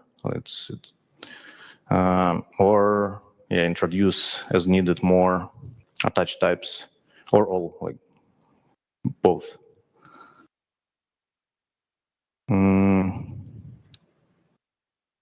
So yeah, and finally, like this optimization to attach XDP programs per queue or like queue range. It can be done for RX, TX, and like from driver API point of view, you add start and end of a queue. And then if a device has multiple queues, there is like, it needs to be carefully checked that all operations make sense. So for example, here, like first line, we do not have anything attached. The next line, we attach it program X to the last two queues.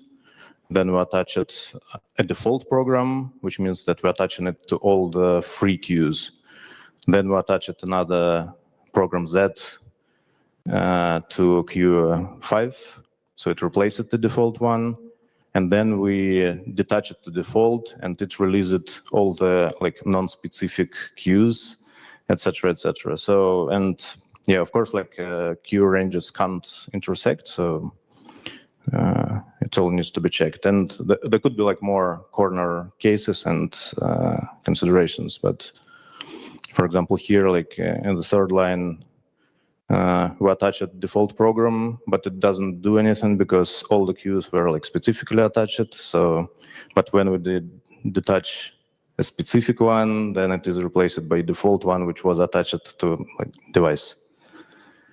And one problem with attaching programs to queues versus devices is that there is such a thing as XDP dispatcher, which more or less magically translates indirect calls to direct calls. So it like takes all the programs it needs to execute, possibly sorts them and does a binary search. So if you have there is a hard limit right now, which is compiled. It's 64. That's made to feed the dispatcher into 2K, I think. And if you have like multiple devices, which each of them can have many queues, so they will not fit in dispatcher, maybe. And solutions for this is like basically try to increase the size of dispatcher. Then you can increase it like statically for particular dispatcher. You can split dispatchers into RX, TX because it doesn't make sense to execute same programs on RX and TX path. And finally, I briefly looked into like if we can do this dispatcher dynamic, but it looks like it's still in course in indirect call, so no reason to try to do this, as I think. And yeah, for like new link attach types, Citroen uses already third way to attach programs to BPF, to XDP, and the first two resolved it by that they conflicted. If a program was attached, then the program couldn't be attached by link. And probably like the better way, like for new attachment points, to also conflict with all types. Otherwise, it could be like couldn't be supported by older link type attachment. So, and yeah, that's it.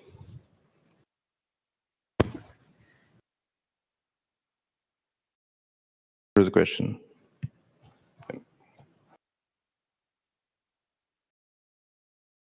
First, just a general question about AFXDP bypass for vHostNet. Do you know if QEMU is the only hypervisor that supports it today?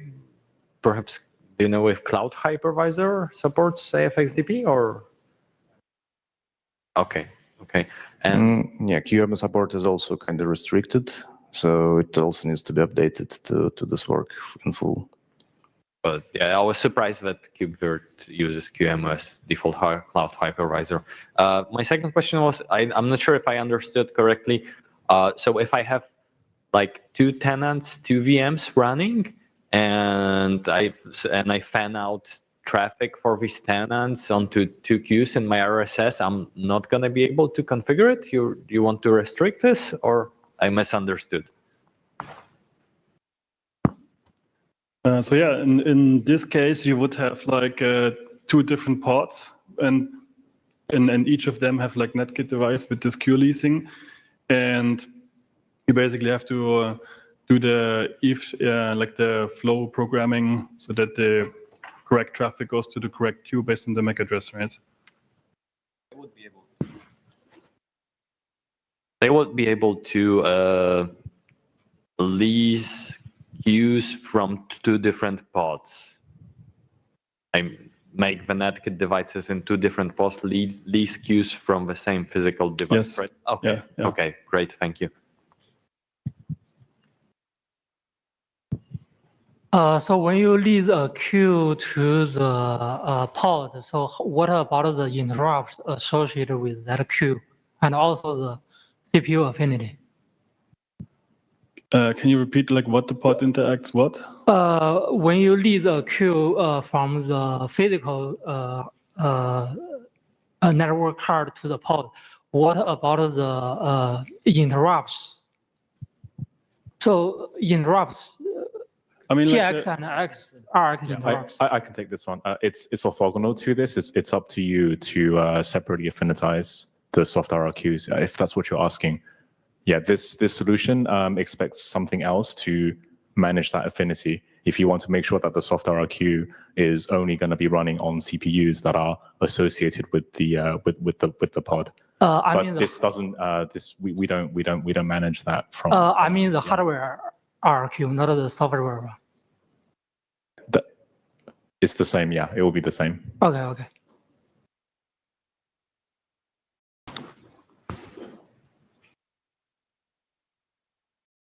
I guess I have a question regarding one of the initial slide when you reported the overhead of removing the space, basically.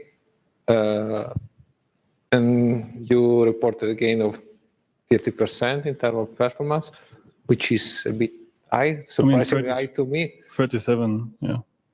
Or like when in the initial slide when you just removed the space. Yeah. I'd like to understand the context. I mean, you were using big TCP.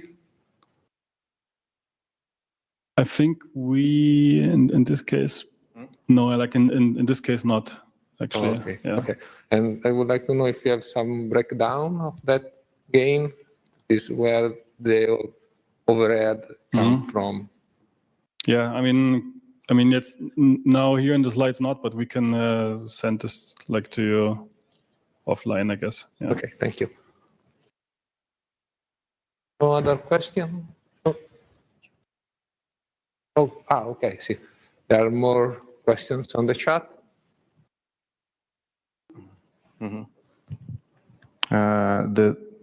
The last one, right?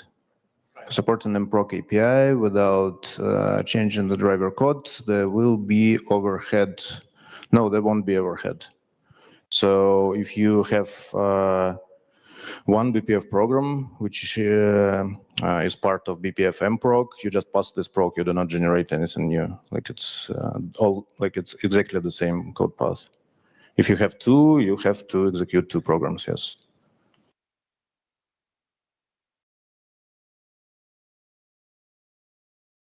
There is a question.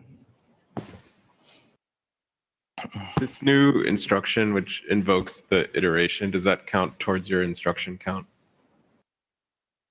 Yeah, it does count. I mean, it doesn't count because we do not run verifier. We only run JIT. It's like BPF bytecode, which we create from inside the kernel, and we just, it's like it's only like how to pass a pointer from like kernel to JIT. So if this code ever use it, you just define a new code which don't exist. Thank you.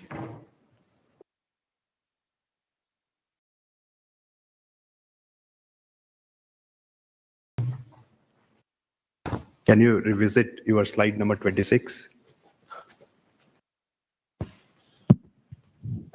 So I have a couple of questions. Like I see that you have a bridge between the tap device and the netkit inside the pod. Do you think adding a bridge is an overhead or? 26, sorry. Yeah. Yep. So here, is it a netkit device or which is connected to the QEMU, or is it a tap? It's a netkit device.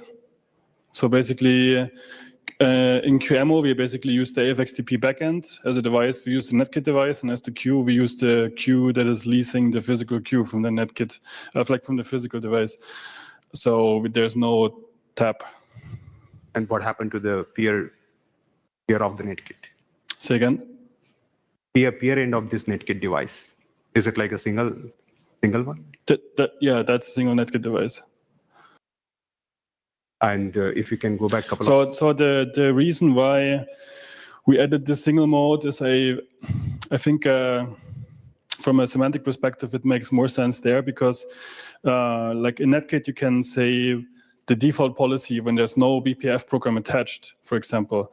And when we connect like outside of the VMs, just containers, like in case of Cilium, we have we configure netkit with the policy that the peer device should drop all packets if there's no BPF attached so that nothing can leak out before anything is set up, right? And with the AFXDP, I think,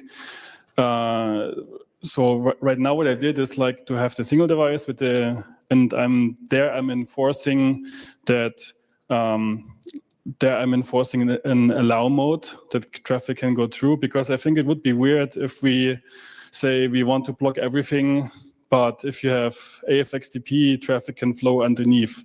And this is like, so that's why like there's this, different modes. All right, and a couple of slides back, you have a bridge device between the tap and netkit. Exactly, yeah, correct. Yeah, so do you think like the bridge is adding an overhead? Can you repeat the question? What? Do you think the bridge is adding an overhead between while putting the packets from netkit end to the VTAP? Even if you don't configure the bridge, it will still... Whether it's needed or what are you saying? Or... Yeah, do we really need it?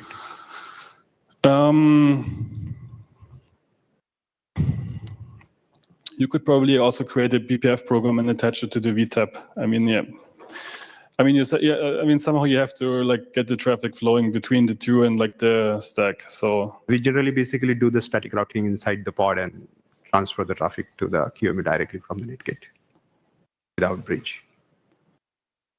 Yeah, I mean, sure, but that still doesn't get us like to the performance wins.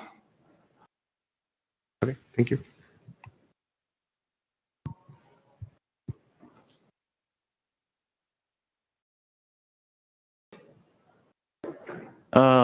It might be like a stupid question, but does this netkit and like a queue-based approach does work with the GSO, like a TSO? I mean, what I'm asking because if I remember correctly, the Bird.io a net has a special metadata on the on top of the a packet that encores the a GSO related data. Is it possible to handle that case or? So on the input path, like inside the VM, if you have the GO is basically done in software, right? Like on the output path, however, right now this would be GSO and TSO. That's also something that we would eventually want to get for AFXDP to basically have this as an offload. That is. You mean the AFXDP in general, still it doesn't support the TSO? The TSO not. Sure. Okay. Not at this point today. Yeah, but it would be nice in the future to have this as an offload, basically as a pass through, so that once you hit the physical device, you can utilize that, right? So that's something to do. Thank you. So far, the only thing we went in this direction is checksum offload.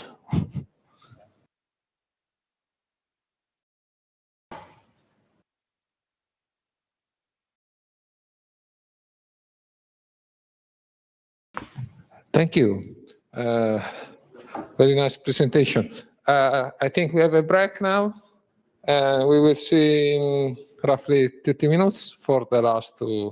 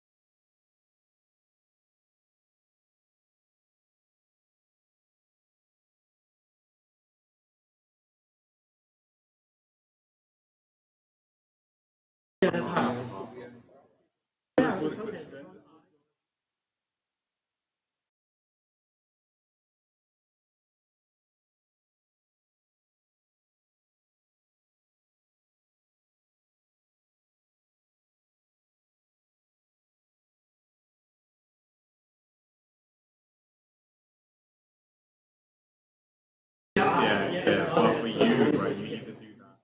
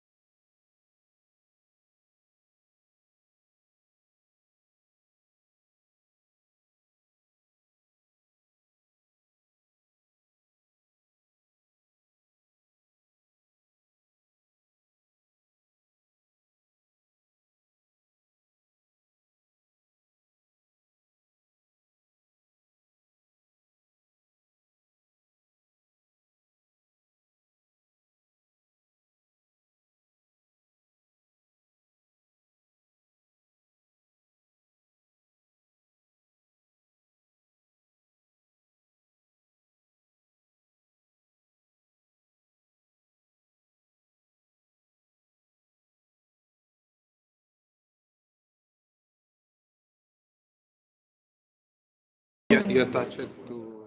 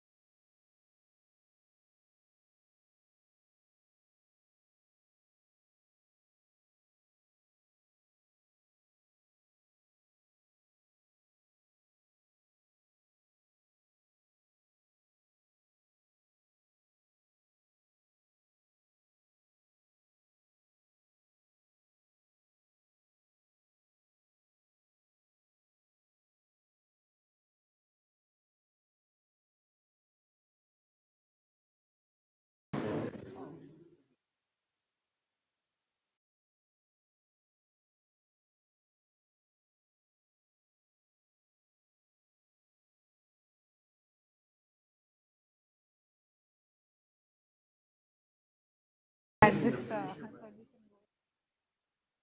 animation and I tried to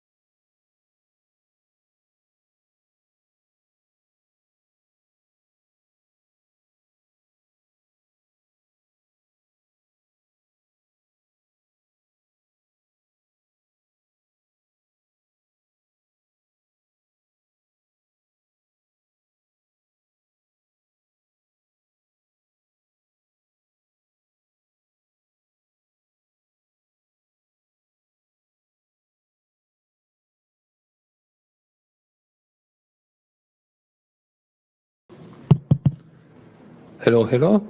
So we are going to start our final session of the day and final session of the conference.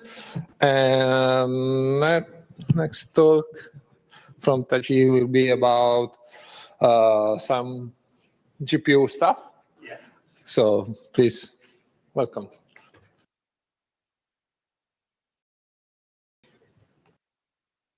Can you move to the next slide? Okay, thanks. Hello, my name is Taehi, a system software at Rebellions. We are building the NPU processors. Today, I'm going to talk about my individual project, kernel native packet processing on AMD GPUs. The goal of this project is very simple. That is to accelerate packet processing in the Linux kernel without any user-space runtimes like CUDA. The diagram is overview of my project. Commodity NIC and GPU are bound through DMA and XDP program will be executed on the GPU without user-space runtimes like CUDA. Here is related work that there are already very famous research for the same goal. But previous approach is to use user space runtimes like CUDA. This diagram shows how previous research is working. Existing research such as Packet Shader, APUNet, and GPU either runs as user space applications. They are built on top of user space GPU runtimes such as CUDA. In other words, GPU acceleration is exposed through a user space programming model, not directly integrated into the Linux kernel networking stack. So I'd like to explain why AMD GPU is better. Unlike other GPU vendors, AMD provides all the essential things we need: the documentation, source code, and fully open source runtimes. The instruction set of each generation of AMD GPU is documented in public. The AMD GPU kernel is dispatched through HSA, and both documentation and source code are open as well. User mode drivers, kernel mode drivers, and GPU runtimes, they are open. This means that if we want to implement a very small GPU runtimes in the Linux kernel to accelerate the XCP, is actually possible with AMD GPU. As far as I know, Intel has opened up many parts of their GPU stack as well. So in theory, Intel GPU might be also might be an option. But with NVIDIA, the most of the low-level stack is still closed, so it would not possible.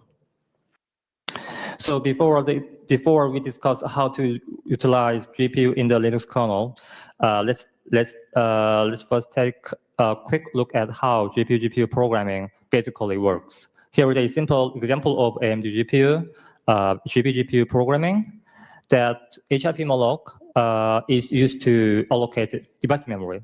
The return GPU virtual address are in the device A, B, and C variable.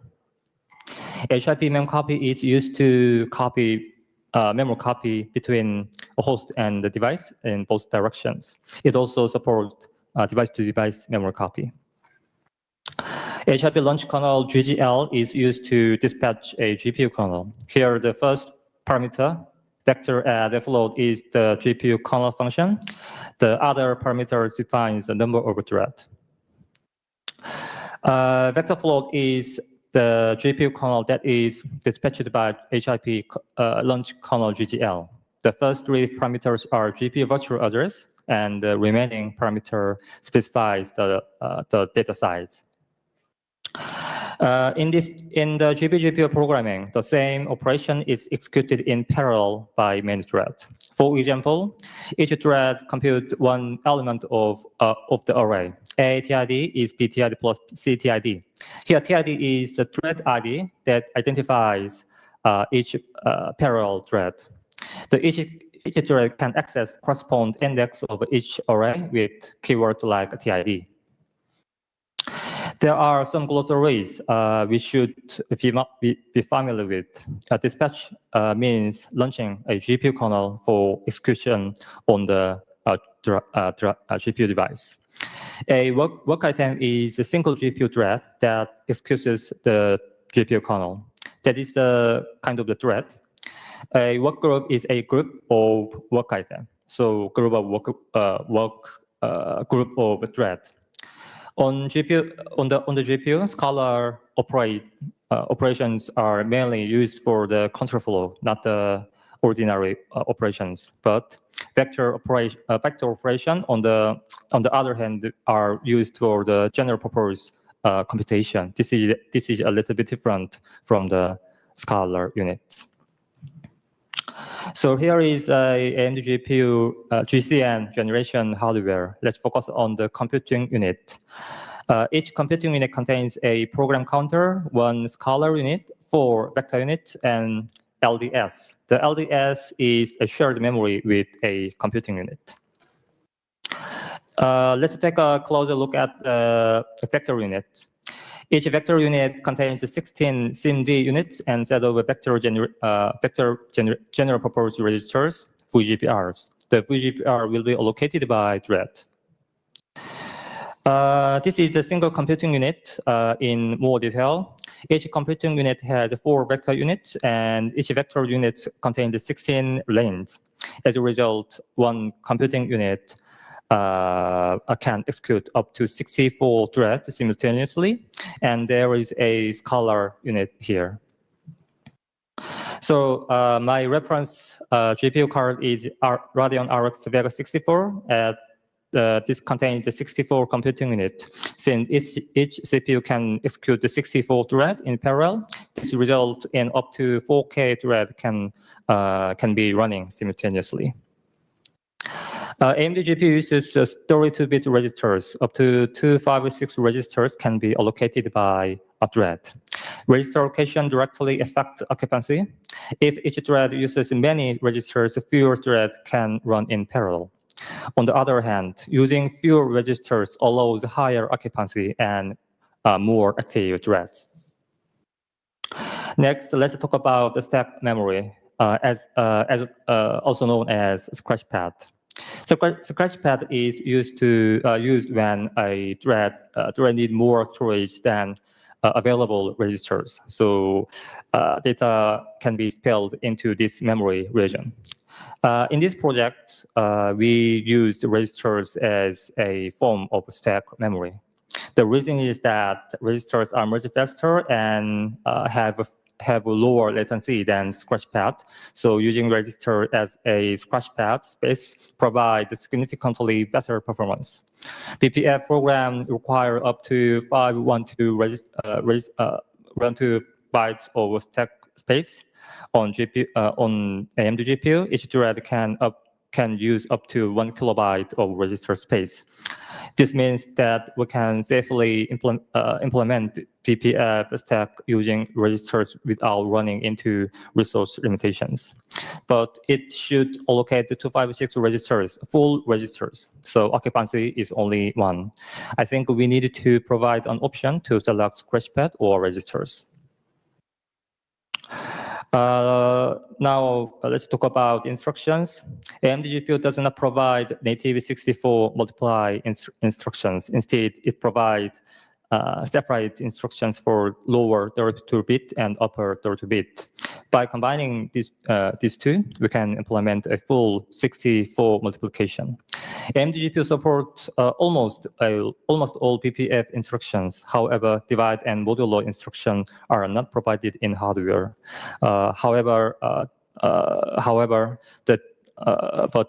This is same limitation found in Metronome and RISC-V machines. In this case, the BPF JIT uses metadata provided by BPF verifier to emulate divide and modulo operations. This implementation strategy is identical to what is used to Metronome and RISC-based systems. There are 2 different types of GPU memory. On discrete GPU, VRAM is physical memory located on the GPU device itself. It provides very high bandwidth, and it mainly used for GPU compute and graphics workload. GTT is actually host memory, but this is mapped to the GPU virtual address space. In short, VRAM is fast but device local, while GTT is slower but shared with the computing unit, the CPU. In case of an integrated GPU, there is no on-chip memory. Instead, the GPU directly uses dedicated system memory. On the AMD GPU kernel dispatch is based on the HSA AQL format. An AQL packet is a hardware-level work descriptor that is consumed directly by the GPU scheduler. It contains the kernel object address, kernel argument, GID, and workgroup dimension, and various execution flags. This is critical for our project because it allows us to construct and submit GPU work directly from the Linux kernel without relying on any user space runtimes. As a result, we can achieve in-kernel GPU dispatch. Let's move on to the control plane. Before diving into the details, I'd like to mention that this is a POC level implementation, so it needs redesign. In the control plane, we introduce a new module called NOD, Network Offer Device. NOD is responsible for managing both NIC and the GPU accelerator. When a user requests an attach operation, NOD attaches registers NIC and GPU using DMA buff. This enables zero copy data sharing between NIC and the GPU. When the user issues an attach command, NOD receives the request and forward control commands to both NIC and the GPU. On the GPU side, memory is allocated internally. This memory is then exposed as a DMA buff. The exported DMA buff is passed to the NIC. Using this DMA buff, the NIC initialized its ring buffer to directly access GPU on-chip memory. As a result, NIC and the GPU become directly connected through a shared DMA buff. Here, I want to highlight ring buffer. Each ring buffer now points directly to GPU on-chip memory. If the DMA buff attachment satisfies the P2P DMA condition, the NIC can perform true peer-to-peer DMA directly into GPU video RAM. If this guarantees the functional correctness while still using the fastest possible data paths whenever P2P is available. First, let's look at the scenario of attaching BPF program. First, the BPF source code is compiled into the BPF bytecode. Next, user issues a map allocation request to the NIC. NIC forward the command to the NOD. NOD then relays the command to the AMD GPU driver. At this stage, the GPU internally allocates the memory and keeps track of it. And then user attaches BPF program to the NIC. NIC, just like the map, NIC forward the command to the NOD, and then GPU device driver will receive the command and internally allocate it actually. So at this stage, GPU allocated the memory for the instruction internally, and then BPF-JIT compiler will be performed on the GPU side. At this point, both BPF map and BPF program are fully attached inside the GPU. Let's move on to the next to the data plane. Here, the ring buffer points directly to GPU video RAM. When a packet is received by NIC, it passes through the ring buffers and it transferred directly into GPU video RAM using P2P DMA. When a packet arrives, the NIC triggers a callback on the GPU side. The GPU driver internally translates DMA address of the incoming packet into a GPU virtual address. It then stores the packet into the GPU side RX ring buffer. This slide shows the GPU side RX ring buffer, not the NIC side. Each GPU side RX ring buffer corresponds one-to-one with a NIC side ring buffer. It is designed to operate in a long list manner. The GPU side ring buffer actually stores GPU virtual address of incoming packets. From each GPU side RX ring buffer, GPU virtual address are decoded and pushed into a single global banglog queue. This banglog queue aggregates packet entries from all RX ring buffers and feeds them into the GPU kernel for the XCP processing. You might wonder why we use a single global banglog queue instead of processing packets directly from each per NIC RX ring buffer. The reason is that the number of available AQL queue is limited. Because of this limitation, we decided to use only a single AQL queue for GPU dispatch. To match this single AQL queue, we introduced a single global banglog queue in the middle. This banglog queue aggregates packet entry from all per NIC RX ring buffers and feeds them into the GPU through one AQL stream. Before looking at details, let me briefly remind you what AQL is. AQL, architected queue language, is the packet format used to dispatch GPU kernel on the GPU. Now let's take a look at the first important field, kernel argument address. This field specifies the address of a kernel argument buffer. It points to the memory that contains all input parameters for the GPU kernel. When the kernel is dispatched, the GPU load each argument directly from the address. This field specifies address of GPU kernel code itself. In other words, it points to the compiled GPU instruction binary from the BPF binary. The GPU fetches instructions from this address when kernel is executed. This field defines the total number of threads to be launched in the X dimension. The dimension, how many threads will be executed in parallel by dimension. In our design, this value controls how many packets are processed by the GPU kernel at once. AQL stands for architected queue language. It defines the standard interface and format for submitting work to the GPU. An AQL packet is actually descriptor.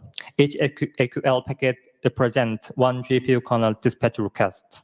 Here you can see the exact AQL packet that we configured in the previous slide. This is the sample packet that will be submitted to the GPU for GPU dispatch. When the doorbell is written, the GPU begins interpreting the AQL packet. The packet is decoded and the correspondent GPU kernel will be launched.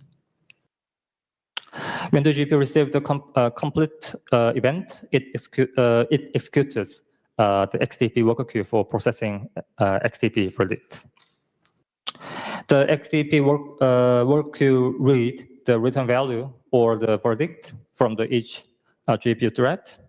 If the verdict is XTP-TX, the GPU virtual address of a packet is encoded into the GPU side TX ring buffer. The entry is then forwarded to the NIC side TX ring buffer. Finally, the packet transmitted out through the NIC. Let's move on to the issues where we encountered. First, since this is only the POC concept implementation, and so the redesign is necessary. Currently, performance of XTP path is very poor, so these paths need to be reworked. In the current implementation, the GPU side ring buffer is placed in GTT. and packets are copied from VRAM to ring buffer, and then copied again to the SKB. This extra copy adds significant overhead, so the XTB path needs to be re-implemented to avoid these unnecessary copies. At this moment, the throughput of XTPTX is about 12 megapps, and this bottleneck appears to be caused by ring buffer full. I'm still investigating the exact reason. Right now, AMD KFD mainly focuses on exposing the APIs to the user space through the IOCTL, not the Linux kernel. However, for this project, we also need a set of APIs that can be used directly inside the kernel, not the user space. Defining the upstreaming proper in-kernel APIs for AMD KFD will be an important item for on the future to-do list. The XCP is the first use case of this project. The other features can be implemented like crypto, filter, TC, and this is not limited to the networking stack. Currently only the only array and hash is implemented, and GPU side hash write is not implemented, and data plane redesign may be required. There are three major items on the to-do list. First, we need to support more AMD GPUs. Right now, the implementation only support GCN or GFX 9. Extending support to newer architecture like RDNA and CDNA will be essential. Second, we want to support more GPU vendors. In fact, Intel GPUs appear to be good candidate for this model, so adding Intel support is a very good next step.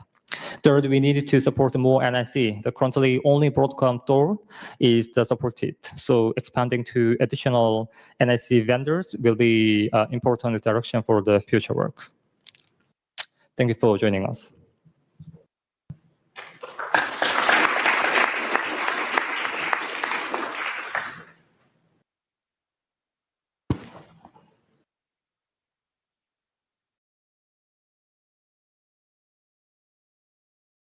So if there are questions, there will be well accepted offline.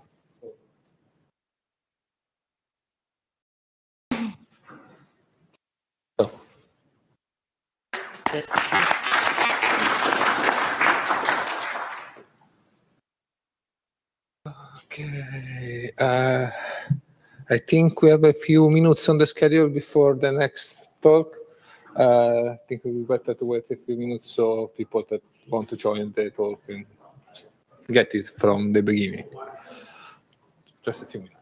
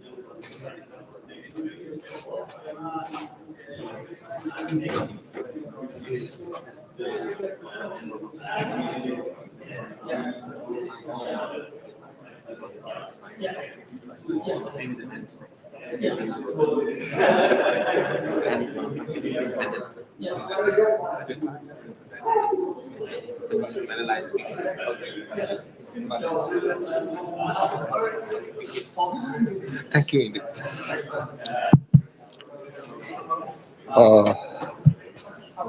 Hello.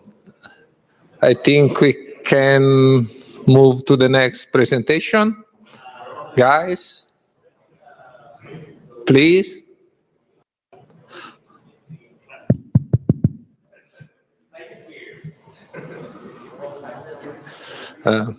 Please, guys, we can move to the next presentation.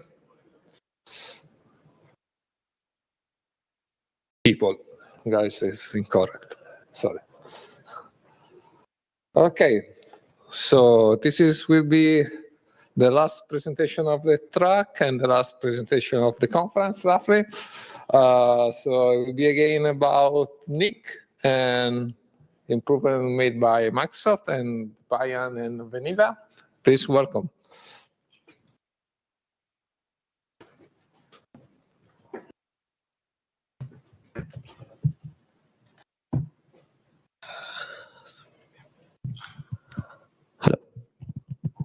Hello.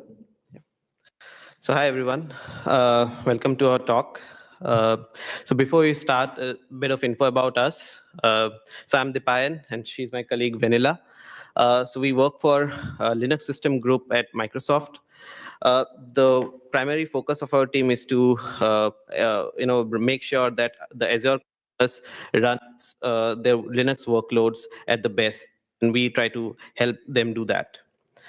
So today, our talk will be based on the recent optimizations that we have done on the RX on the Mana driver path, which is Mana is basically the Microsoft's own in-house networking interface card.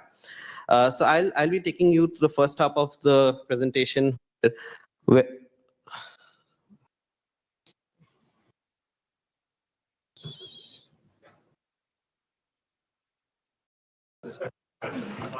My fault, sorry.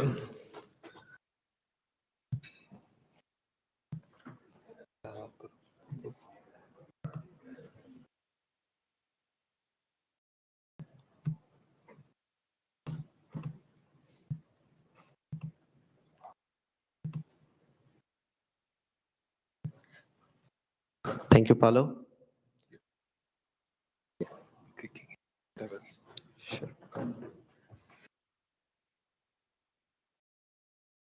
Yeah, so the talk is divided into two parts. The first part I'll be covering on the RX path optimizations that we have done on the Mana driver. And the second half will be covered by Vanilla on NetShipper fine-grained bandwidth control. So very quickly, what is Mana? So Mana stands for Microsoft Azure Network Adapter. So it's Microsoft's in-house smart NIC built for high-performance Azure compute. So it's an sRoV-based NIC device, and the host sees a physical function while the Linux gets virtual functions, which gives us strong isolation among tenants. The card is designed for high-speed throughput of up to 200 Gbps, and also it offers smart NIC capabilities like offloading capability of TSO checksum offloads. But right now there is no support for LRO. The Linux driver is upstream since April 2021 and supports all the NetDev interfaces, NAPI, and interrupt mitigation and ethtool and other XDP processing. So why we had to touch the RX path, so since it's a long upstream driver. So historically, Azure VMs have been mostly x86 64 based, where the base page granularity is around 4 KB, is always 4 KB.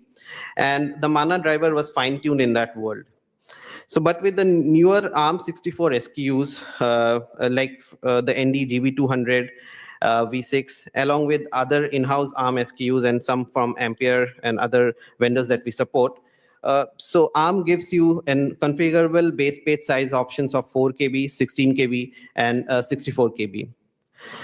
So the request for this using large page size was actually coming from customers driven, and it was customer driven as they had seen good benefits of running AI workloads for the training and inferences with this large base page sizes. So on paper is the same driver and the same kernel, just running with a larger base page size, but its behavior with 64 KB base page sizes looked very different. And we saw much lower throughput and expected an noticeably higher memory footprint the driver is being using. So looking at the snapshot on the right, when we captured the initial bring up results on 64 KB base page size on one of our ARM SKUs, we saw the performance is about only 60 Gbps, whereas the card promises and delivers 200 Gbps on other architectures. So for a card that delivers such high throughput, this is an important problem to solve. And for a business perspective as well, we had to make this work for our customers, as they would be primarily using for the training and inference workloads.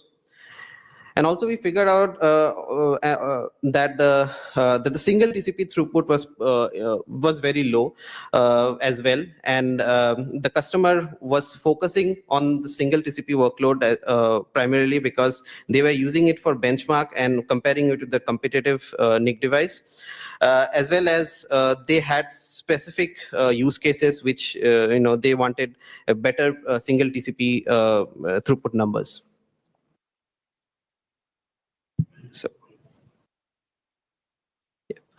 So this is how the MANA architecture and configuration is in Azure. So the diagram on the right illustrates how the MANA NIC is integrated into the virtualization stack. So at the bottom, we have the physical NIC, which connects to the network medium. And the NIC exposes multiple virtual vPorts. And the physical function is managed by the parent partition, known as the host 0 or the DOM 0 partition. Whereas each Azure VM runs as runs a Linux guest operating system and also gets an individual VF, or which is again tied to a vPort on the NIC.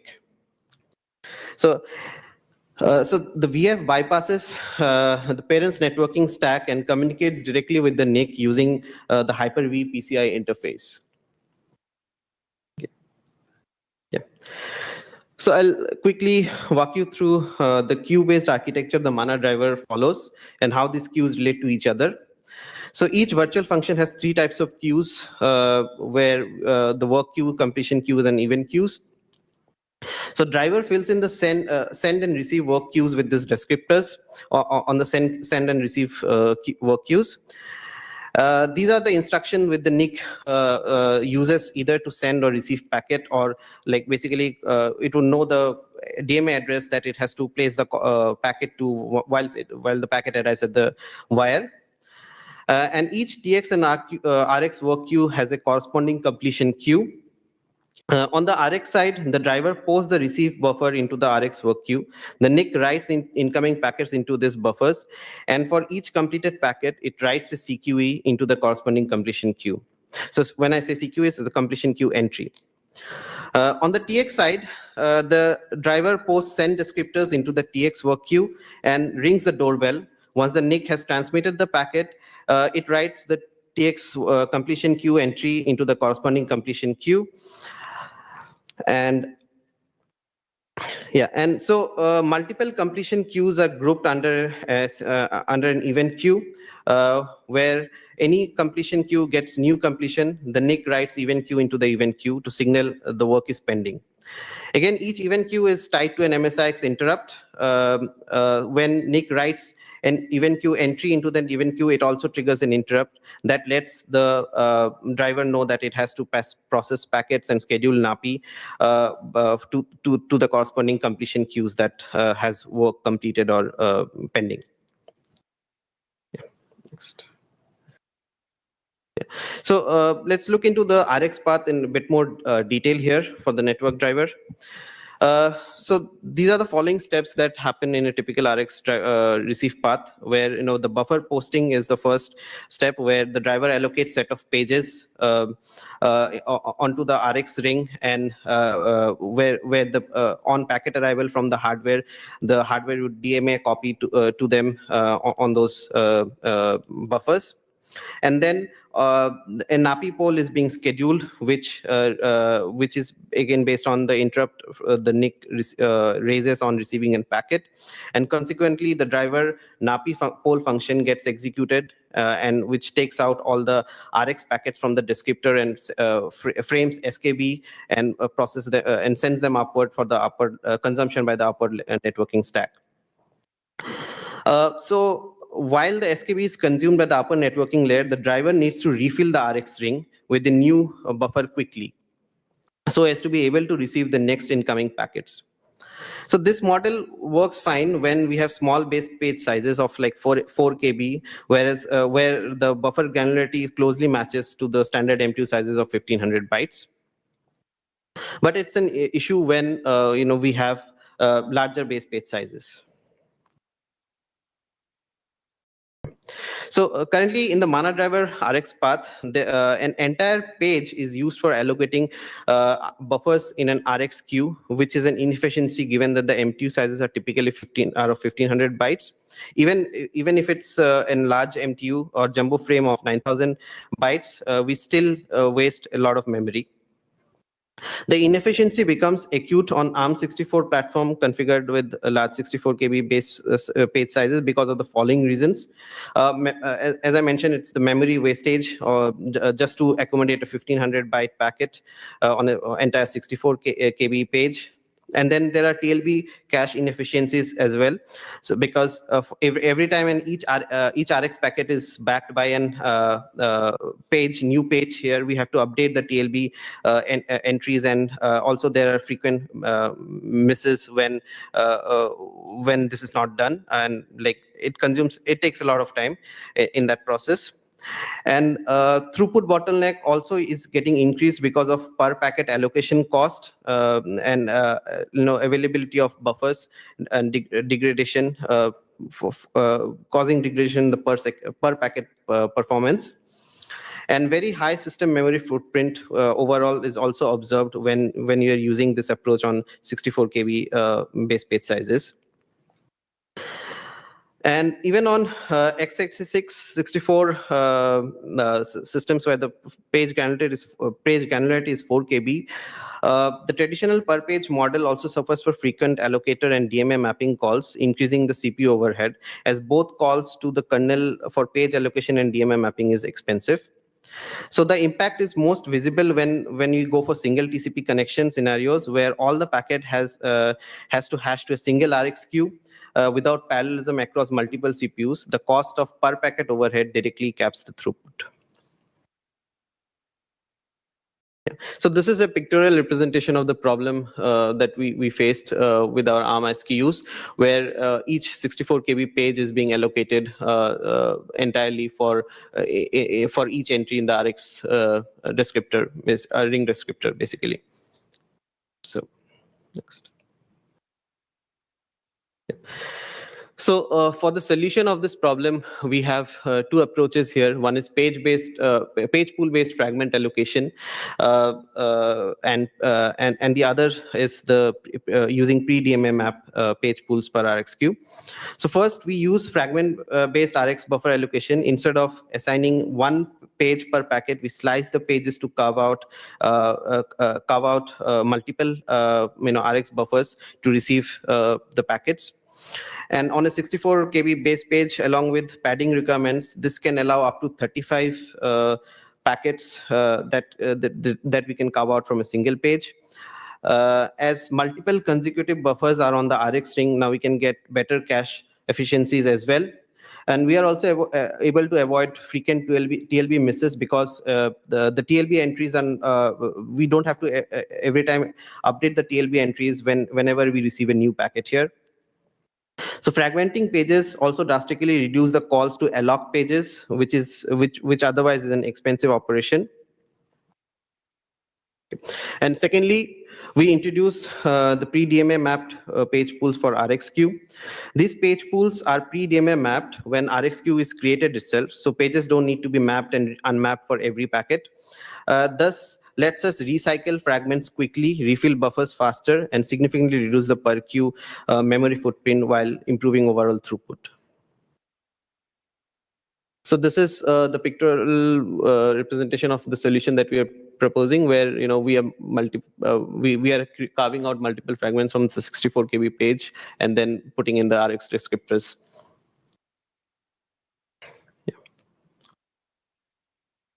So let's look into the performance impact of the patch on this ARM64 systems with 64 KB page sizes and a standard MTU sizes of 1500 bytes.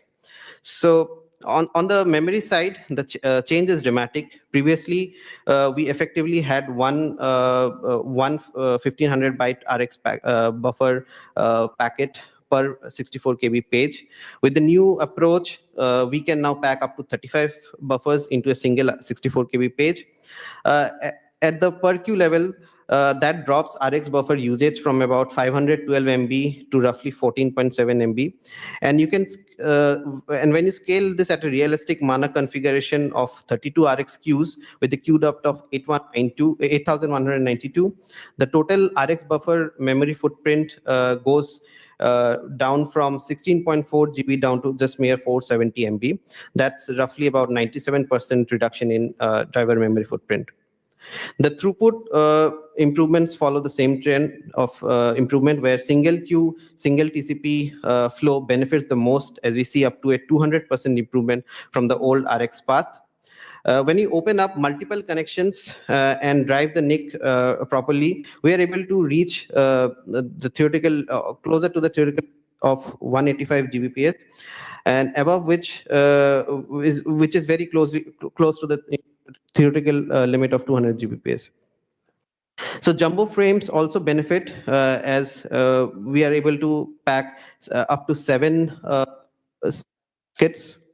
Okay, 7 packets per page, and also getting good benefit of performance as well as memory.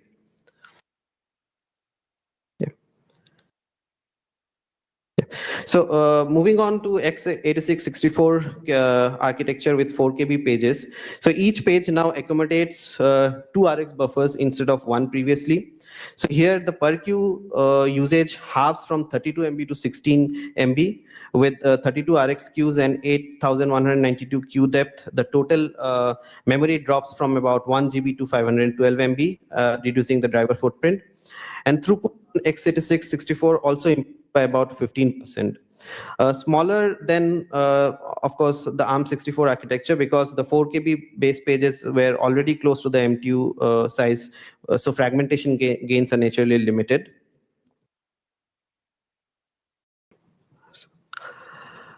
So when you break down the performance based on the SKUs where we achieved around 200% of gains, so we see that the majority of the improvement was brought down by the page pool fragmentation approach, where we see around 65% itself it's getting benefited out of that path.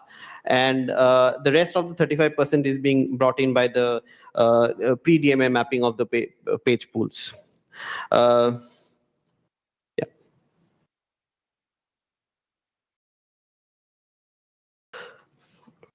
One second.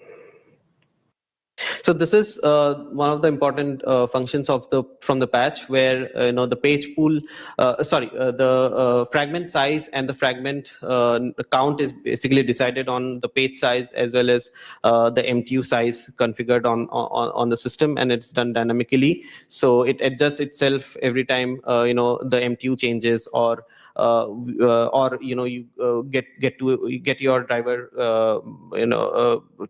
ported to a new architecture with newer page sizes. Yeah. So currently the patch is accepted and is part of the kernel version 6.18. And we are coordinating efforts to backport this to our customers and also distro partners. And there were various ARM-based SKUs that benefited from this patch, like as I mentioned, ND GB200 VMs, as well as GB200, as well as it brought improvement in the bare metal VM SKU, bare metal SKUs that we offer, along with in-house ARM-based SKUs that we have, which are named as Azure Cobalt platforms. So I have a demo for showcasing the improvement, but before that, I'll just go to the next slide where.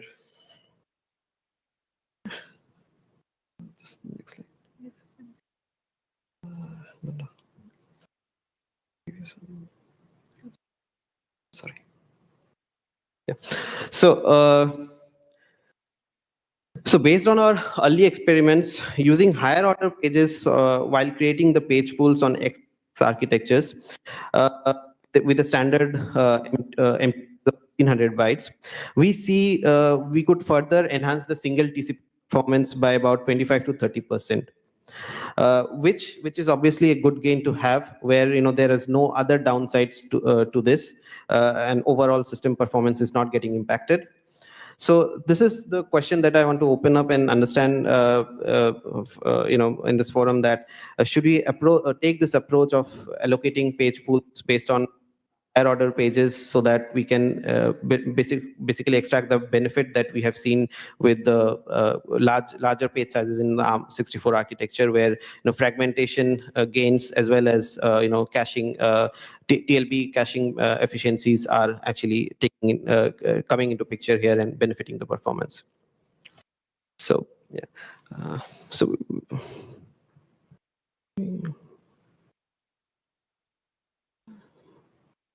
let us see. So I'll just play the video on where we Here, let us see the patch.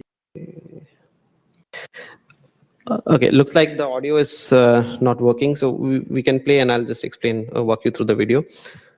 So here in this demo, we'll be involving two Azure VMs for test. So the one on the left is basically a client sending out packets using the IPUF 3 tool, and on the right we have a GB200 VM where the patch will be applied. But before that, we would run it without the patch and show you what was the actual performance that we noticed on single TCP connection. So we can see here it's around only 20 Gbps on the single TCP connection. So next we'll be applying the patch and load the Mana driver module again here and see how is the benefit here.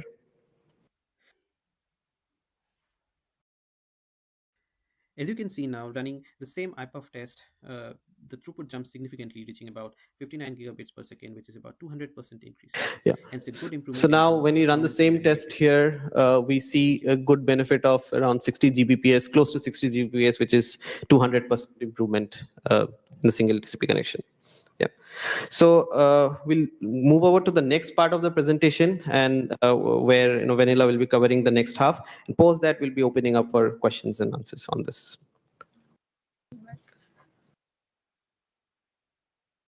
You have to.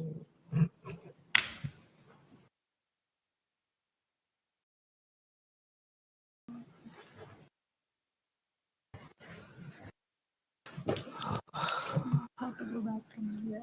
The PPT back. You need to stop presenting.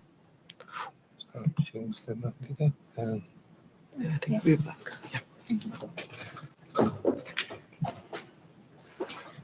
Yeah. Hi everyone. I'm Vanilla. Today I'll be discussing about bandwidth control with NetShapers in Mana.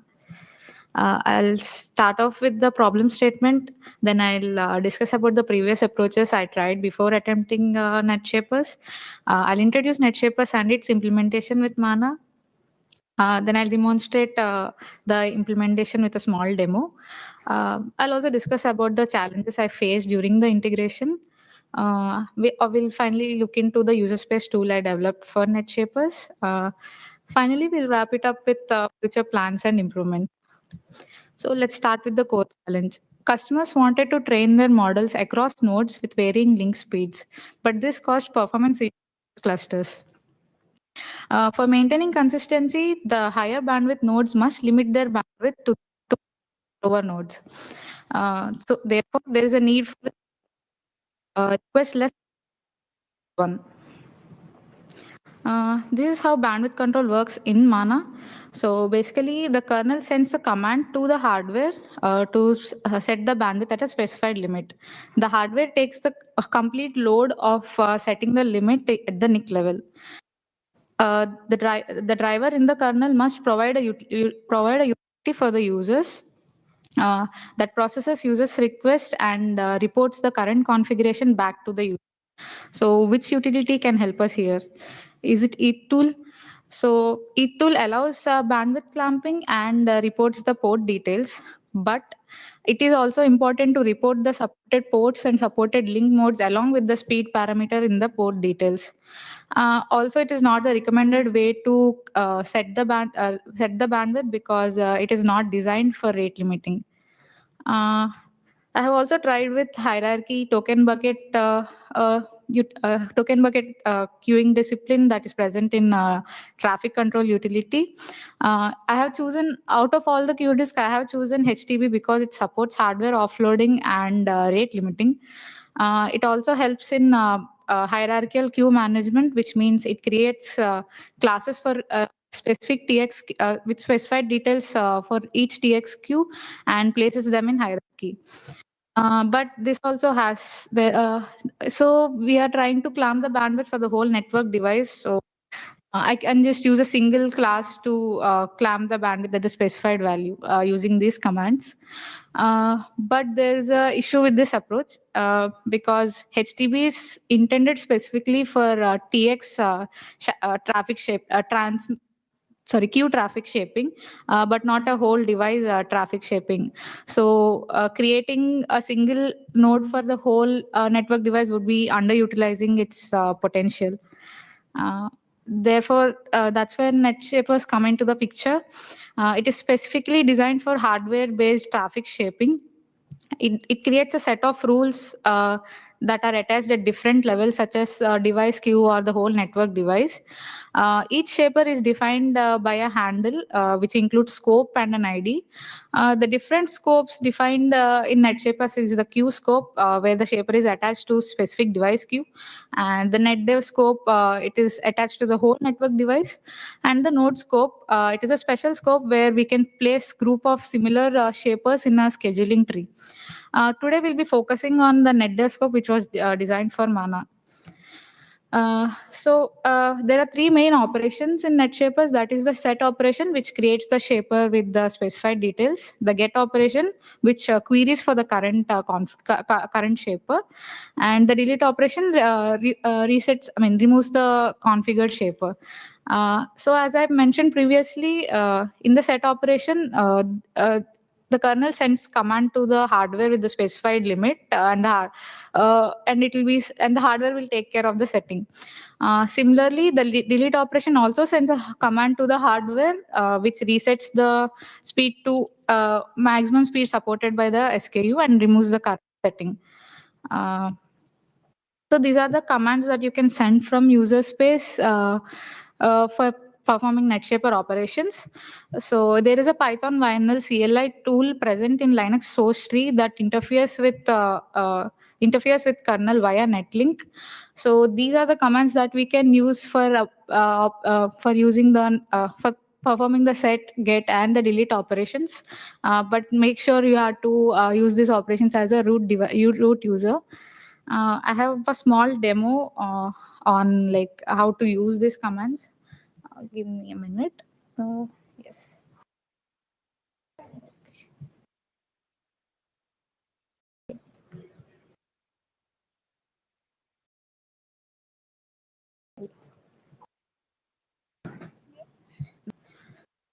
This demo shows how to modify network speed using NetShapers.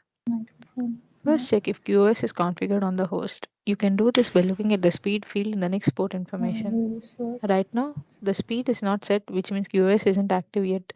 I think the audio is not working for this one. Yeah. Speed So using basically, NetShapers. first you have to check for First, check the if QoS is configured if on the the QoS host. is You can do this by configured for looking the at the speed MANA NIC. field in the next So port that can be information. checked from the Right tool now, command. the speed is not set, which means So if QoS it is isn't active yet. configured, then Use instead network of interface unknown details that to is find mentioned the in the MANA speed NIC. parameter, you will Wait see until the QoS is maximum speed configured. supported by the Once SKU. QoS is active, the speed field will show the max speed supported So by the from here we SKU. can see it is We it is use tools currently from the the Linux QoS is source tree active to apply the NetShaper between the settings. guest and the host. So Get the interface index of MANA NIC. Now let's move First on we to have to setting the check link for speed on the the if index interface. that is Use the correct interface index, defined for scope, the and ID when creating the mana shaper. init The speed and must be perform specified in this bits per command second. where we use the YAML file that is present for NetShapers, which has all the details, and make sure to give the correct if index, the scope, and ID. And also mention the bandwidth max parameter, which is the speed parameter for us here. Once the shaper is set, its details are stored in a cache. To get the details, you can retrieve we them use the using the get get command operation. Just similarly make sure to use the correct handle. enter the right You can also check the handle here. currently configured speed via the So mana you can debug. see the speed is mentioned in bits per second for the specified shaper file system. Note that the you can speed here also is see the reported in current speed in megabits per second. Mbps in the debug fs folder using this interface. yeah. Use the correct interface index, scope, and ID when creating the shaper. The speed must be Also specified in make bits sure per second. to use the Once the shaper is set, its correct details are stored in a cache. You can retrieve them using the get operation. Also, Just you make make sure to use the correct minimum handle. 100 Mbps of You can speed also check the while currently setting the configured speed speed because it via only the mana debug supports file system. multiples Note of that the 100 speed here is Mbps reported in for now. megabits per second. The minimum supported bandwidth is 100 Mbps and only its multiples are accepted. Now let's delete the configured shaper using the same handle used during creation. This clears the shaper's cache. To delete the link shaper, speed you have resets to the mention the same handle that you have created for while creating the shaper.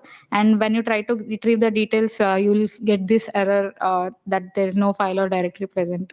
Supported that shows by the that SKU it is visible in already the port cleared. information.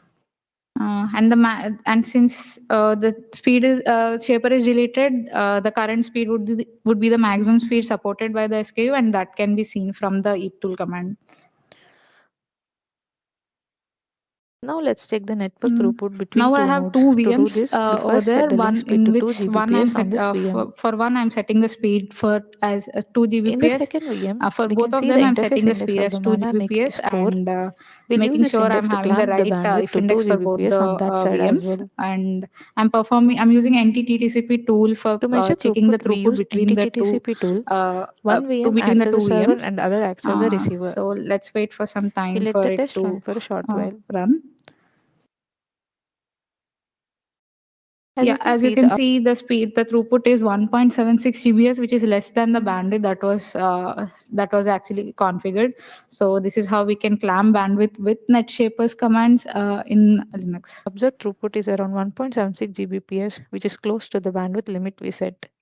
Yeah. Thank you.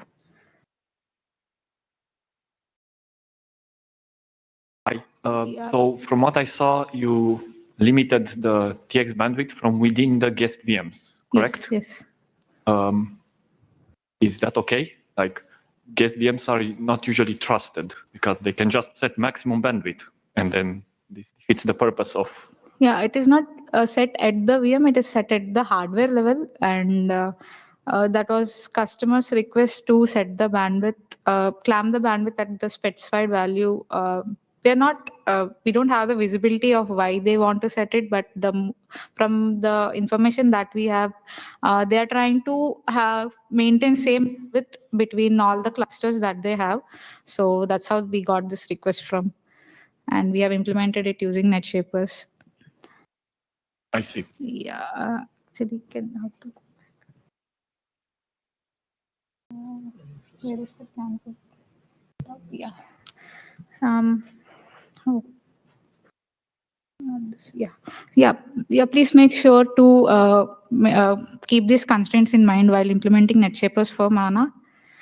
So there were some challenges faced during the implementation. Mana and its peer driver NetVSC did not have proper NetOps support, which led to multiple deadlocks. For example, if you see in the Mana probe code flow, the register net device calls a notifier callback to the to the NetVSC driver, holding the netdev mutex using netdev lockops. In the callback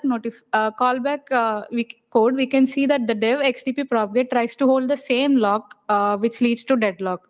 For clearing the deadlock, we have removed the second lock, and that's how we were able to clear many deadlocks that were observed in Mana open and Mana close paths also. By this time, customer was able to perform the NetShaper operations perfectly, but there were still some loose ends that needed to be tied up. Currently, there is no direct CLI tool outside Linux source tree to perform the NetShaper operations. Every time cloning the source tree and using these operations would be time-taking. And even if the user wants to use the speed in GBps, he has to enter a long string of zeros because currently the tool accepts only bits per second. Every time the module is reloaded, the if index keeps changing. So the user has to keep the if index in mind just before using the command. Finally, the output of the get operation is a raw JSON output, and we wanted to modify it little better way. So what could be such a solution for it? We can introduce a new IP route to command for NetShapers that can directly interfere with the kernel via netlink without the need of cloning Linux source tree. These are the simplified commands for every operation. Here you can mention the device name instead of if index, and the tool will internally take care of the if index. Also, the speed parameter has been made easier. You can directly mention mbit or gbit for any kind of rate parameters. Even the delete operation has been streamlined, and the users can remove the shaper directly by mentioning the device name. Finally, the output of the get operation has been changed to more human readable manner, and by this time it's more we have moved it from raw JSON output to a more human readable output. With the introduction of this new command in IP route 2, not only Mana developers can use this command for performing NetShaper operations, but anyone from Linux community can use this tool for any driver that supports NetShapers. Currently, this tool supports only NetDev scope and is specific to Mana. As I have mentioned in the pictures, we can see there are other scopes also, like the Q scope and the node scope. There are other parameters that can be supported. So we are in future plans include expanding that support to more drivers, which can help in broader hardware compatibility and additional shaper features. All my changes have been accepted upstream, and these are the links for all the patches. And if you want more details, we can go through. You can go through these links regarding other operations. Yeah, thank you for your attention. We are up for questions.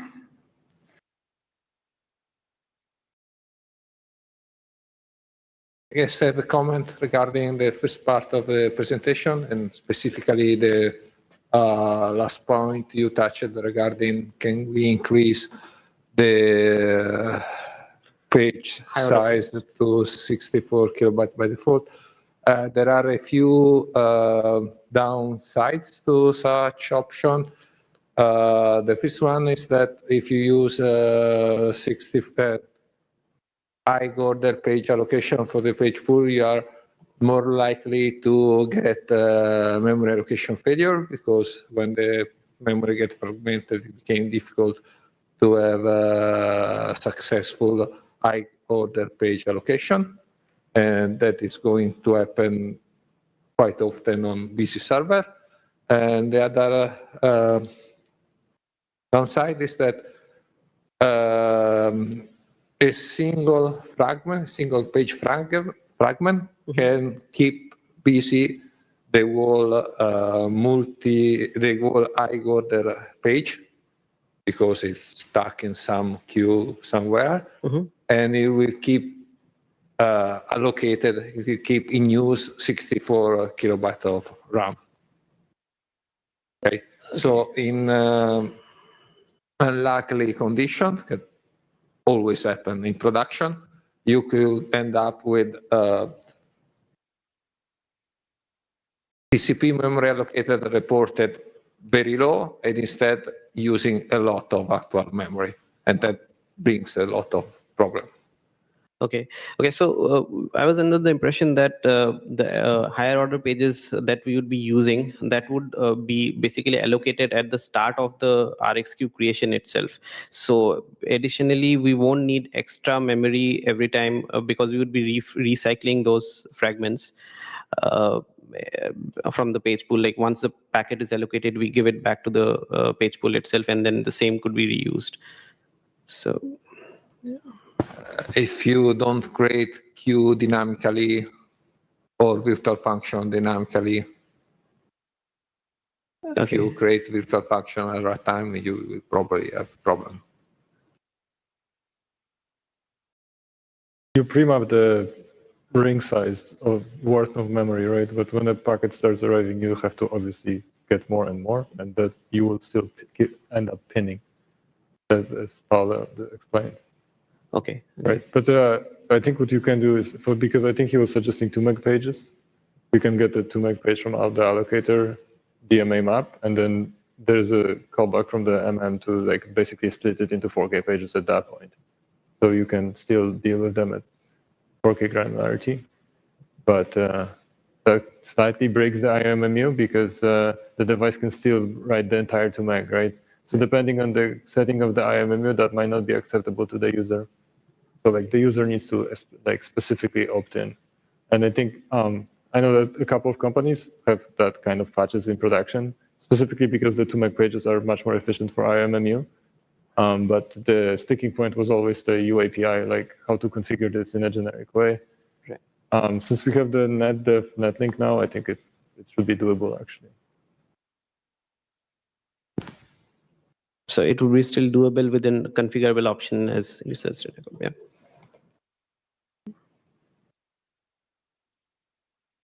Questions? Sorry. Sure. So is there any part of, do you have any ability to do header split and zero copy so that with the data, you don't, at that speed, the copy overhead of getting it to user space gets to be very significant? Okay. So here, so basically so what we are trying to do is like basically the DMA ring itself, where the packet buffers needs to be allocated from before that, we are trying to optimize.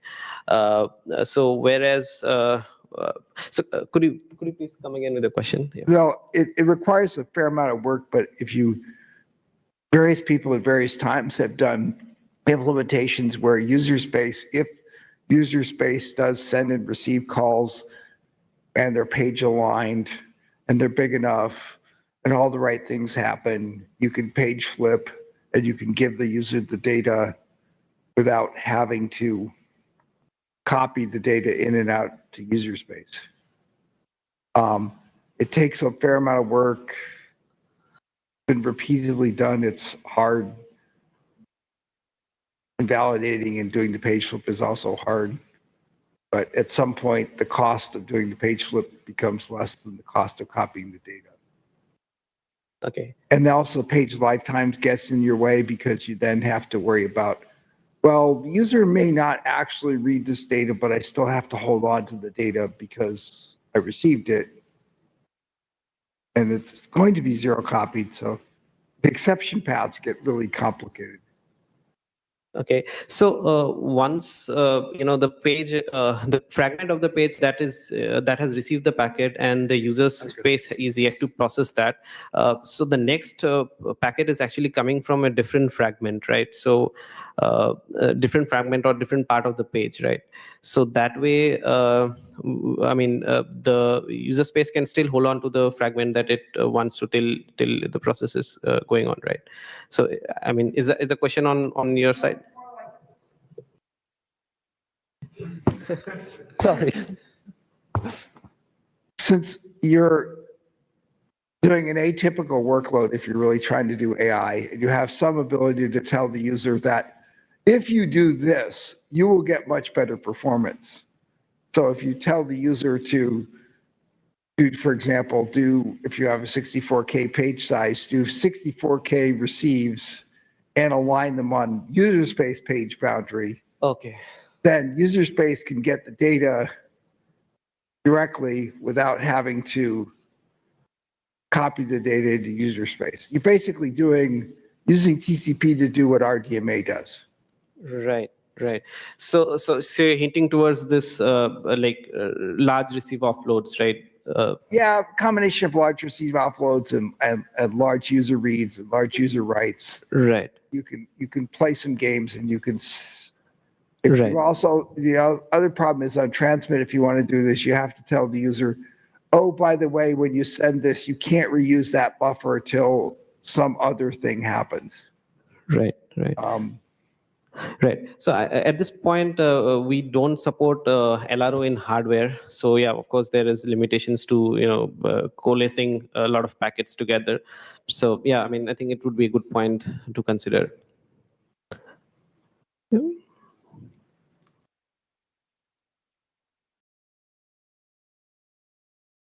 Okay. Thank you.